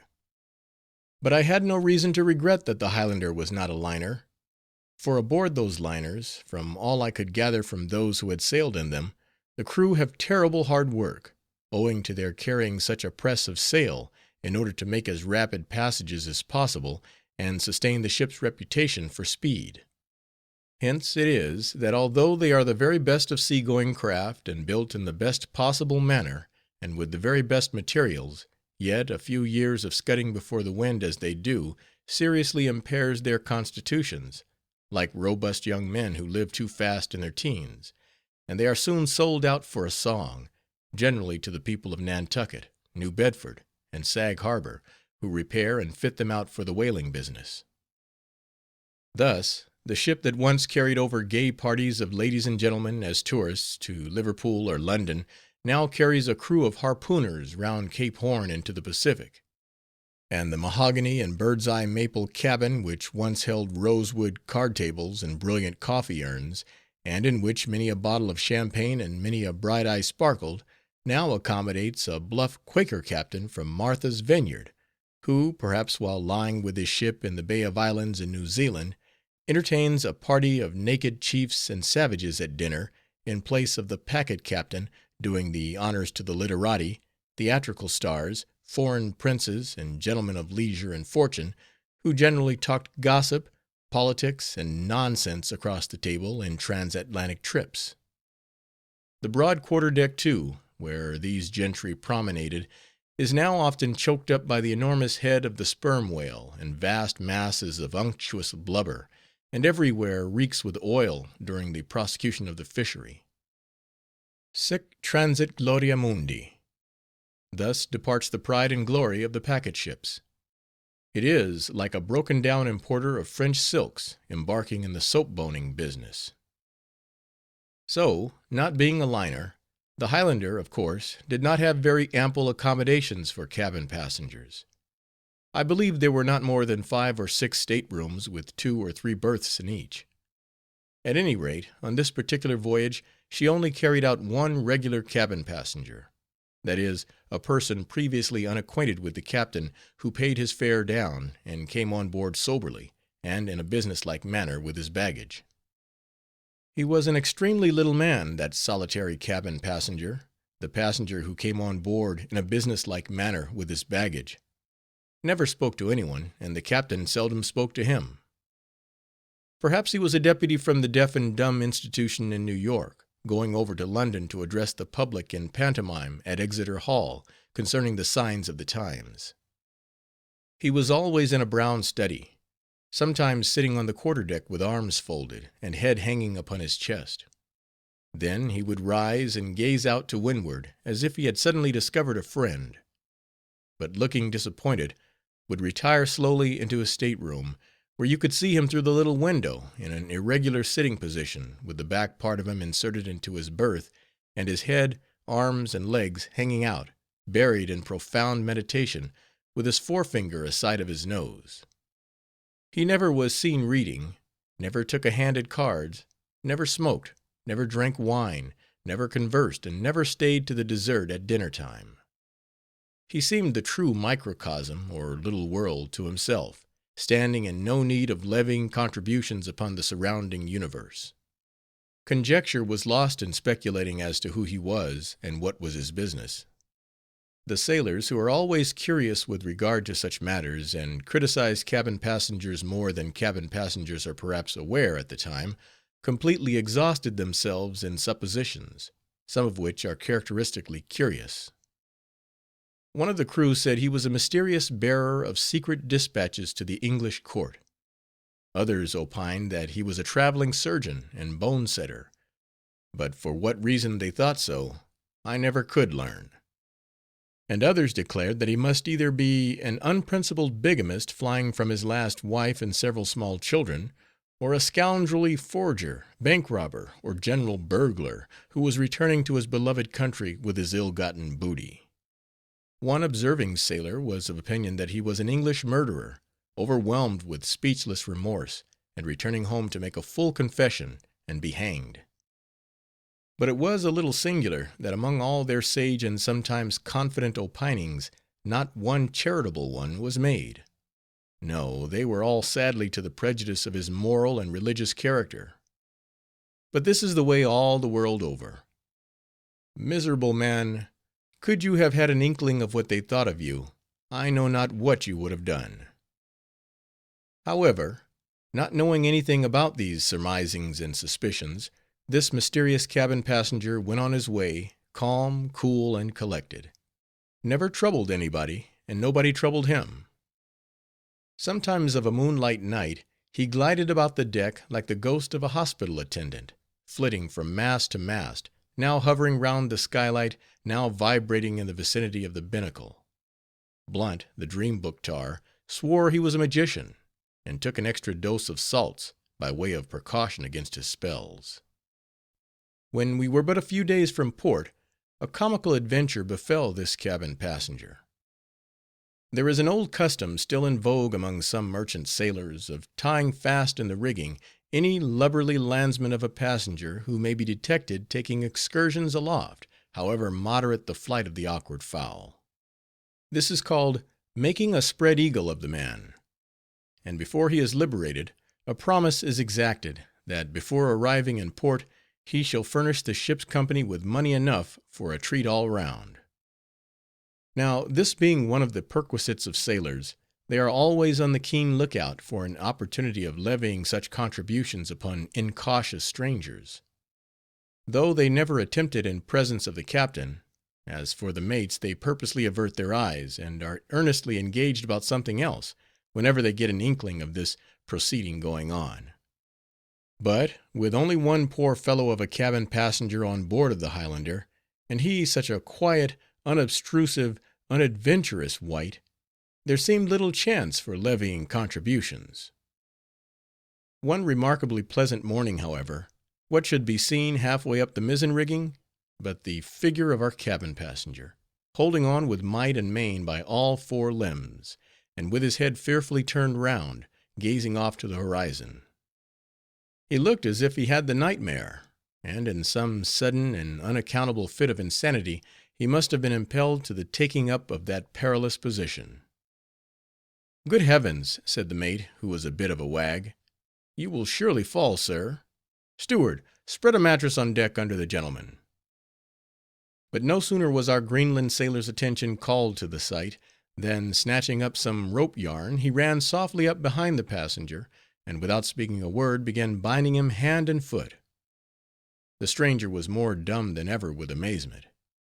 At last violently remonstrated, but in vain; for as his tearfulness of falling made him keep his hands glued to the ropes, and so prevented him from any effectual resistance, he was soon made a handsome spread eagle of, to the great satisfaction of the crew.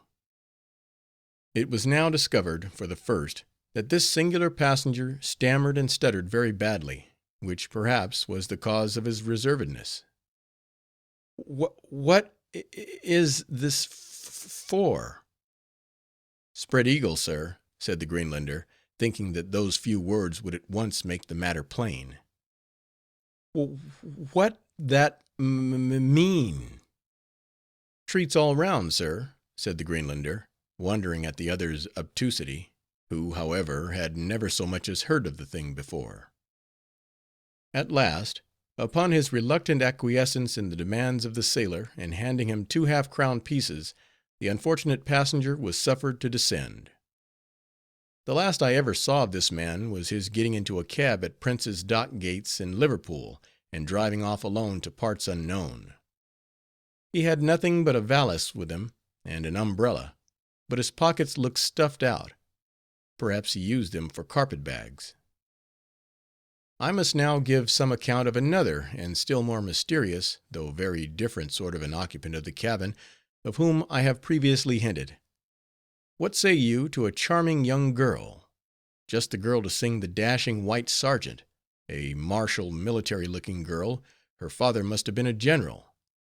Her hair was auburn, her eyes were blue, her cheeks were white and red, and Captain Riga was her most devoted. To the curious questions of the sailors concerning who she was, the steward used to answer, that she was the daughter of one of the Liverpool dock-masters, who, for the benefit of her health and the improvement of her mind, had sent her out to America in the Highlander, under the captain's charge, who was his particular friend; and that now the young lady was returning home from her tour. And truly the captain proved an attentive father to her, and often promenaded with her hanging on his arm, past the forlorn bearer of secret dispatches, who would look up now and then out of his reveries, and cast a furtive glance of wonder, as if he thought the captain was audacious. Considering his beautiful ward, I thought the captain behaved ungallantly, to say the least, in availing himself of the opportunity of her charming society to wear out his remaining old clothes; for no gentleman ever pretends to save his best coat when a lady is in the case. Indeed, he generally thirsts for a chance to abase it, by converting it into a pontoon over a puddle, like Sir Walter Raleigh, that the ladies may not soil the soles of their dainty slippers. But this Captain Riga was no Raleigh, and hardly any sort of a true gentleman whatever, as I have formerly declared.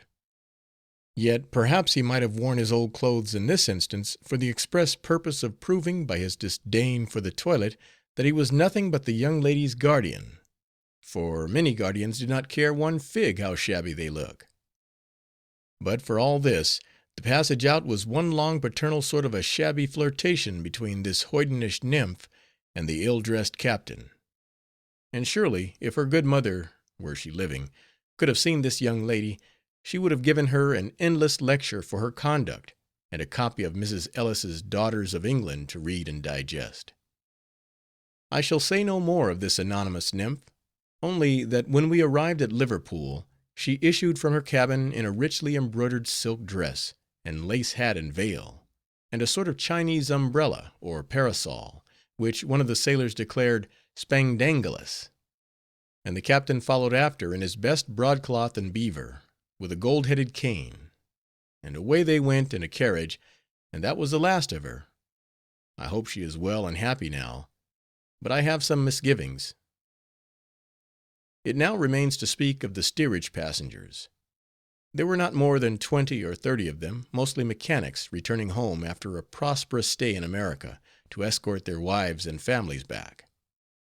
These were the only occupants of the steerage that I ever knew of, till early one morning, in the gray dawn, when we made Cape Clear, the south point of Ireland, the apparition of a tall Irishman, in a shabby shirt of bed-ticking, emerged from the fore hatchway, and stood leaning on the rail, looking landward with a fixed reminiscent expression, and diligently scratching its back with both hands.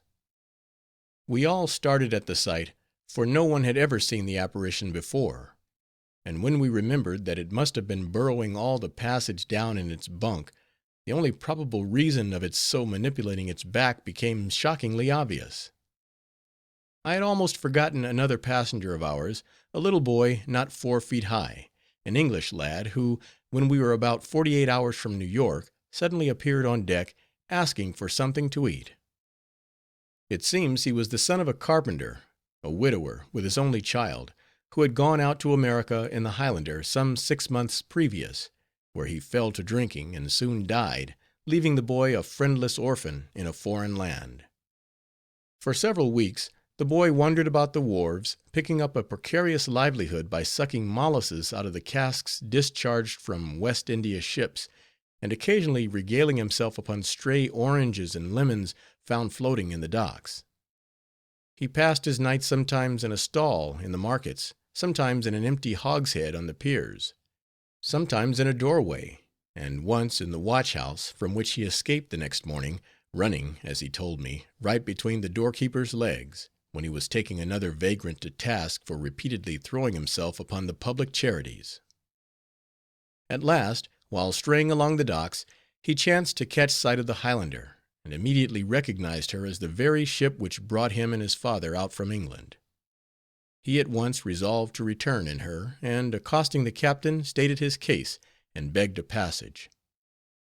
The captain refused to give it, but, nothing daunted, the heroic little fellow resolved to conceal himself on board previous to the ship's sailing, which he did, stowing himself away in the between decks, and moreover, as he told us, in a narrow space between 2 large casks of water, from which he now and then thrust out his head for air. And once a steerage passenger rose in the night and poked in and rattled about a stick where he was, thinking him an uncommon large rat, who was after stealing a passage across the Atlantic. There are plenty of passengers of that kind continually plying between Liverpool and New York.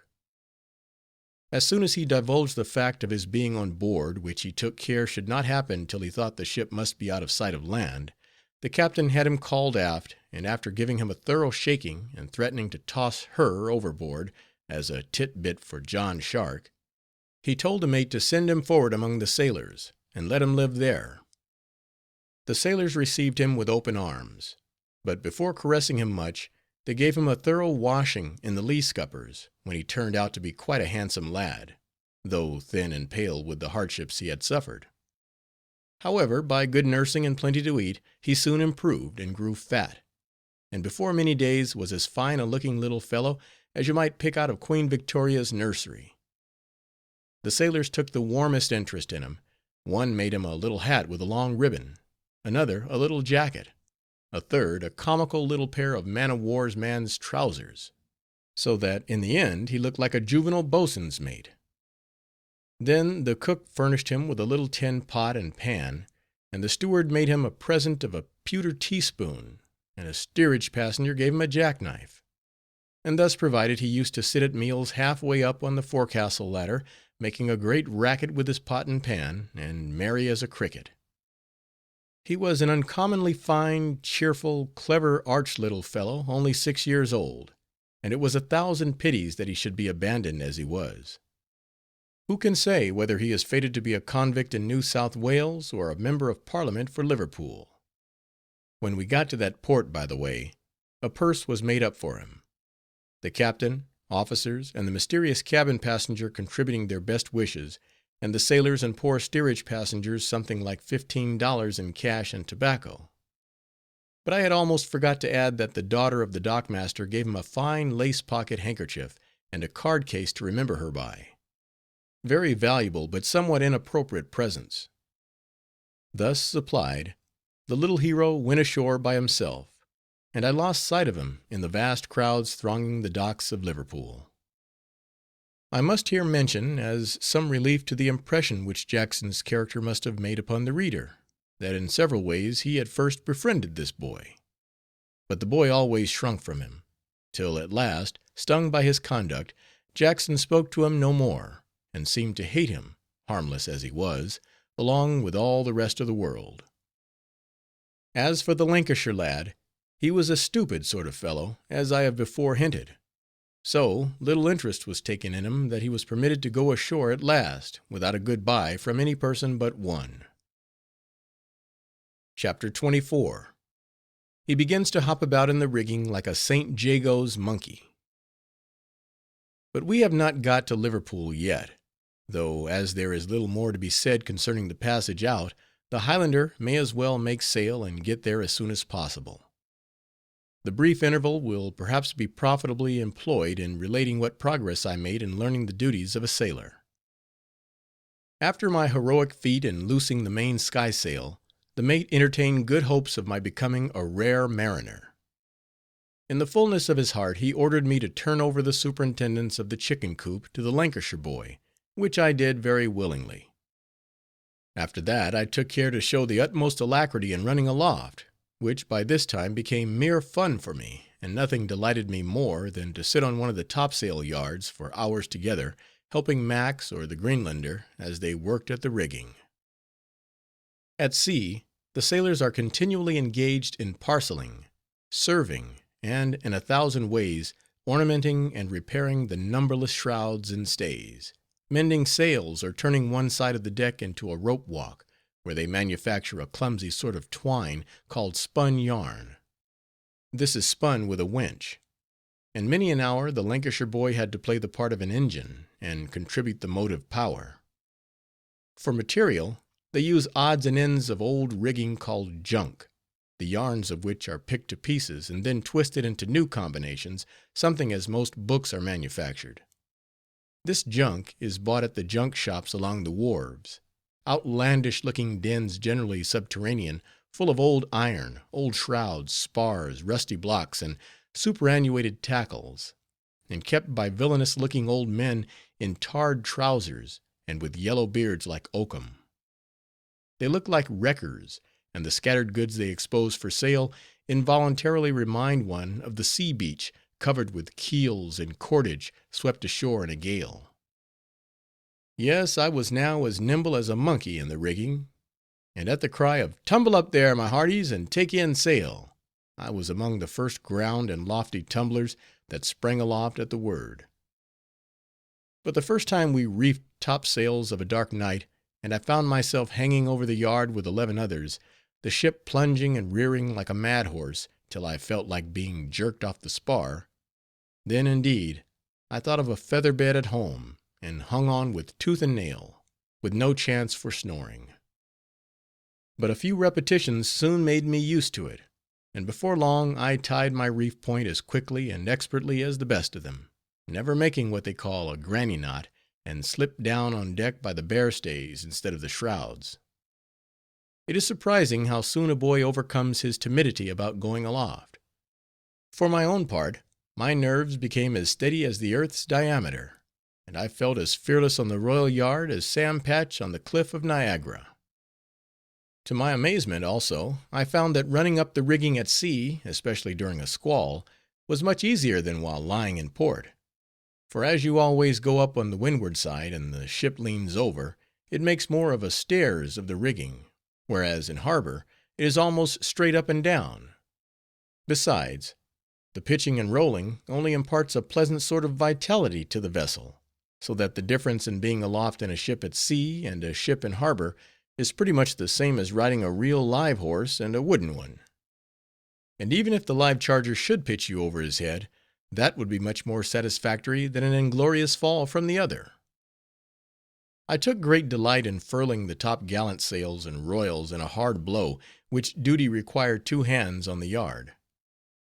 There was a wild delirium about it, a fine rushing of the blood about the heart, and a glad thrilling and throbbing of the whole system to find yourself tossed up at every pitch into the clouds of a stormy sky, and hovering like a judgment angel between heaven and earth, both hands free, with one foot in the rigging, and one somewhere behind you in the air.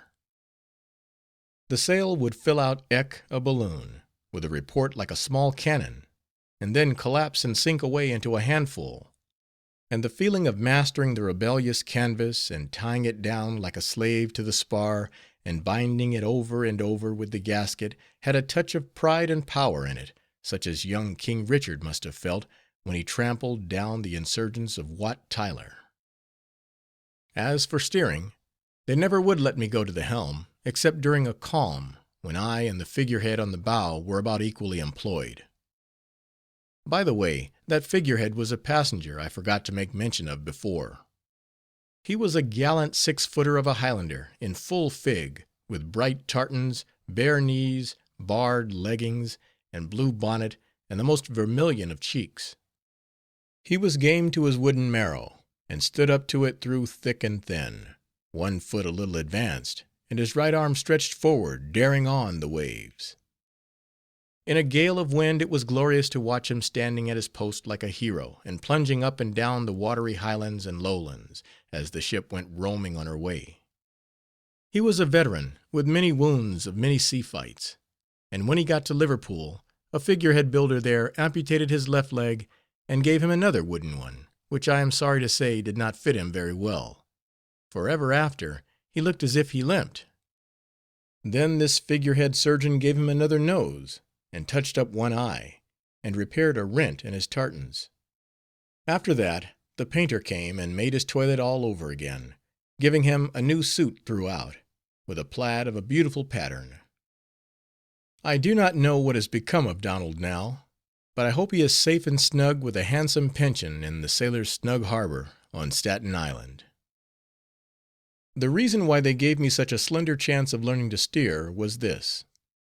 I was quite young and raw, and steering a ship is a great art upon which much depends, especially the making a short passage, for if the helmsman be a clumsy, careless fellow, or ignorant of his duty, he keeps the ship going about in a melancholy state of indecision as to its precise destination, so that on a voyage to Liverpool it may be pointing one while for Gibraltar, then for Rotterdam, and now for John O'Groats, all of which is worse than wasted time, whereas a true steersman keeps her to her work night and day, and tries to make a bee-line from port to port.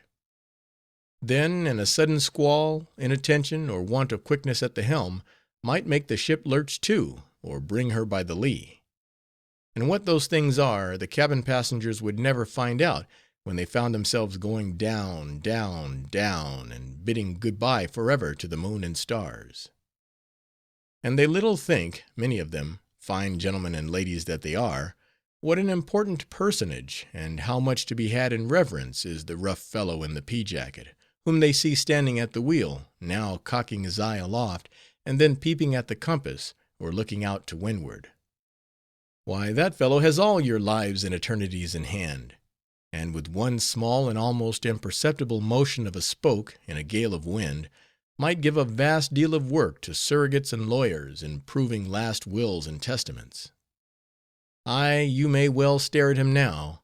He does not look much like a man who might play into the hands of an heir at law, does he? Yet such is the case. Watch him close, therefore. Take him down into your stateroom occasionally after a stormy watch, and make a friend of him. A glass of cordial will do it. And if you or your heirs are interested with the underwriters, then also have an eye on him.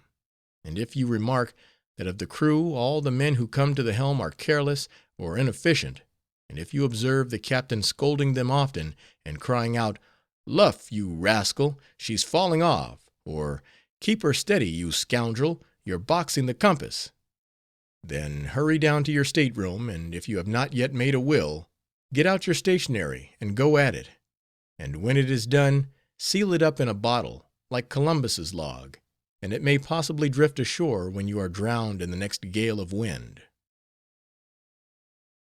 Chapter 25. Quarter-deck Furniture. Though, for reasons hinted at above, they would not let me steer, I contented myself with learning the compass, a graphic facsimile of which I drew on a blank leaf of the wealth of nations, and studied it every morning, like the multiplication table. I liked to peep in at the binnacle and watch the needle. Arid, I wondered how it was that it pointed north rather than south or west, for I do not know that any reason can be given why it points in the precise direction it does. One would think, too, that as since the beginning of the world almost, the tide of emigration has been setting west, the needle would point that way, whereas it is forever pointing its fixed forefinger toward the pole, where there are few inducements to attract a sailor, unless it be plenty of ice for mint juleps. Our binnacle, by the way, the place that holds a ship's compasses, deserves a word of mention. It was a little house, about the bigness of a common bird-cage, with sliding panel doors, and 2 drawing-rooms within, and constantly perched upon a stand, right in front of the helm. It had 2 chimney-stacks to carry off the smoke of the lamp that burned in it by night. It was painted green, and on 2 sides had Venetian blinds, and on one side 2 glazed sashes, so that it looked like a cool little summer retreat, a snug bit of an arbor at the end of a shady garden lane.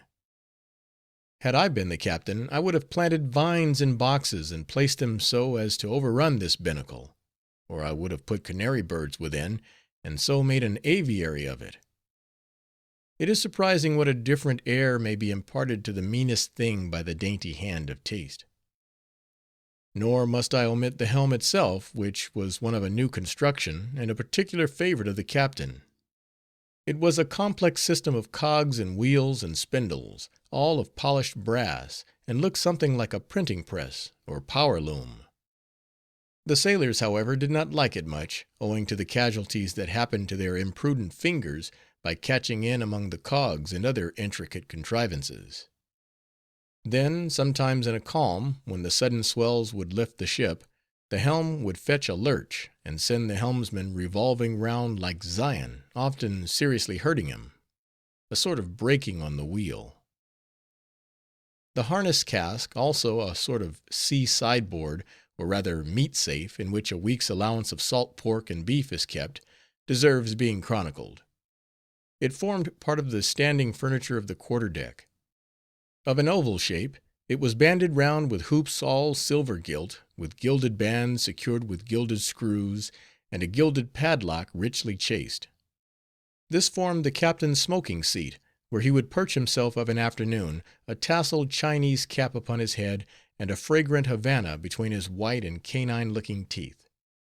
He took much solid comfort, Captain Riga. Then the magnificent capstan, the pride and glory of the whole ship's company, the constant care and dandled darling of the cook, whose duty it was to keep it polished like a teapot, and it was an object of distant admiration to the steerage passengers. Like a parlor center-table, it stood full in the middle of the quarter-deck, radiant with brazen stars, and variegated with diamond-shaped veneerings of mahogany and satin wood. This was the captain's lounge, and the chief mate's secretary in the bar-holes keeping paper and pencil for memorandums. I might proceed and speak of the booby hatch, used as a sort of settee by the officers, and the fife rail round the mainmast enclosing a little arc of canvas painted green, where a small white dog with a blue ribbon round his neck, belonging to the dockmaster's daughter, used to take his morning walks, and air himself in this small edition of the New York Bowling Green. End of Section 5. Chapters 26 through 29. Chapter 26. A Sailor, a Jack of all Trades.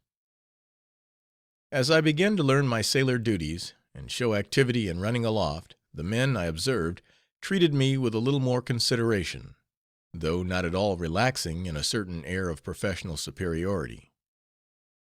For the mere knowing of the names of the ropes, and familiarizing yourself with their places, so that you can lay hold of them in the darkest night, and the loosing and furling of the canvas, and reefing topsails, and hauling braces, all this, though of course forming an indispensable part of a seaman's vocation, and the business in which he is principally engaged, yet these are things which a beginner of ordinary capacity soon masters, and which are far inferior to many other matters familiar to an able seaman. What did I know, for instance, about striking a top-gallant mast, and sending it down on deck in a gale of wind? Could I have turned in a dead-eye, or in the approved nautical style have clapped a seizing on the mainstay? What did I know of passing a gammoning, reeving a burton, strapping a shoe-block, clearing a foul hawse, and innumerable other intricacies? The business of a thoroughbred sailor is a special calling, as much of a regular trade as a carpenter's or locksmith's. Indeed, it requires considerably more adroitness, and far more versatility of talent. In the English merchant service, boys serve a long apprenticeship to the sea, of 7 years. Most of them first enter the Newcastle colliers, where they see a great deal of severe coasting service. In an old copy of the Letters of Junius, belonging to my father, I remember reading that coal to supply the city of London could be dug at Blackheath, and sold for 1/2 the price that the people of London then paid for it. But the government would not suffer the mines to be opened, as it would destroy the great nursery for British seamen. A thorough sailor must understand much of other avocations. He must be a bit of an embroiderer, to work fanciful collars of hempen lace about the shrouds. He must be something of a weaver, to weave mats of rope yarns for lashings to the boats. He must have a touch of millinery, so as to tie graceful bows and knots, such as Matthew Walker's roses and Turk's heads. He must be a bit of a musician, in order to sing out at the halyards. He must be a sort of jeweler, to set dead eyes in the standing rigging. He must be a carpenter, to enable him to make a jury-mast out of a yard in case of emergency. He must be a seamstress, to darn and mend the sails, a rope-maker, to twist marline and Spanish foxes, a blacksmith, to make hooks and thimbles for the blocks. In short, he must be a sort of jack of all trades, in order to master his own. And this, perhaps, in a greater or less degree, is pretty much the case with all things else. For you know nothing till you know all, which is the reason we never know anything. A sailor also, in working at the rigging, uses special tools peculiar to his calling: fids, serving mallets, toggles, prickers, marling spikes, palms, heavers, and many more. The smaller sort he generally carries with him from ship to ship, in a sort of canvas reticule. The estimation in which a ship's crew hold the knowledge of such accomplishments as these is expressed in the phrase they apply to one who is a clever practitioner. To distinguish such a mariner from those who merely hand, reef, and steer, that is, run aloft, furl sails, haul ropes, and stand at the wheel, they say he is a sailorman, which means that he not only knows how to reef a topsail, but is an artist in the rigging. Now, alas, I had no chance given me to become initiated in this art and mystery; no further, at least, than by looking on, and watching how that these things might be done as well as others. The reason was, that I had only shipped for this one voyage in the Highlander, a short voyage too, and it was not worth while to teach me anything, the fruit of which instructions could be only reaped by the next ship I might belong to.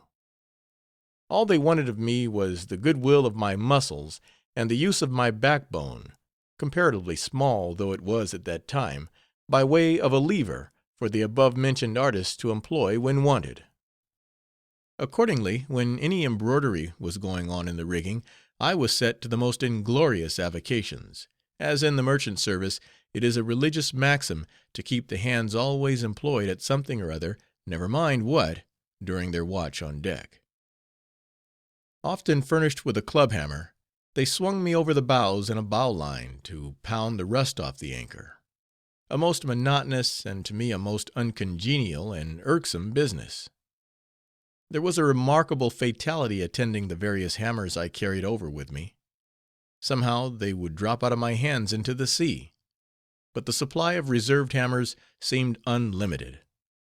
Also the blessings and benedictions I received from the chief mate for my clumsiness.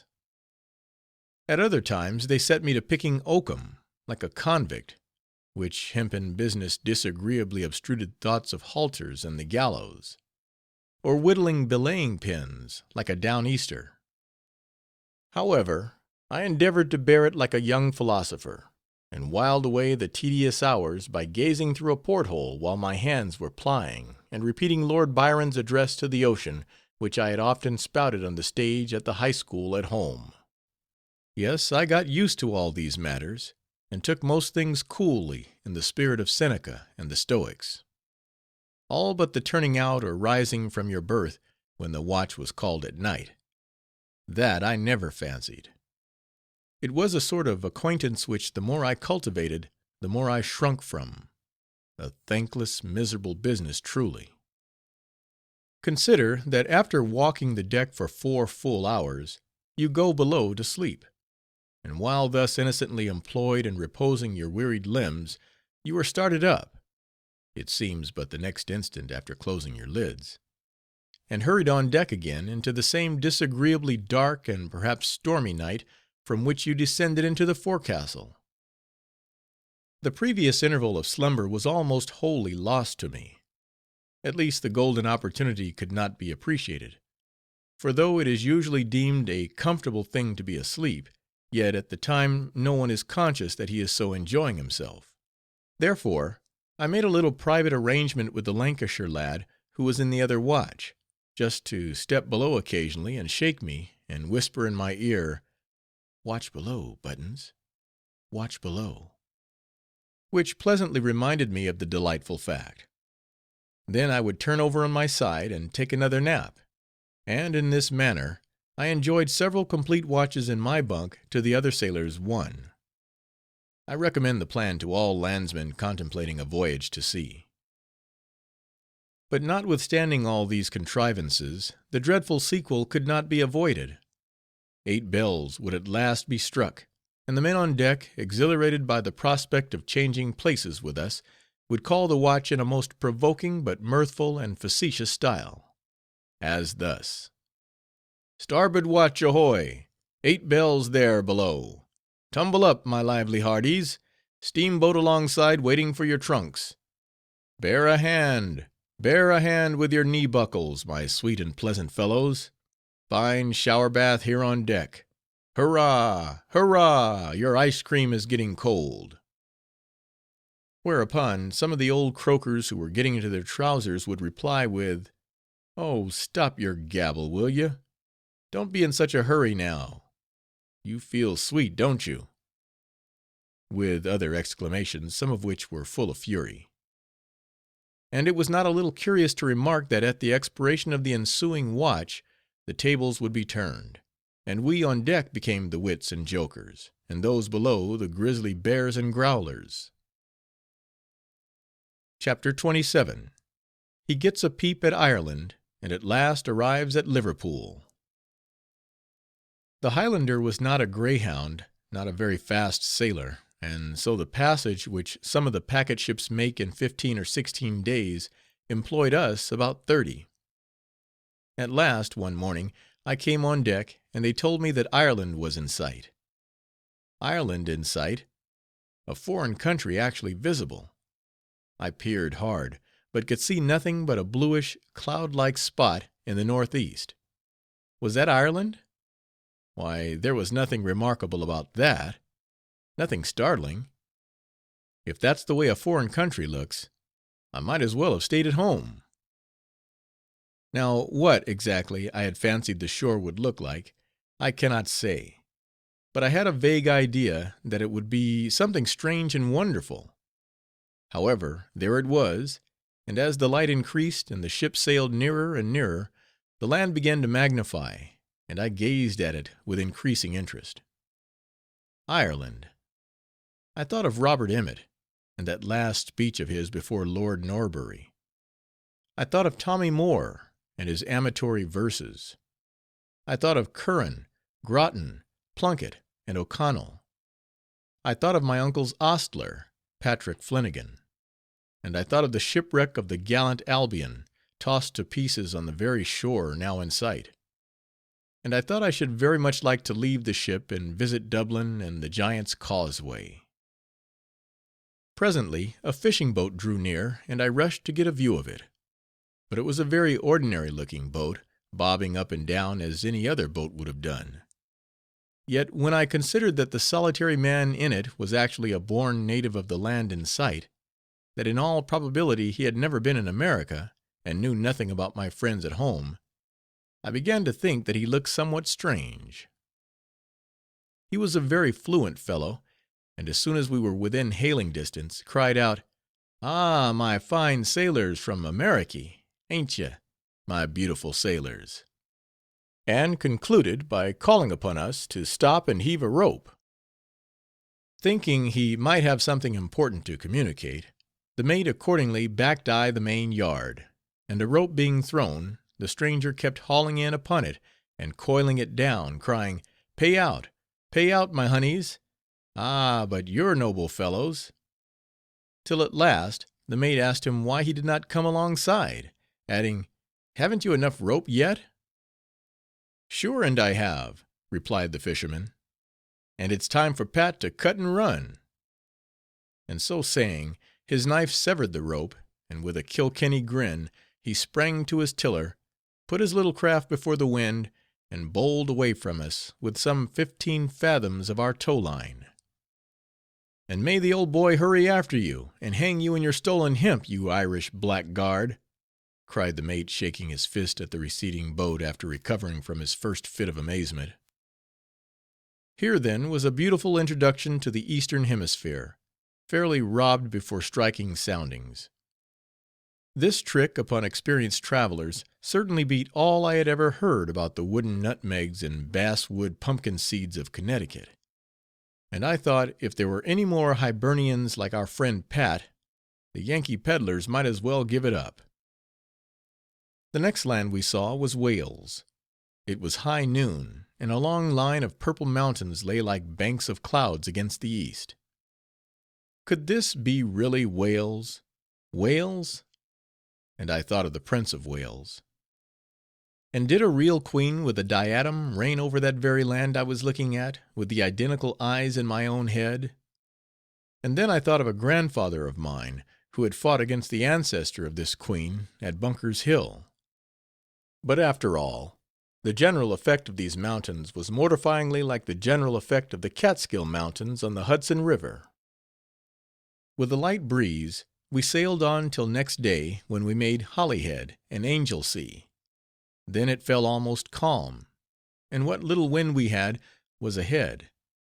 So we kept tacking to and fro, just gliding through the water, and always hovering in sight of a snow-white tower in the distance, which might have been a fort or a lighthouse.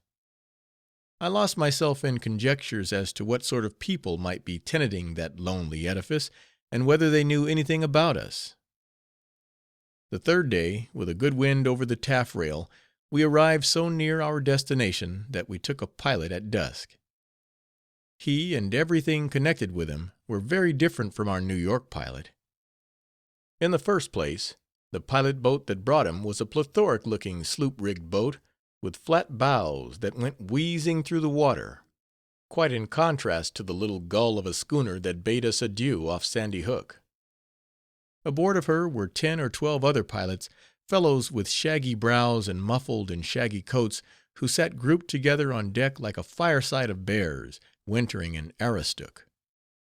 They must have had fine sociable times, though, together, cruising about the Irish Sea in quest of Liverpool-bound vessels, smoking cigars, drinking brandy and water, and spinning yarns, till at last, one by one, they are all scattered on board of different ships, and meet again by the side of a blazing sea-coal fire in some Liverpool tap-room, and prepare for another yachting. Now, when this English pilot boarded us, I stared at him as if he had been some wild animal just escaped from the zoological gardens. For here was a real live Englishman, just from England. Nevertheless, as he soon fell to ordering us here and there, and swearing vociferously in a language quite familiar to me, I began to think him very commonplace, and considerable of a bore after all. After running till about midnight, we hove to near the mouth of the Mersey, and next morning, before daybreak, took the first of the flood, and with a fair wind stood into the river, which at its mouth is quite an arm of the sea. Presently, in the misty twilight, we passed immense buoys, and caught sight of distant objects on shore, vague and shadowy shapes, like Ossian's ghosts. As I stood leaning over the side, and trying to summon up some image of Liverpool, to see how the reality would answer to my conceit, and while the fog and mist and gray dawn were investing everything with a mysterious interest, I was startled by the doleful, dismal sound of a great bell, whose slow, intermitting tolling seemed in unison with the solemn roll of the billows. I thought I had never heard so boding a sound that seemed to speak of judgment and the resurrection, like belfry-mouthed Paul of Tarsus. It was not in the direction of the shore, but seemed to come out of the vaults of the sea, and out of the mist and fog. Who was dead, and what could it be? I soon learned from my shipmates that this was the famous Bet buoy, which is precisely what its name implies, and tolls fast or slow according to the agitation of the waves. In a calm it is dumb; in a moderate breeze it tolls gently; but in a gale it is an alarum like the tocsin, warning all mariners to flee. But it seemed fuller of dirges for the past than of monitions for the future, and no one can give ear to it, without thinking of the sailors who sleep far beneath it at the bottom of the deep. As we sailed ahead, the river contracted. The day came, and soon passing two lofty landmarks on the Lancashire shore, we rapidly drew near the town, and at last came to anchor in the stream. Looking shoreward, I beheld lofty ranges of dingy warehouses, which seemed very deficient in the elements of the marvelous, and bore a most unexpected resemblance to the warehouses along South Street in New York. There was nothing strange, nothing extraordinary about them. There they stood, a row of calm and collected warehouses, very good and substantial edifices doubtless, and admirably adapted to the ends had in view by the builders; but plain, matter-of-fact warehouses, nevertheless, and that was all that could be said of them. To be sure, I did not expect that every house in Liverpool must be a leaning tower of Pisa, or a Strasburg cathedral; but yet these edifices, I must confess, were a sad and bitter disappointment to me. But it was different with Larry the whaleman, who, to my surprise, looking about him delighted, exclaimed, "Why, this ere is a considerable place. I'm dummed if it ain't quite a place. Why, them ere houses is considerable houses. It beats the coast of Africy all hollow.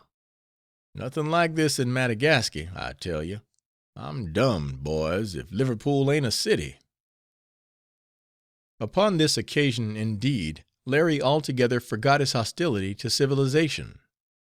Having been so long accustomed to associate foreign lands with the savage places of the Indian Ocean, he had been under the impression that Liverpool must be a town of bamboos, situated in some swamp, and whose inhabitants turned their attention principally to the cultivation of logwood and curing of flying fish.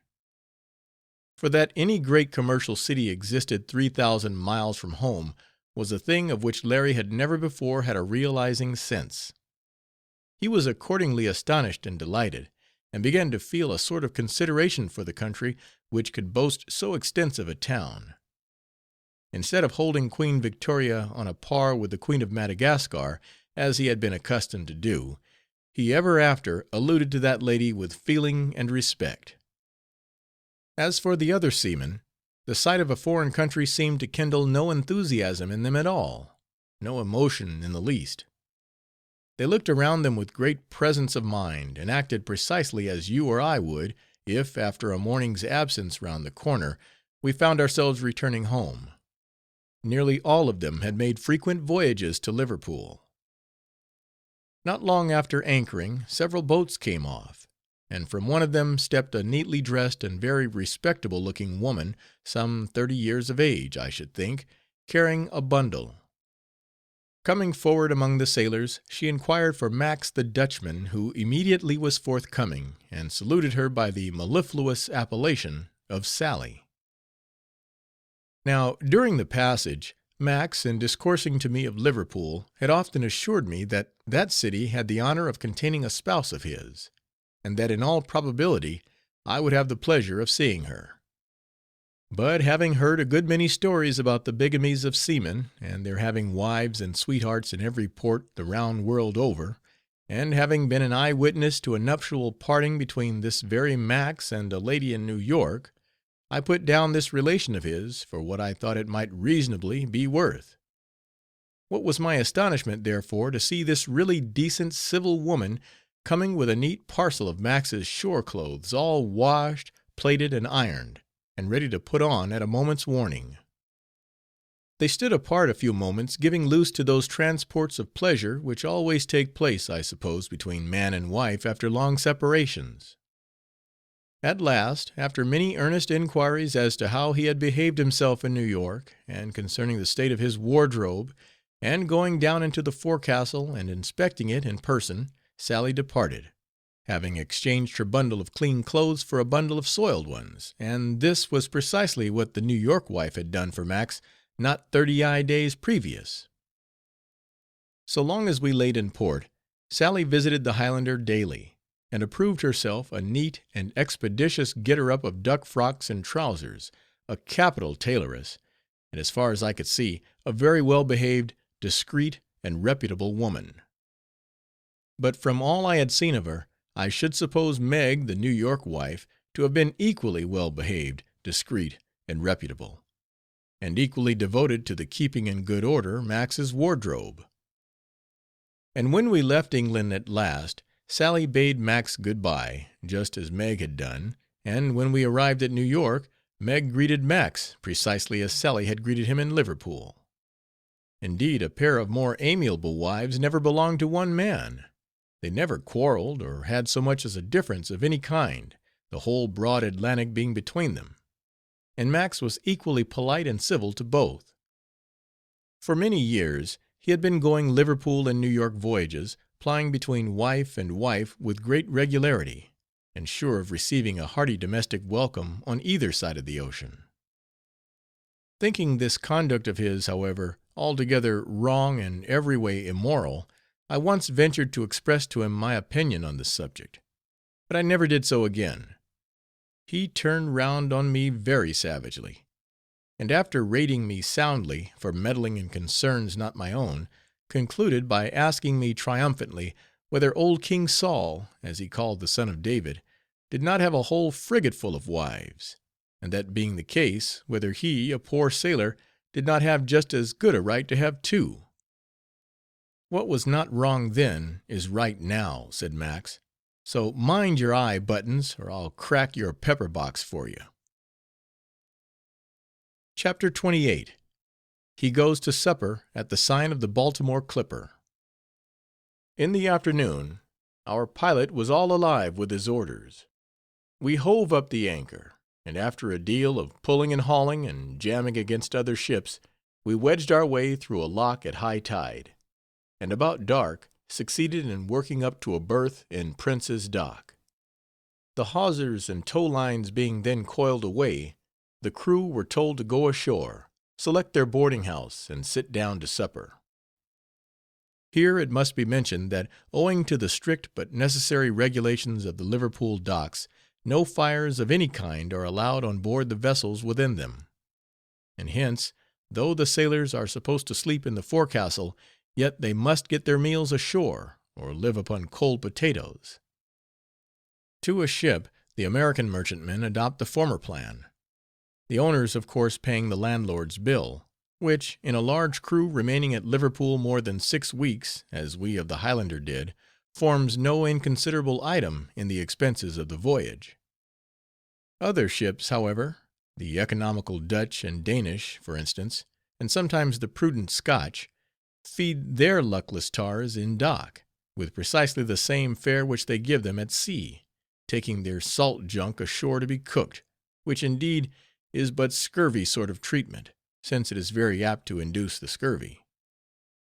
A parsimonious proceeding like this is regarded with immeasurable disdain by the crews of the New York vessels, who, if their captains treated them after that fashion, would soon bolt and run. It was quite dark when we all sprang ashore, and for the first time I felt dusty particles of the renowned British soil penetrating into my eyes and lungs. As for stepping on it, that was out of the question in the well-paved and flagged condition of the streets; and I did not have an opportunity to do so till some time afterward, when I got out into the country, and then indeed I saw England and snuffed its immortal loam, but not till then. Jackson led the van, and after stopping at a tavern, took us up this street and down that, till at last he brought us to a narrow lane filled with boarding houses, spirit vaults, and sailors. Here we stopped before the sign of a Baltimore clipper, flanked on one side by a gilded bunch of grapes and a bottle, and on the other by the British unicorn and American eagle, lying down by each other, like the lion and lamb in the millennium; a very judicious and tasty device, showing a delicate apprehension of the propriety of conciliating American sailors in an English boarding house, and yet in no way derogating from the honor and dignity of England, but placing the two nations indeed upon a footing of perfect equality. Near the unicorn was a very small animal which at first I took for a young unicorn, but it looked more like a yearling lion. It was holding up one paw, as if it had a splinter in it, and on its head was a sort of basket-hilted, low-crowned hat without a rim. I asked a sailor standing by what this animal meant, when, looking at me with a grin, he answered, "Why, youngster, don't you know what that means? It's a young jackass limping off with a Kedgeree pot of rice out of the cuddy." Though it was an English boarding house, it was kept by a broken-down American mariner, one Danby, a dissolute, idle fellow, who had married a buxom English wife, and now lived upon her industry; for the lady, and not the sailor, proved to be the head of the establishment. She was a hale, good-looking woman, about 40 years old, and among the seamen went by the name of Handsome Mary; but, though from the dissipated character of her spouse, Mary had become the business personage of the house, bought the marketing, overlooked the tables, and conducted all the more important arrangements, yet she was by no means an Amazon to her husband, if she did play a masculine part in other matters. No, and the more is the pity. Poor Mary seemed too much attached to Danby to seek to rule him as a termagant. Often she went about her household concerns with the tears in her eyes, when, after a fit of intoxication, this brutal husband of hers had been beating her.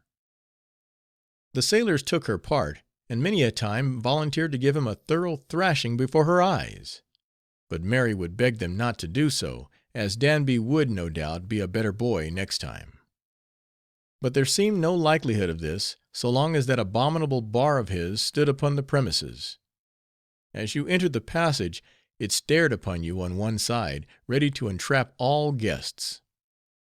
It was a grotesque, old-fashioned, castellated sort of a sentry-box, made of a smoky-colored wood, and with a grating in front that lifted up like a portcullis; and here would this Danby sit all the day long, and when customers grew thin, would patronize his own ale himself, pouring down mug after mug, as if he took himself for one of his own quarter casks.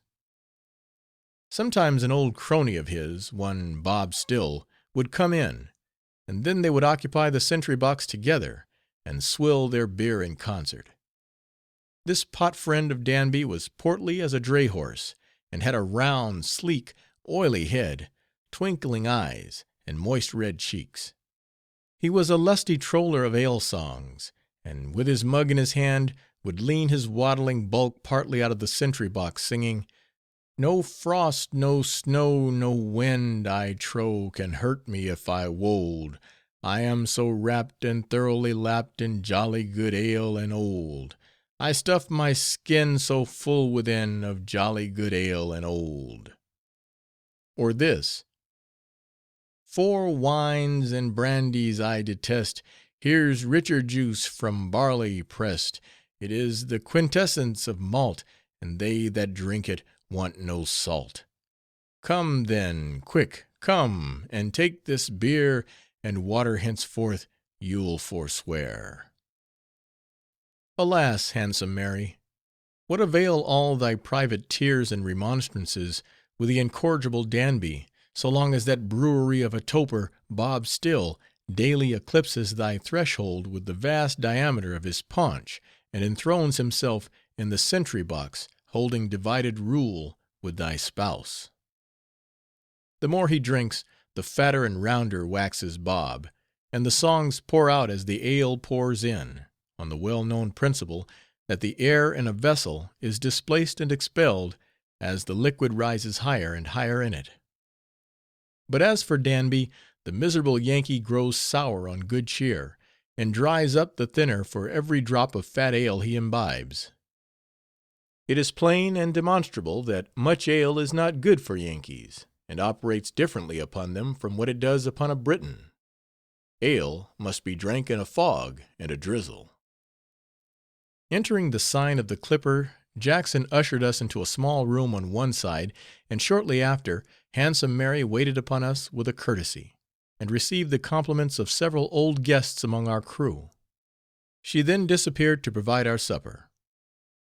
While my shipmates were now engaged in tippling and talking with numerous old acquaintances of theirs in the neighborhood, who thronged about the door, I remained alone in the little room, meditating profoundly upon the fact that I was now seated upon an English bench, under an English roof, in an English tavern, forming an integral part of the English empire.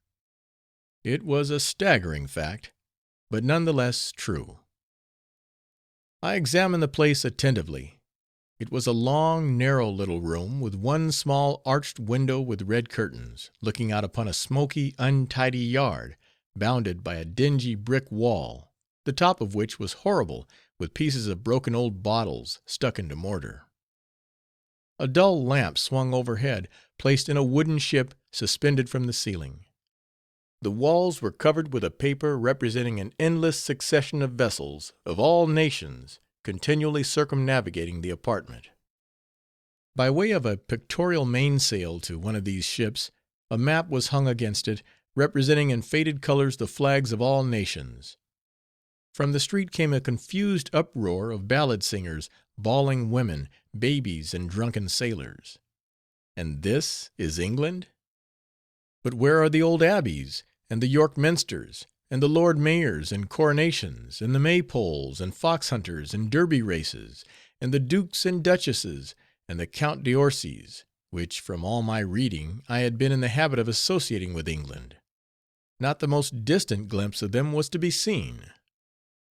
Alas, Wellingborough, thought I fear you stand but a poor chance to see the sights. You are nothing but a poor sailor boy, and the Queen is not going to send a deputation of noblemen to invite you to St. James's. It was then I began to see that my prospects of seeing the world as a sailor were, after all, but very doubtful. For sailors only go round the world, without going into it, and their reminiscences of travel are only a dim recollection of a chain of tap rooms surrounding the globe parallel with the equator.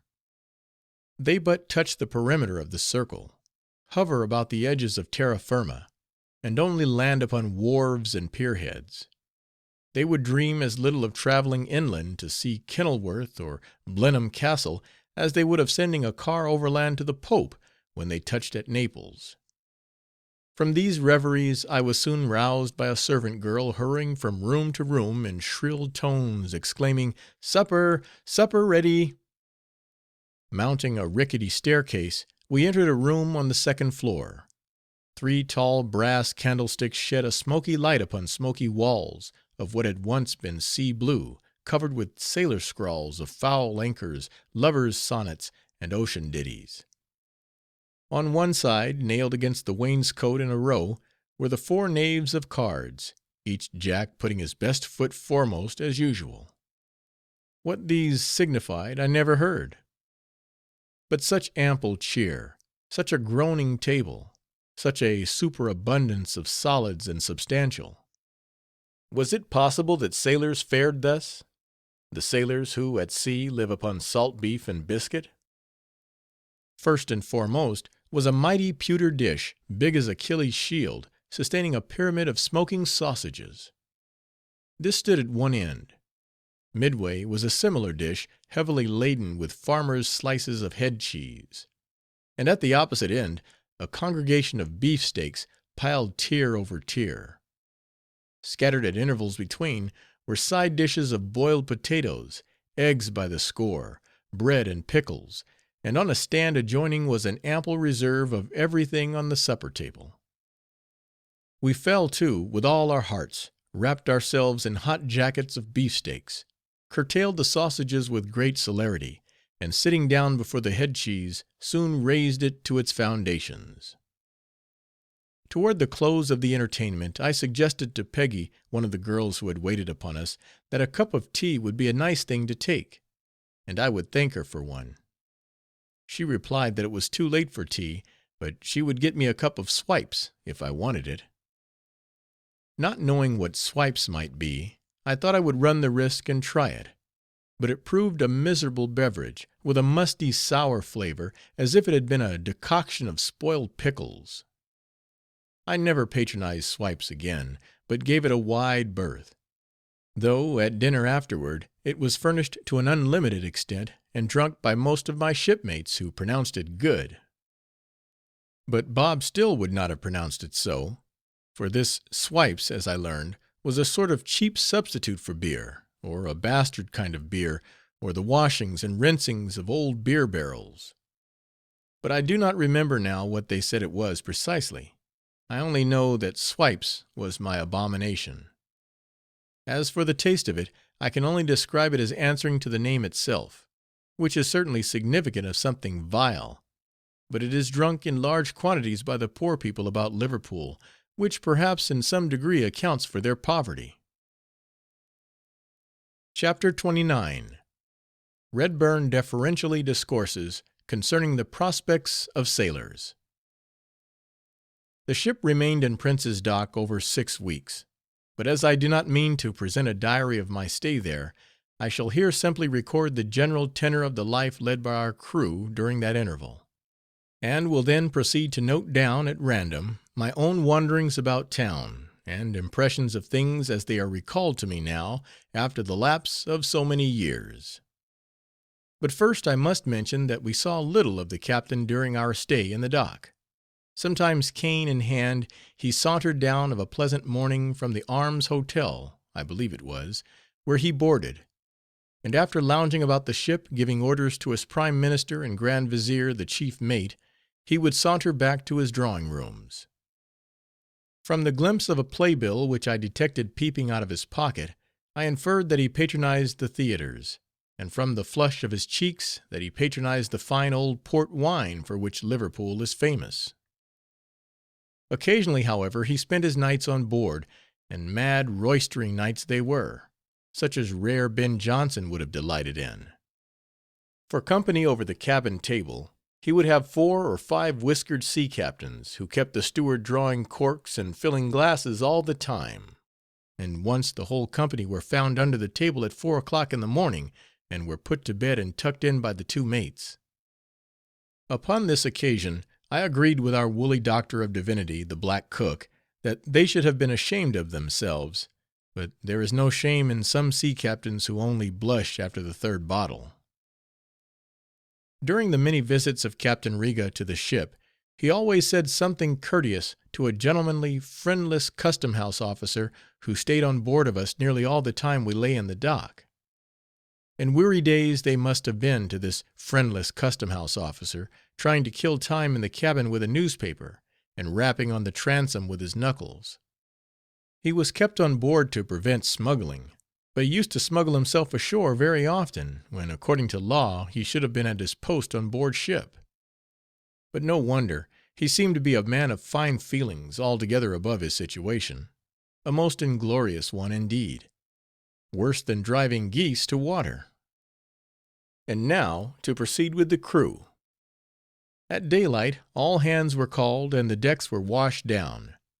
Then we had an hour to go ashore to breakfast, after which we worked at the rigging, or picked oakum, or were set to some employment or other, never mind how trivial, till 12 o'clock, when we went to dinner.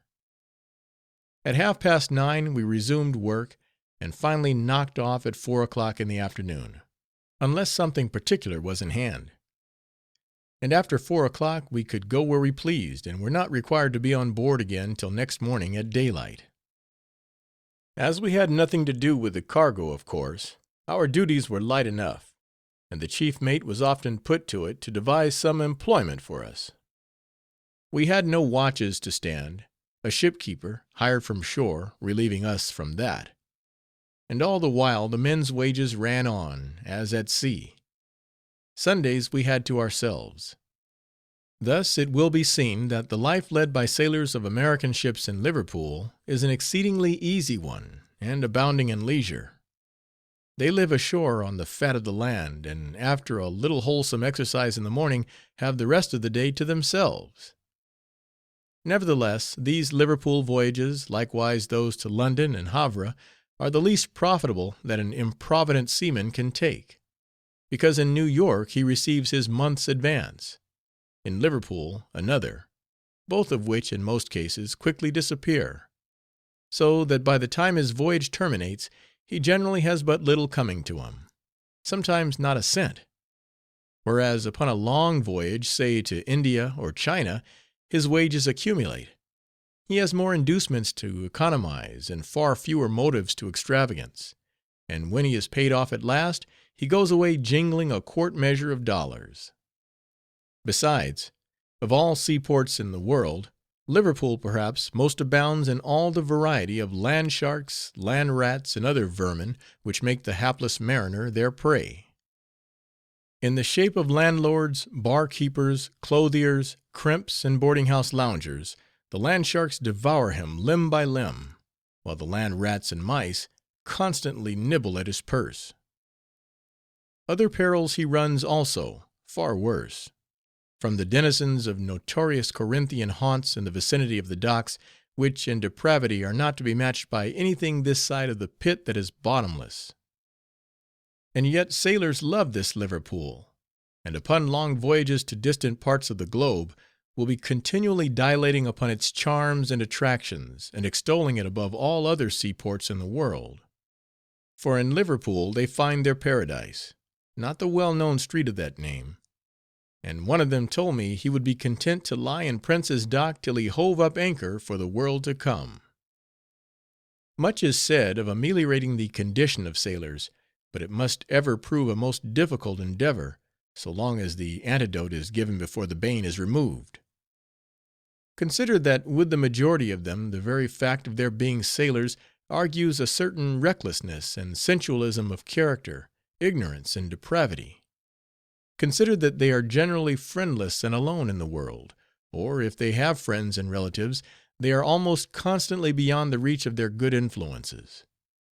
Consider that after the rigorous discipline, hardships, dangers, and privations of a voyage, they are set adrift in a foreign port, and exposed to 1,000 enticements, which under the circumstances would be hard even for virtue itself to withstand, unless virtue went about on crutches.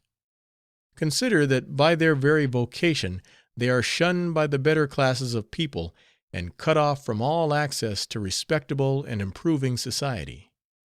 Consider all this, and the reflecting mind must very soon perceive that the case of sailors as a class is not a very promising one. Indeed, The bad things of their condition come under the head of those chronic evils which can only be ameliorated, it would seem, by ameliorating the moral organization of all civilization. Though old 74s and old frigates are converted into chapels and launched into the docks, though the boatswain's mate and other clever religious tracts in the nautical dialect are distributed among them, though clergymen harangue them from the pier-heads, and chaplains in the Navy read sermons to them on the gun-deck, though evangelical boarding-houses are provided for them, though the parsimony of ship-owners has seconded the really sincere and pious efforts of temperance societies to take away from seamen their old rations of grog while at sea, notwithstanding all these things and many more, the relative condition of the great bulk of sailors to the rest of mankind seems to remain pretty much where it was a century ago. It is too much the custom, perhaps, to regard as a special advance that unavoidable and merely participative progress which any one class makes in sharing the general movement of the race. Thus, because the sailor, who today steers the Hibernia or Unicorn steamship across the Atlantic, is a somewhat different man from the exaggerated sailors of Smollett and the men who fought with Nelson at Copenhagen, and survived to riot themselves away at North Corner and Plymouth, because the modern tar is not quite so gross as heretofore, and has shaken off some of his shaggy jackets and docked his Lord Rodney Quay, therefore, in the estimation of some observers, he has begun to see the evils of his condition, and has voluntarily improved. But upon a closer scrutiny it will be seen that he has but drifted along with that great tide, which, perhaps, has two flows for one ebb. He has made no individual advance of his own. There are classes of men in the world who bear the same relation to society at large that the wheels do to a coach, and are just as indispensable.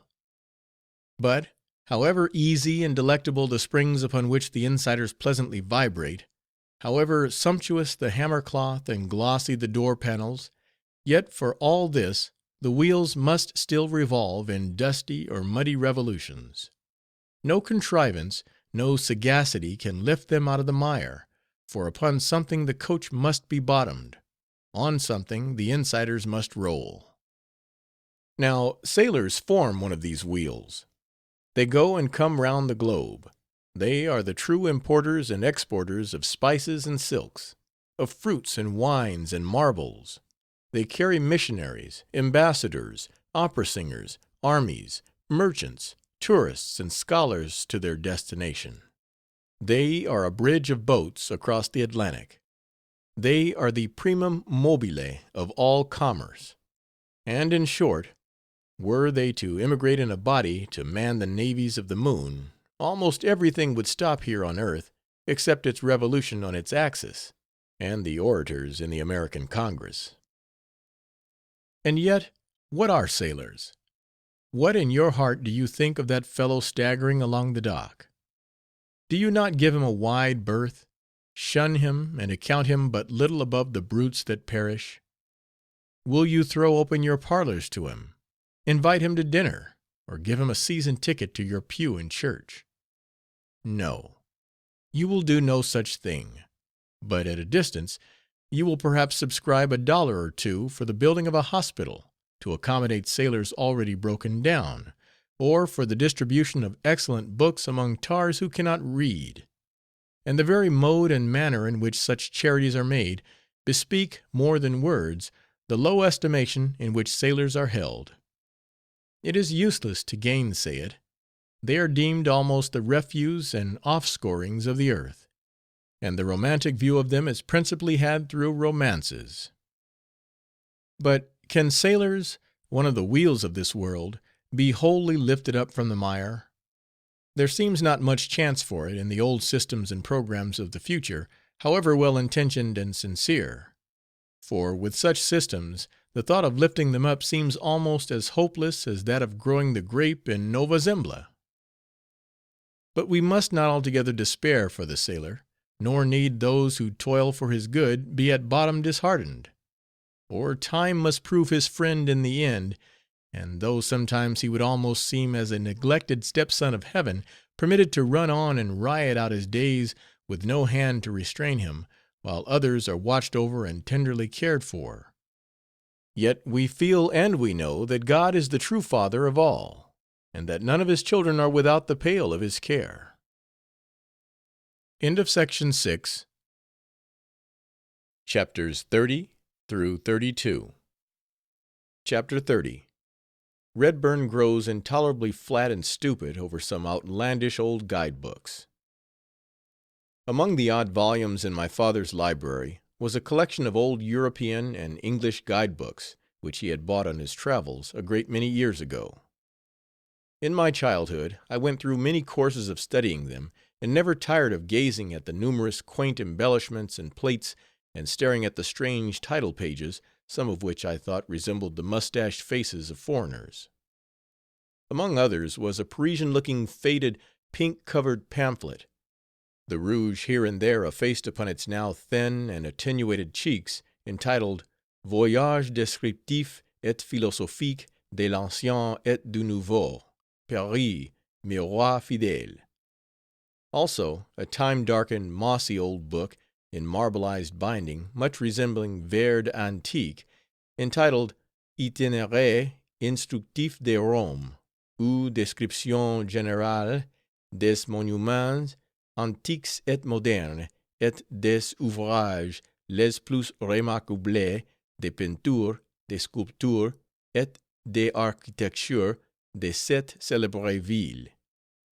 On the russet title page is a vignette representing a barren rock, partly shaded by a scrub oak, a forlorn bit of landscape, and under the lee of the rock and the shade of the tree maternally reclines the houseless foster mother of Romulus and Remus, giving suck to the illustrious twins, a pair of naked little cherubs sprawling on the ground with locked arms, eagerly engaged at their absorbing occupation.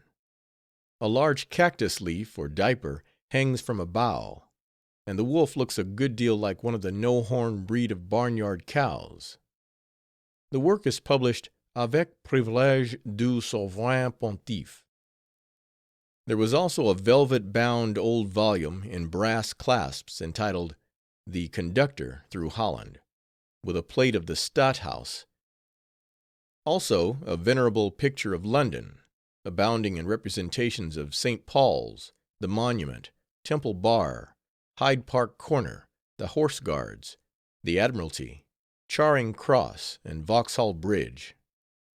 Also a bulky book in a dusty-looking yellow cover, reminding one of the paneled doors of a mail coach, and bearing an elaborate title page, full of printers' flourishes, in emulation of the cracks of a four-in-hand whip, entitled, in part, The Great Roads, both direct and cross, throughout England and Wales, from an actual admeasurement by order of his Majesty's Postmaster General.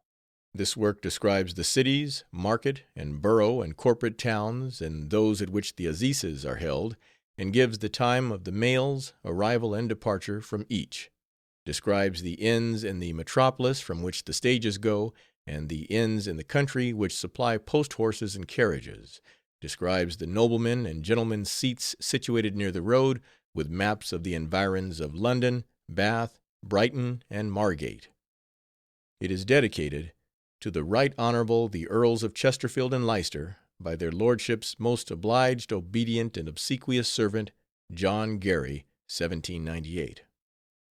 Also a green pamphlet, with a motto from Virgil, and an intricate coat of arms on the cover, looking like a diagram of the labyrinth of Crete, entitled A Description of York, its Antiquities and Public Buildings, particularly the Cathedral, compiled with great pains from the most authentic records.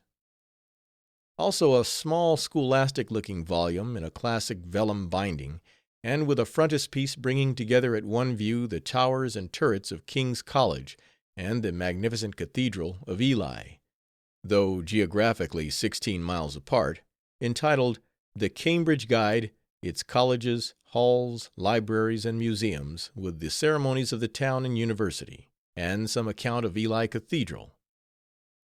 Also a pamphlet with a japanned sort of cover, stamped with a disorderly higgledy-piggledy group of pagoda-looking structures, claiming to be an accurate representation of the north or grand front of Blenheim, and entitled A description of Blenheim, the seat of his Grace the Duke of Marlborough, containing a full account of the paintings, tapestry, and furniture, a picturesque tour of the gardens and parks, and a general description of the famous China Gallery 6C, with an essay on landscape gardening, and embellished with a view of the palace and a new and elegant plan of the great park.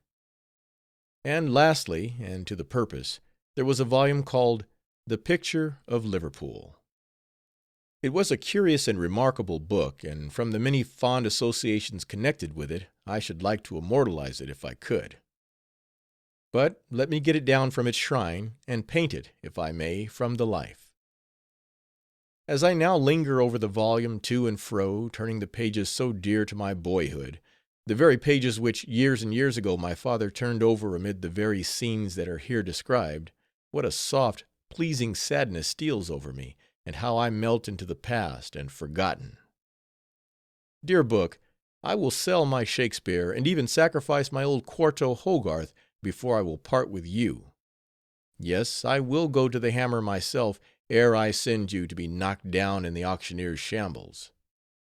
I will, my beloved, old family relic that you are.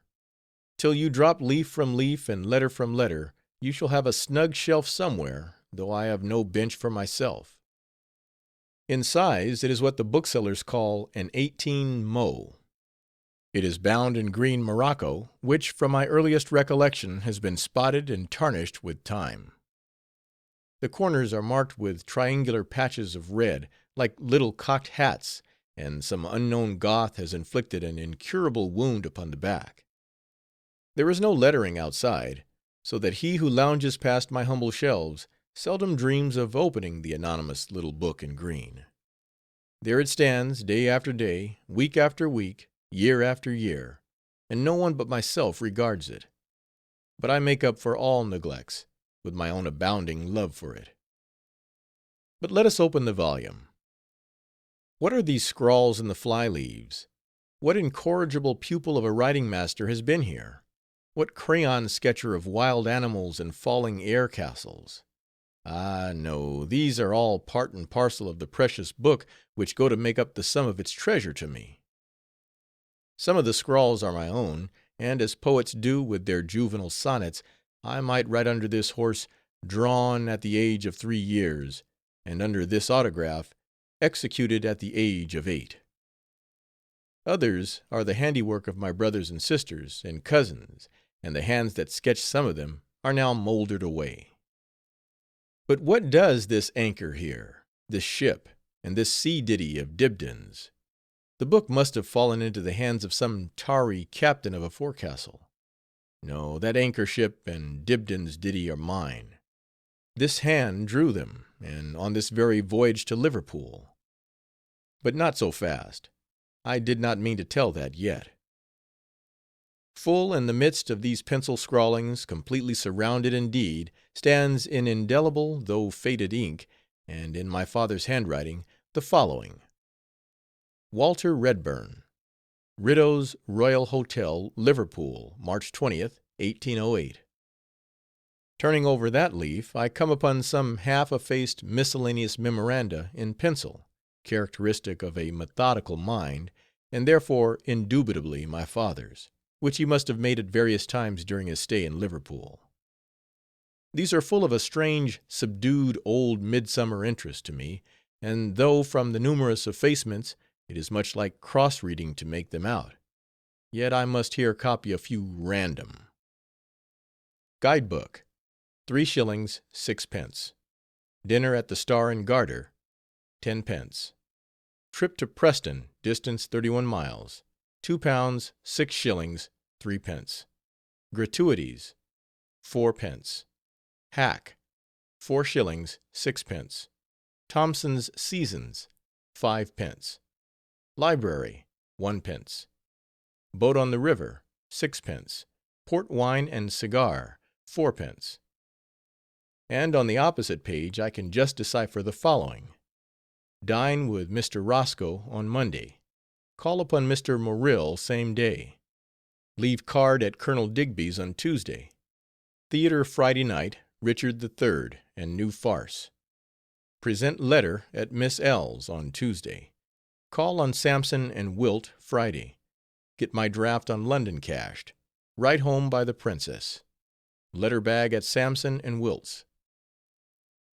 Turning over the next leaf, I unfold a map, which, in the midst of the British arms, in one corner, displays, in sturdy text, that this is a plan of the town of Liverpool.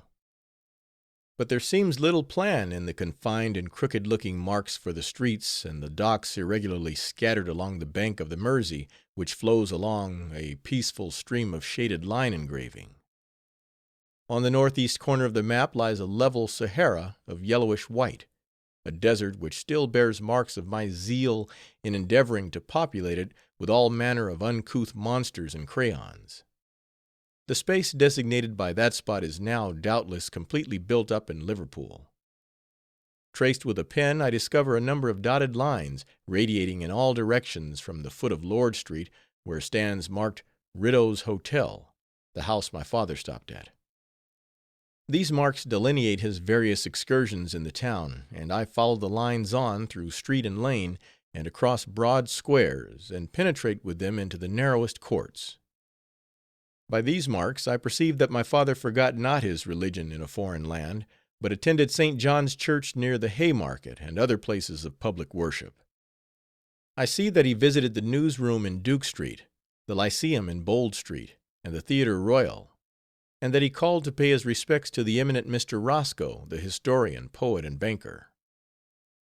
Reverentially folding this map, I pass a plate of the town hall and come upon the title page, which, in the middle, is ornamented with a piece of landscape representing a loosely clad lady in sandals, pensively seated upon a bleak rock on the seashore, supporting her head with one hand, and with the other exhibiting to the stranger an oval sort of salver, bearing the figure of a strange bird, with this motto elastically stretched for a border: Deus nobis aec otia fecit. The bird forms part of the city arms, and is an imaginary representation of a now extinct fowl called the liver, said to have inhabited a pool, which antiquarians assert once covered a good part of the ground where Liverpool now stands, and from that bird and this pool Liverpool derives its name. At a distance from the pensive lady in sandals is a ship under full sail, and on the beach is the figure of a small man, vainly essaying to roll over a huge bale of goods. Equally divided at the top and bottom of this design is the following title complete, but I fear the printer will not be able to give a facsimile: The Picture of Liverpool, or Stranger's Guide and Gentleman's Pocket Companion for the Town, embellished with engravings by the most accomplished and eminent artists. Liverpool, printed in Swift's Court, and sold by Woodward and Alderson, 56 Castle Street, 1803.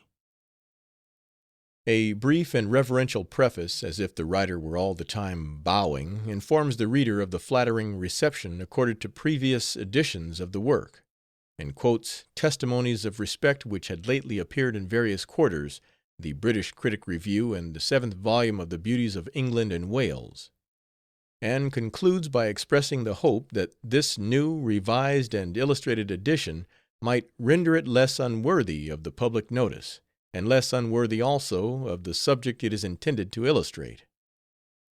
A very nice, dapper, and respectful little preface, the time and place of writing which is solemnly recorded at the end: Hope Place, 1st September, 1803. But how much fuller my satisfaction, as I fondly linger over this circumstantial paragraph, if the writer had recorded the precise hour of the day, and by what timepiece, and if he had but mentioned his age, occupation, and name. But all is now lost. I know not who he was, and this estimable author must needs share the oblivious fate of all literary incognitos. He must have possessed the grandest and most elevated ideas of true fame, since he scorned to be perpetuated by a solitary initial. Could I find him out now, sleeping neglected in some churchyard, I would buy him a headstone, and record upon it naught but his title page, deeming that his noblest epitaph. After the preface, the book opens with an extract from a prologue written by the excellent Dr. Aiken, the brother of Mrs. Barbauld, upon the opening of the Theatre Royal, Liverpool, in 1772. Where Mersey's stream, long winding o'er the plain, pours his full tribute to the circling main, a band of fishers chose their humble seat.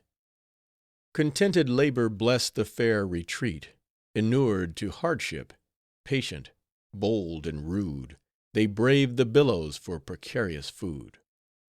Their straggling huts were ranged along the shore, their nets and little boats their only store. Indeed, throughout, the work abounds with quaint poetical quotations and old-fashioned classical allusions to the Aeneid and Falconer's shipwreck. And the anonymous author must have been not only a scholar and a gentleman, but a man of gentle disinterestedness, combined with true city patriotism, for in his survey of the town are 9 thickly printed pages of a neglected poem by a neglected Liverpool poet. By way of apologizing for what might seem an obtrusion upon the public of so long an episode, he courteously and feelingly introduces it by saying that the poem has now for several years been scarce, and is at present but little known, and hence a very small portion of it will no doubt be highly acceptable to the cultivated reader, especially as this noble epic is written with great felicity of expression and the sweetest delicacy of feeling. Once, but once only, an uncharitable thought crossed my mind, that the author of the guidebook might have been the author of the epic.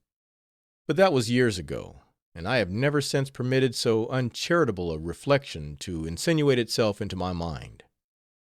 This epic, from the specimen before me, is composed in the old stately style, and rolls along commanding as a coach and four. It sings of Liverpool and the Mersey, its docks and ships and warehouses and bales and anchors, and after descanting upon the abject times when his noble waves in glorious Mersey rolled, the poet breaks forth like all Parnassus with "Now o'er the wondering world her name resounds, From northern climes to India's distant bounds. Where'er his shores the broad Atlantic waves, Where'er the Baltic rolls his wintry waves, Where'er the honored flood extends his tide, That clasps Sicilia like a favored bride. Greenland for her its bulky whale resigns, And temperate Gallia rears her generous vines. Midst warm Iberia citron orchards blow, And the ripe fruitage bends the laboring bough. In every clime her prosperous fleets are known, She makes the wealth of every clime her own." It also contains a delicately curtained allusion to Mr. Roscoe. And here R.S.O., with genius all his own, new tracks explores, and all before unknown?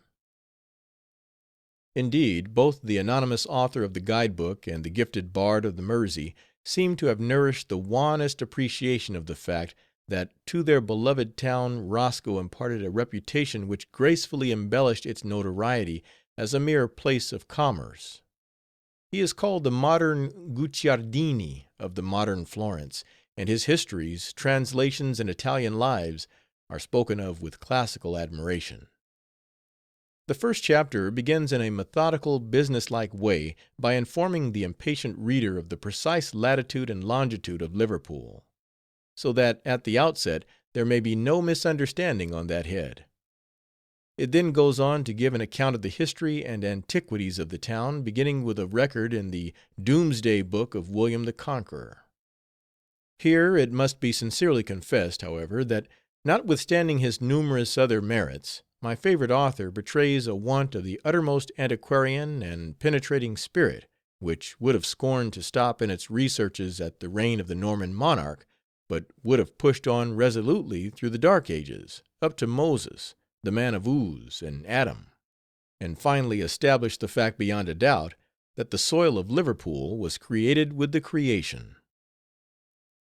But perhaps one of the most curious passages in the chapter of antiquarian research is the pious author's moralizing reflections upon an interesting fact he records, to wit, that in A.D. 1571 the inhabitants sent a memorial to Queen Elizabeth, praying relief under a subsidy wherein they styled themselves Her Majesty's poor decayed town of Liverpool. As I now fix my gaze upon this faded and dilapidated old guide-book, bearing every token of the ravages of near half a century, and read how this piece of antiquity enlarges like a modern upon previous antiquities, I am forcibly reminded that the world is indeed growing old; and when I turn to the second chapter, on the increase of the town and number of inhabitants, and then skim over page after page throughout the volume, all filled with allusions to the immense grandeur of a place which since then has more than quadrupled in population, opulence, and splendor, and whose present inhabitants must look back upon the period here spoken of with a swelling feeling of immeasurable superiority and pride, I am filled with a comical sadness at the vanity of all human exultation. For the copestone of today is the cornerstone of tomorrow; and as St. Peter's Church was built in great part of the ruins of old Rome, so in all our erections, however imposing, we but form quarries and supply ignoble materials for the grander domes of posterity.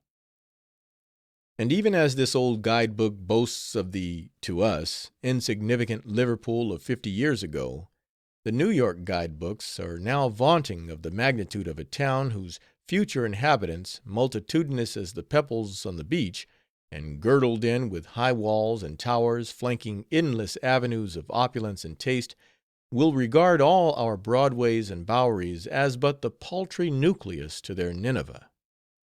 From far up the Hudson, beyond Harlem River, where the young saplings are now growing, that will overarch their lordly mansions with broad boughs, centuries old, they may send forth explorers to penetrate into the then obscure and smoky alleys of the Fifth Avenue and 14th Street; and going still farther south, may exhume the present Doric Custom House, and quote it as a proof that their high and mighty metropolis enjoyed a Hellenic antiquity.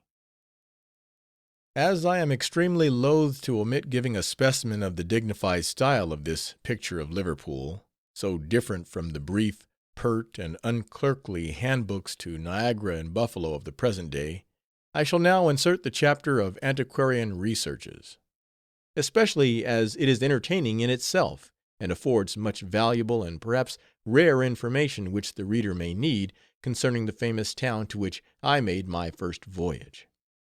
And I think that with regard to a matter concerning which I myself am wholly ignorant, it is far better to quote my old friend verbatim, than to mince his substantial baron of beef of information into a flimsy rag-out of my own, and so pass it off as original. Yes, I will render unto my honored guide-book its due. But how can the printer's art so dim and mellow down the pages into a soft sunset yellow, and to the reader's eye shed over the type all the pleasant associations which the original carries to me? No. By my father's sacred memory, and all sacred privacies of fond family reminiscences, I will not quote thee, old Morocco, before the cold face of the marble-hearted world; for your antiquities would only be skipped and dishonored by shallow-minded readers; and for me, I should be charged with swelling out my volume by plagiarizing from a guide-book the most vulgar and ignominious of thefts. Chapter 31. With his prosy old guide-book, he takes a prosy stroll through the town. When I left home I took the green morocco guide-book along, supposing that from the great number of ships going to Liverpool, I would most probably ship on board one of them, as the event itself proved. Great was my boyish delight at the prospect of visiting a place, the infallible clue to all whose intricacies I held in my hand. On the passage out I studied its pages a good deal. In the first place, I grounded myself thoroughly in the history and antiquities of the town, as set forth in the chapter I intended to quote.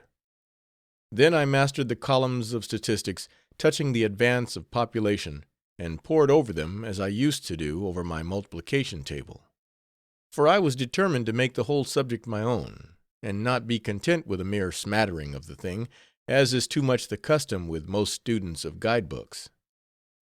Then I perused one by one the elaborate descriptions of public edifices, and scrupulously compared the text with the corresponding engraving, to see whether they corroborated each other. For be it known that, including the map, there were no less than 17 plates in the work; and by often examining them, I had so impressed every column and cornice in my mind, that I had no doubt of recognizing the originals in a moment.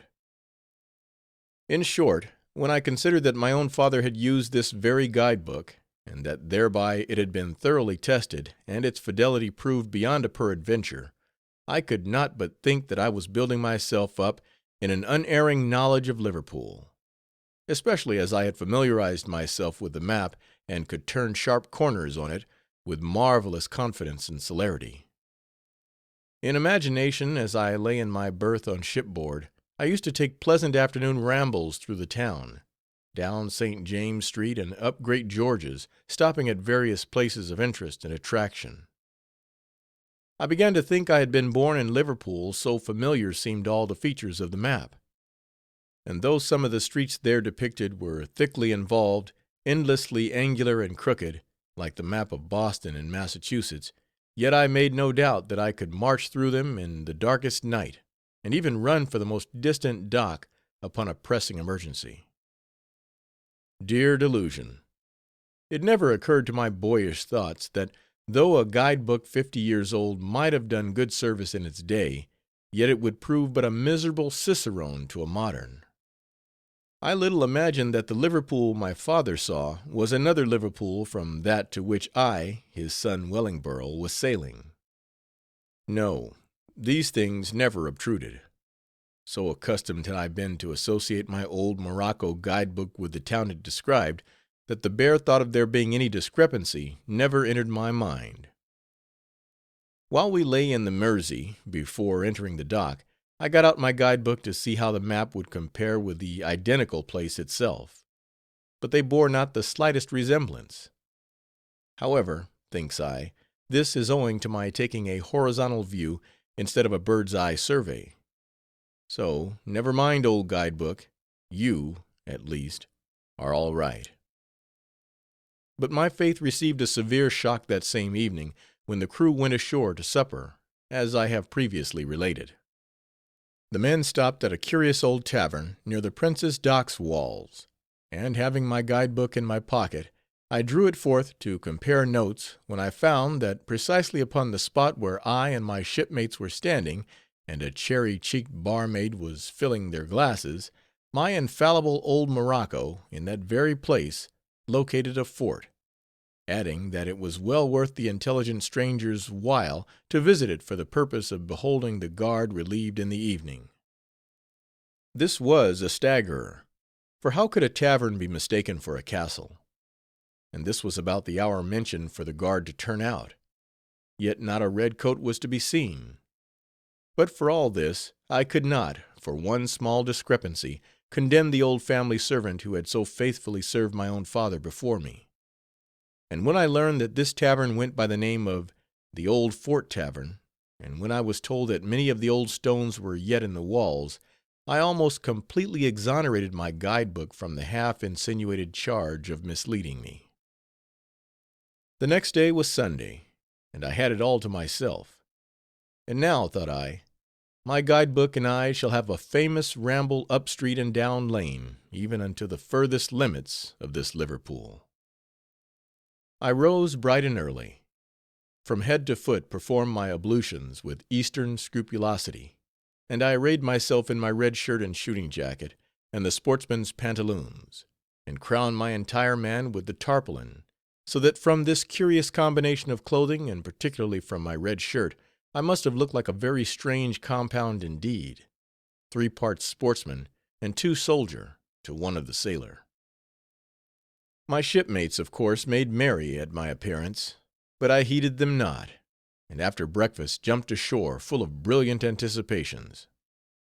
My gait was erect, and I was rather tall for my age, and that may have been the reason why, as I was rapidly walking along the dock, a drunken sailor passing exclaimed, "Eyes right! Quick step there!" Another fellow stopped me to know whether I was going fox hunting, and one of the dock police stationed at the gates, after peeping out upon me from his sentry box, a snug little den furnished with benches and newspapers, and hung round with storm jackets and oiled capes, issued forth in a great hurry, crossed my path as I was emerging into the street, and commanded me to halt. I obeyed. When scanning my appearance pertinaciously, he desired to know where I got that tarpaulin hat, not being able to account for the phenomenon of its roofing the head of a broken-down fox hunter. But I pointed to my ship, which lay at no great distance. When remarking from my voice that I was a Yankee, this faithful functionary permitted me to pass. It must be known that the police stationed at the gates of the docks are extremely observant of strangers going out, as many thefts are perpetrated on board the ships, and if they chance to see anything suspicious, they probe into it without mercy. Thus, the old men who buy shakings and rubbish from vessels must turn their bags wrong side out before the police ere they are allowed to go outside the walls. And often they will search a suspicious-looking fellow's clothes, even if he be a very thin man, with attenuated and almost imperceptible pockets. But where was I going? I will tell. My intention was, in the first place, to visit Riddough's Hotel, where my father had stopped, more than 30 years before, and then, with the map in my hand, follow him through all the town, according to the dotted lines in the diagram. For thus would I be performing a filial pilgrimage to spots which would be hallowed in my eyes. At last, when I found myself going down Old Hall Street toward Lord Street, where the hotel was situated, according to my authority, and when, taking out my map, I found that Old Hall Street was marked there, through its whole extent, with my father's pen, 1,000 fond, affectionate emotions rushed around my heart. Yes, in this very street, thought I, nay, on this very flagging, my father walked. Then I almost wept, when I looked down on my sorry apparel, and marked how the people regarded me. The men staring at so grotesque a young stranger, and the old ladies in beaver hats and ruffles crossing the walk a little to shun me. How differently my father must have appeared, perhaps in a blue coat, buff vest, and Hessian boots, and little did he think that a son of his would ever visit Liverpool as a poor friendless sailor boy. But I was not born then. No, when he walked this flagging, I was not so much as thought of. I was not included in the census of the universe. My own father did not know me then, and had never seen or heard, or so much as dreamed of me. And that thought had a touch of sadness to me. For if it had certainly been that my own parent at one time never cast a thought upon me, how might it be with me hereafter? Poor, poor Wellingborough, thought I, miserable boy, you are indeed friendless and forlorn. Here you wander a stranger in a strange town, and the very thought of your father's having been here before you but carries with it the reflection that he then knew you not, nor cared for you one whit. But dispelling these dismal reflections as well as I could, I pushed on my way till I got to Chapel Street, which I crossed, and then going under a cloister-like arch of stone, whose gloom and narrowness delighted me, and filled my Yankee soul with romantic thoughts of old abbeys and minsters, I emerged into the fine quadrangle of the Merchants' Exchange. There, leaning against the colonnade, I took out my map and traced my father right across Chapel Street, and actually through the very arch at my back into the paved square where I stood. So vivid was now the impression of his having been here, and so narrow the passage from which he had emerged, that I felt like running on and overtaking him around the town hall adjoining, at the head of Castle Street. But I soon checked myself, when remembering that he had gone whither no sun's search could find him in this world. And then I thought of all that must have happened to him since he paced through that arch, what trials and troubles he had encountered, how he had been shaken by many storms of adversity, and at last died a bankrupt. I looked at my own sorry garb, and had much ado to keep from tears. But I rallied and gazed round at the sculptured stonework, and turned to my guide-book and looked at the print of the spot. It was correct to a pillar, but wanted the central ornament of the quadrangle. This, however, was but a slight subsequent erection, which ought not to militate against the general character of my friend for comprehensiveness. The ornament in question is a group of statuary in bronze, elevated upon a marble pedestal and basement, representing Lord Nelson expiring in the arms of victory. One foot rests on a rolling foe, and the other on a cannon. Victory is dropping a wreath on the dying admiral's brow, while Death, under the similitude of a hideous skeleton, is insinuating his bony hand under the hero's robe, and groping after his heart. A very striking design, and true to the imagination. I never could look at Death without a shudder. At uniform intervals round the base of the pedestal, 4 naked figures in chains, somewhat larger than life, are seated in various attitudes of humiliation and despair. One has his leg recklessly thrown over his knee, and his head bowed over, as if he had given up all hope of ever feeling better. Another has his head buried in despondency, and no doubt looks mournfully out of his eyes, but as his face was averted at the time, I could not catch the expression. These woebegone figures of captives are emblematic of Nelson's principal victories.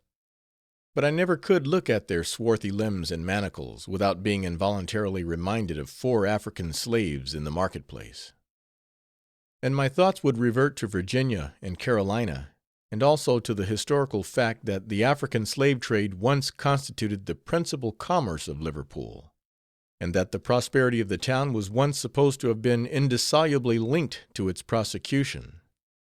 And I remembered that my father had often spoken to gentlemen visiting our house in New York, of the unhappiness that the discussion of the abolition of this trade had occasioned in Liverpool; that the struggle between sordid interest and humanity had made sad havoc at the firesides of the merchants, estranged sons from sires, and even separated husband from wife.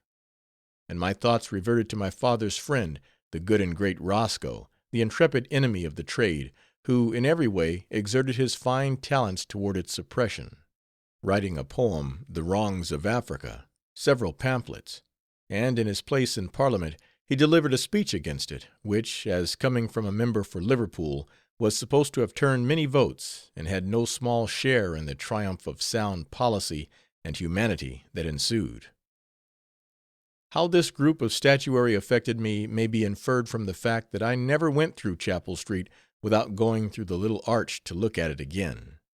And there, night or day, I was sure to find Lord Nelson still falling back, Victory's wreath still hovering over his sword point, and Death grim and grasping as ever, while the 4 bronze captives still lamented their captivity.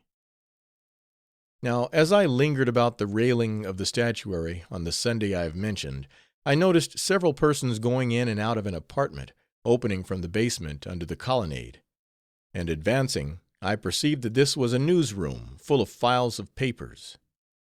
My love of literature prompted me to open the door and step in, but a glance at my soiled shooting jacket prompted a dignified-looking personage to step up and shut the door in my face. I deliberated a minute what I should do to him, and at last resolutely determined to let him alone and pass on, which I did, going down Castle Street, so called from a castle which once stood there, said my guide-book, and turning down into Lord. Arrived at the foot of the latter street, I in vain looked round for the hotel. How serious a disappointment was this may well be imagined, when it is considered that I was all eagerness to behold the very house at which my father stopped, where he slept and dined, smoked his cigar, opened his letters, and read the papers. I inquired of some gentlemen and ladies where the missing hotel was, but they only stared and passed on, until I met a mechanic, apparently, who very civilly stopped to hear my questions and give me an answer. "Riddough's Hotel," said he. "Upon my word, I think I have heard of such a place. Let me see. Yes, yes, that was the hotel where my father broke his arm, helping to pull down the walls. My lad, you surely can't be inquiring for Riddough's Hotel. What do you want to find there?" "Oh, nothing," I replied. "I am much obliged for your information," and away I walked. Then, indeed, a new light broke in upon me concerning my guide-book, and all my previous dim suspicions were almost confirmed. It was nearly half a century behind the age, and no more fit to guide me about the town than the map of Pompeii. It was a sad, a solemn, and a most melancholy thought. The book on which I had so much relied, the book in the old morocco cover, the book with the cocked hat corners, the book full of fine old family associations, the book with 17 plates, executed in the highest style of art. This precious book was next to useless. Yes, the thing that had guided the father could not guide the son. And I sat down on a shop step and gave loose to meditation. Here now, old Wellingborough, thought I, learn a lesson, and never forget it. This world, my boy, is a moving world. Its Riddough's hotels are forever being pulled down. It never stands still, and its sands are forever shifting. This very harbor of Liverpool is gradually filling up, they say, and who knows what your son, if you ever have one, may behold, when he comes to visit Liverpool, as long after you as you come after his grandfather. And, Wellingborough, as your father's guidebook is no guide for you, neither would yours, could you afford to buy a modern one today, be a true guide to those who come after you. Guidebooks, Wellingborough, are the least reliable books in all literature, and nearly all literature, in one sense, is made up of guidebooks. Old ones tell us the ways our fathers went, through the thoroughfares and courts of old. But how few of those former places can their posterity trace, amid avenues of modern erections? To how few is the old guidebook now a clue? Every age makes its own guidebooks, and the old ones are used for waste paper. But there is one holy guidebook, Wellingborough, that will never lead you astray, if you but follow it aright, and some noble monuments that remain, though the pyramids crumble. But though I rose from the doorstep a sadder and a wiser boy, and though my guidebook had been stripped of its reputation for infallibility, I did not treat with contumely or disdain those sacred pages which had once been a beacon to my sire. No. Poor old guidebook, thought I, tenderly stroking its back and smoothing the dog-ears with reverence.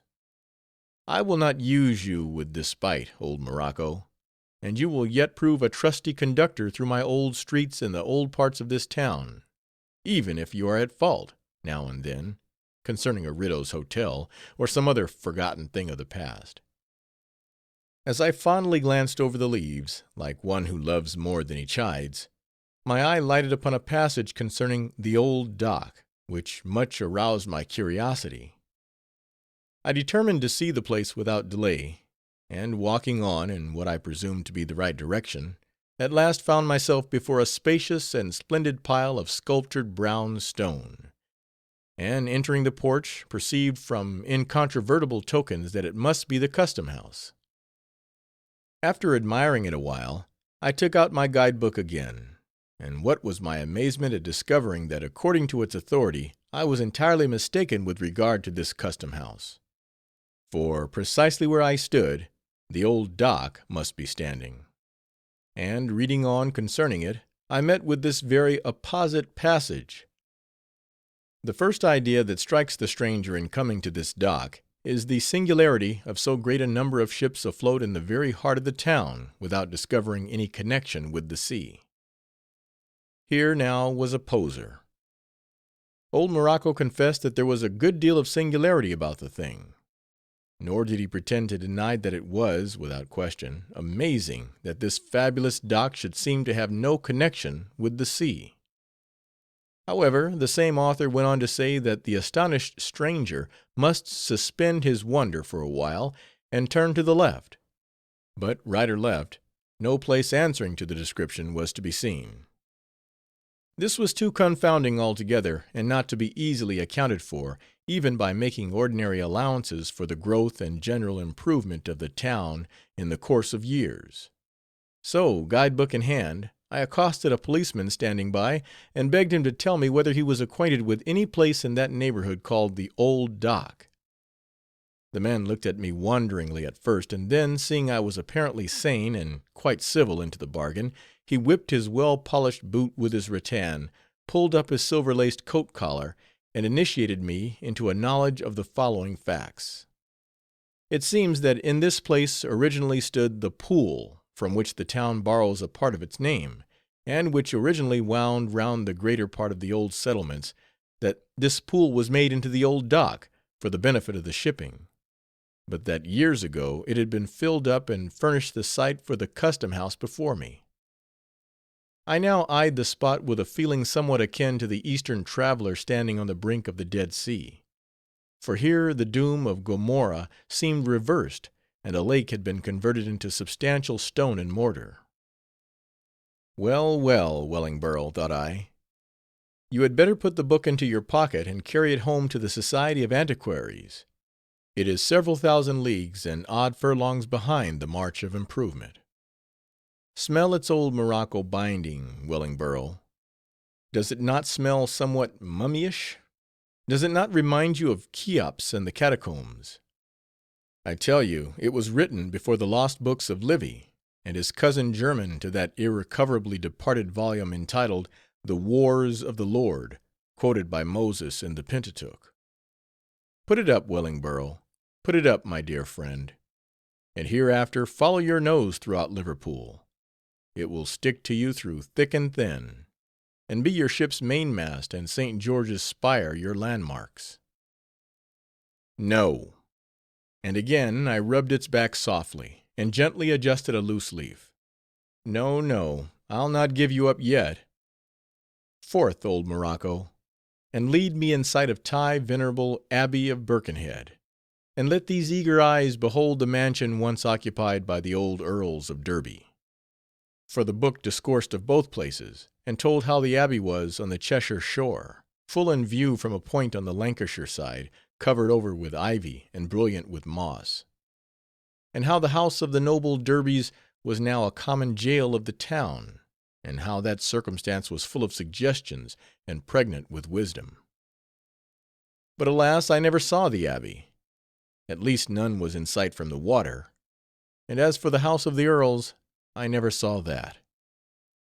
Ah me, and 10 times alas! Am I to visit old England in vain, in the land of Thomas a Becket, and stout John of Gaunt, not to catch the least glimpse of priory or castle? Is there nothing in all the British Empire but these smoky ranges of old shops and warehouses? Is Liverpool but a brick kiln? Why, no buildings here look so ancient as the old gable-pointed mansion of my maternal grandfather at home, whose bricks were brought from Holland long before the Revolutionary War. 'Tis a deceit, a gull, a sham, a hoax. This boasted England is no older than the state of New York. If it is, show me the proofs. Point out the vouchers. Where's the tower of Julius Caesar? Where's the Roman wall? Show me Stonehenge. But Wellingborough, I remonstrated with myself, you are only in Liverpool. The old monuments lie to the north, south, east, and west of you. You are but a sailor boy, and you cannot expect to be a great tourist, and visit the antiquities in that preposterous shooting jacket of yours. Indeed, you cannot, my boy. True, true, that's it. I'm not the traveler my father was. I'm only a common carrier across the Atlantic. After a weary day's walk, I at last arrived at the sign of the Baltimore Clipper to supper, and handsome Mary poured me out a brimmer of tea, in which, for the time, I drowned all my melancholy. Chapter 32. The Docks. For more than 6 weeks the ship Highlander lay in Prince's Dock, and during that time, besides making observations upon things immediately around me, I made sundry excursions to the neighboring docks, for I never tired of admiring them. Previous to this, having only seen the miserable wooden wharves and slipshod shambling piers of New York, the sight of these mighty docks filled my young mind with wonder and delight. In New York, to be sure, I could not but be struck with the long line of shipping and tangled thicket of masts along the East River. Yet my admiration had been much abated by those irregular, unsightly wharves, which, I am sure, are a reproach and disgrace to the city that tolerates them. whereas in Liverpool I beheld long China walls of masonry, vast piers of stone, and a succession of granite-rimmed docks, completely enclosed, and many of them communicating, which almost recalled to mind the great American chain of lakes Ontario, Erie, St. Clair, Huron, Michigan, and Superior. The extent and solidity of these structures seemed equal to what I had read of the old pyramids of Egypt. Liverpool may justly claim to have originated the model of the wet dock, so called, of the present day, and everything that is connected with its design, construction, regulation, and improvement. Even London was induced to copy after Liverpool, and Havre followed her example. In magnitude, cost, and durability, the docks of Liverpool, even at the present day, surpass all others in the world. The first dock built by the town was the Old Dock, alluded to in my Sunday stroll with my guide-book. This was erected in 1710, since which period has gradually arisen that long line of dock masonry now flanking the Liverpool side of the Mersey. For miles you may walk along that riverside, passing dock after dock, like a chain of immense fortresses, Prince's, George's, Salthouse, Clarence, Brunswick, Trafalgar, King's, Queen's, and many more. In a spirit of patriotic gratitude to those naval heroes who by their valor did so much to protect the commerce of Britain, in which Liverpool held so large a stake, the town long since bestowed upon its more modern streets certain illustrious names that Broadway might be proud of: Duncan, Nelson, Rodney, St. Vincent, Nile. But it is a pity, I think, that they had not bestowed those noble names upon their noble docks, so that they might have been as a rank and file of most fit monuments to perpetuate the names of the heroes in connection with the commerce they defended. And how much better would such stirring monuments be, full of life and commotion, than hermit obelisks of Luxor, and idle towers of stone, which, useless to the world in themselves, vainly hope to eternize a name by having it carved, solitary and alone, in their granite. Such monuments are cenotaphs indeed, founded far away from the true body of the fame of the hero, who, if he be truly a hero, must still be linked with the living interests of his race. For the true fame is something free, easy, social, and companionable. They are but tombstones that commemorate his death, but celebrate not his me. It is well enough that over the inglorious and thrice miserable grave of a Dives some vast marble column should be reared, recording the fact of his having lived and died. For such records are indispensable to preserve his shrunken memory among men, though that memory must soon crumble away with the marble and mix with the stagnant oblivion of the mob. But to build such a pompous vanity over the remains of a hero is a slur upon his fame, and an insult to his ghost. And more enduring monuments are built in the closet with the letters of the alphabet than even Cheops himself could have founded, with all Egypt and Nubia for his quarry.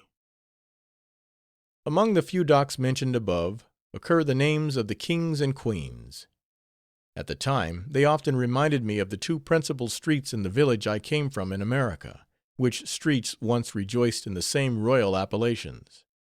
But they had been christened previous to the Declaration of Independence, and some years after, in a fever of freedom, they were abolished at an enthusiastic town meeting, where King George and his lady were solemnly declared unworthy of being immortalized by the village of L.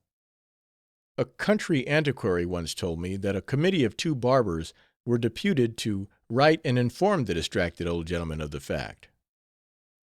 As the description of any one of these Liverpool docks will pretty much answer for all, I will here endeavor to give some account of Prince's Dock, where the Highlander rested after her passage across the Atlantic.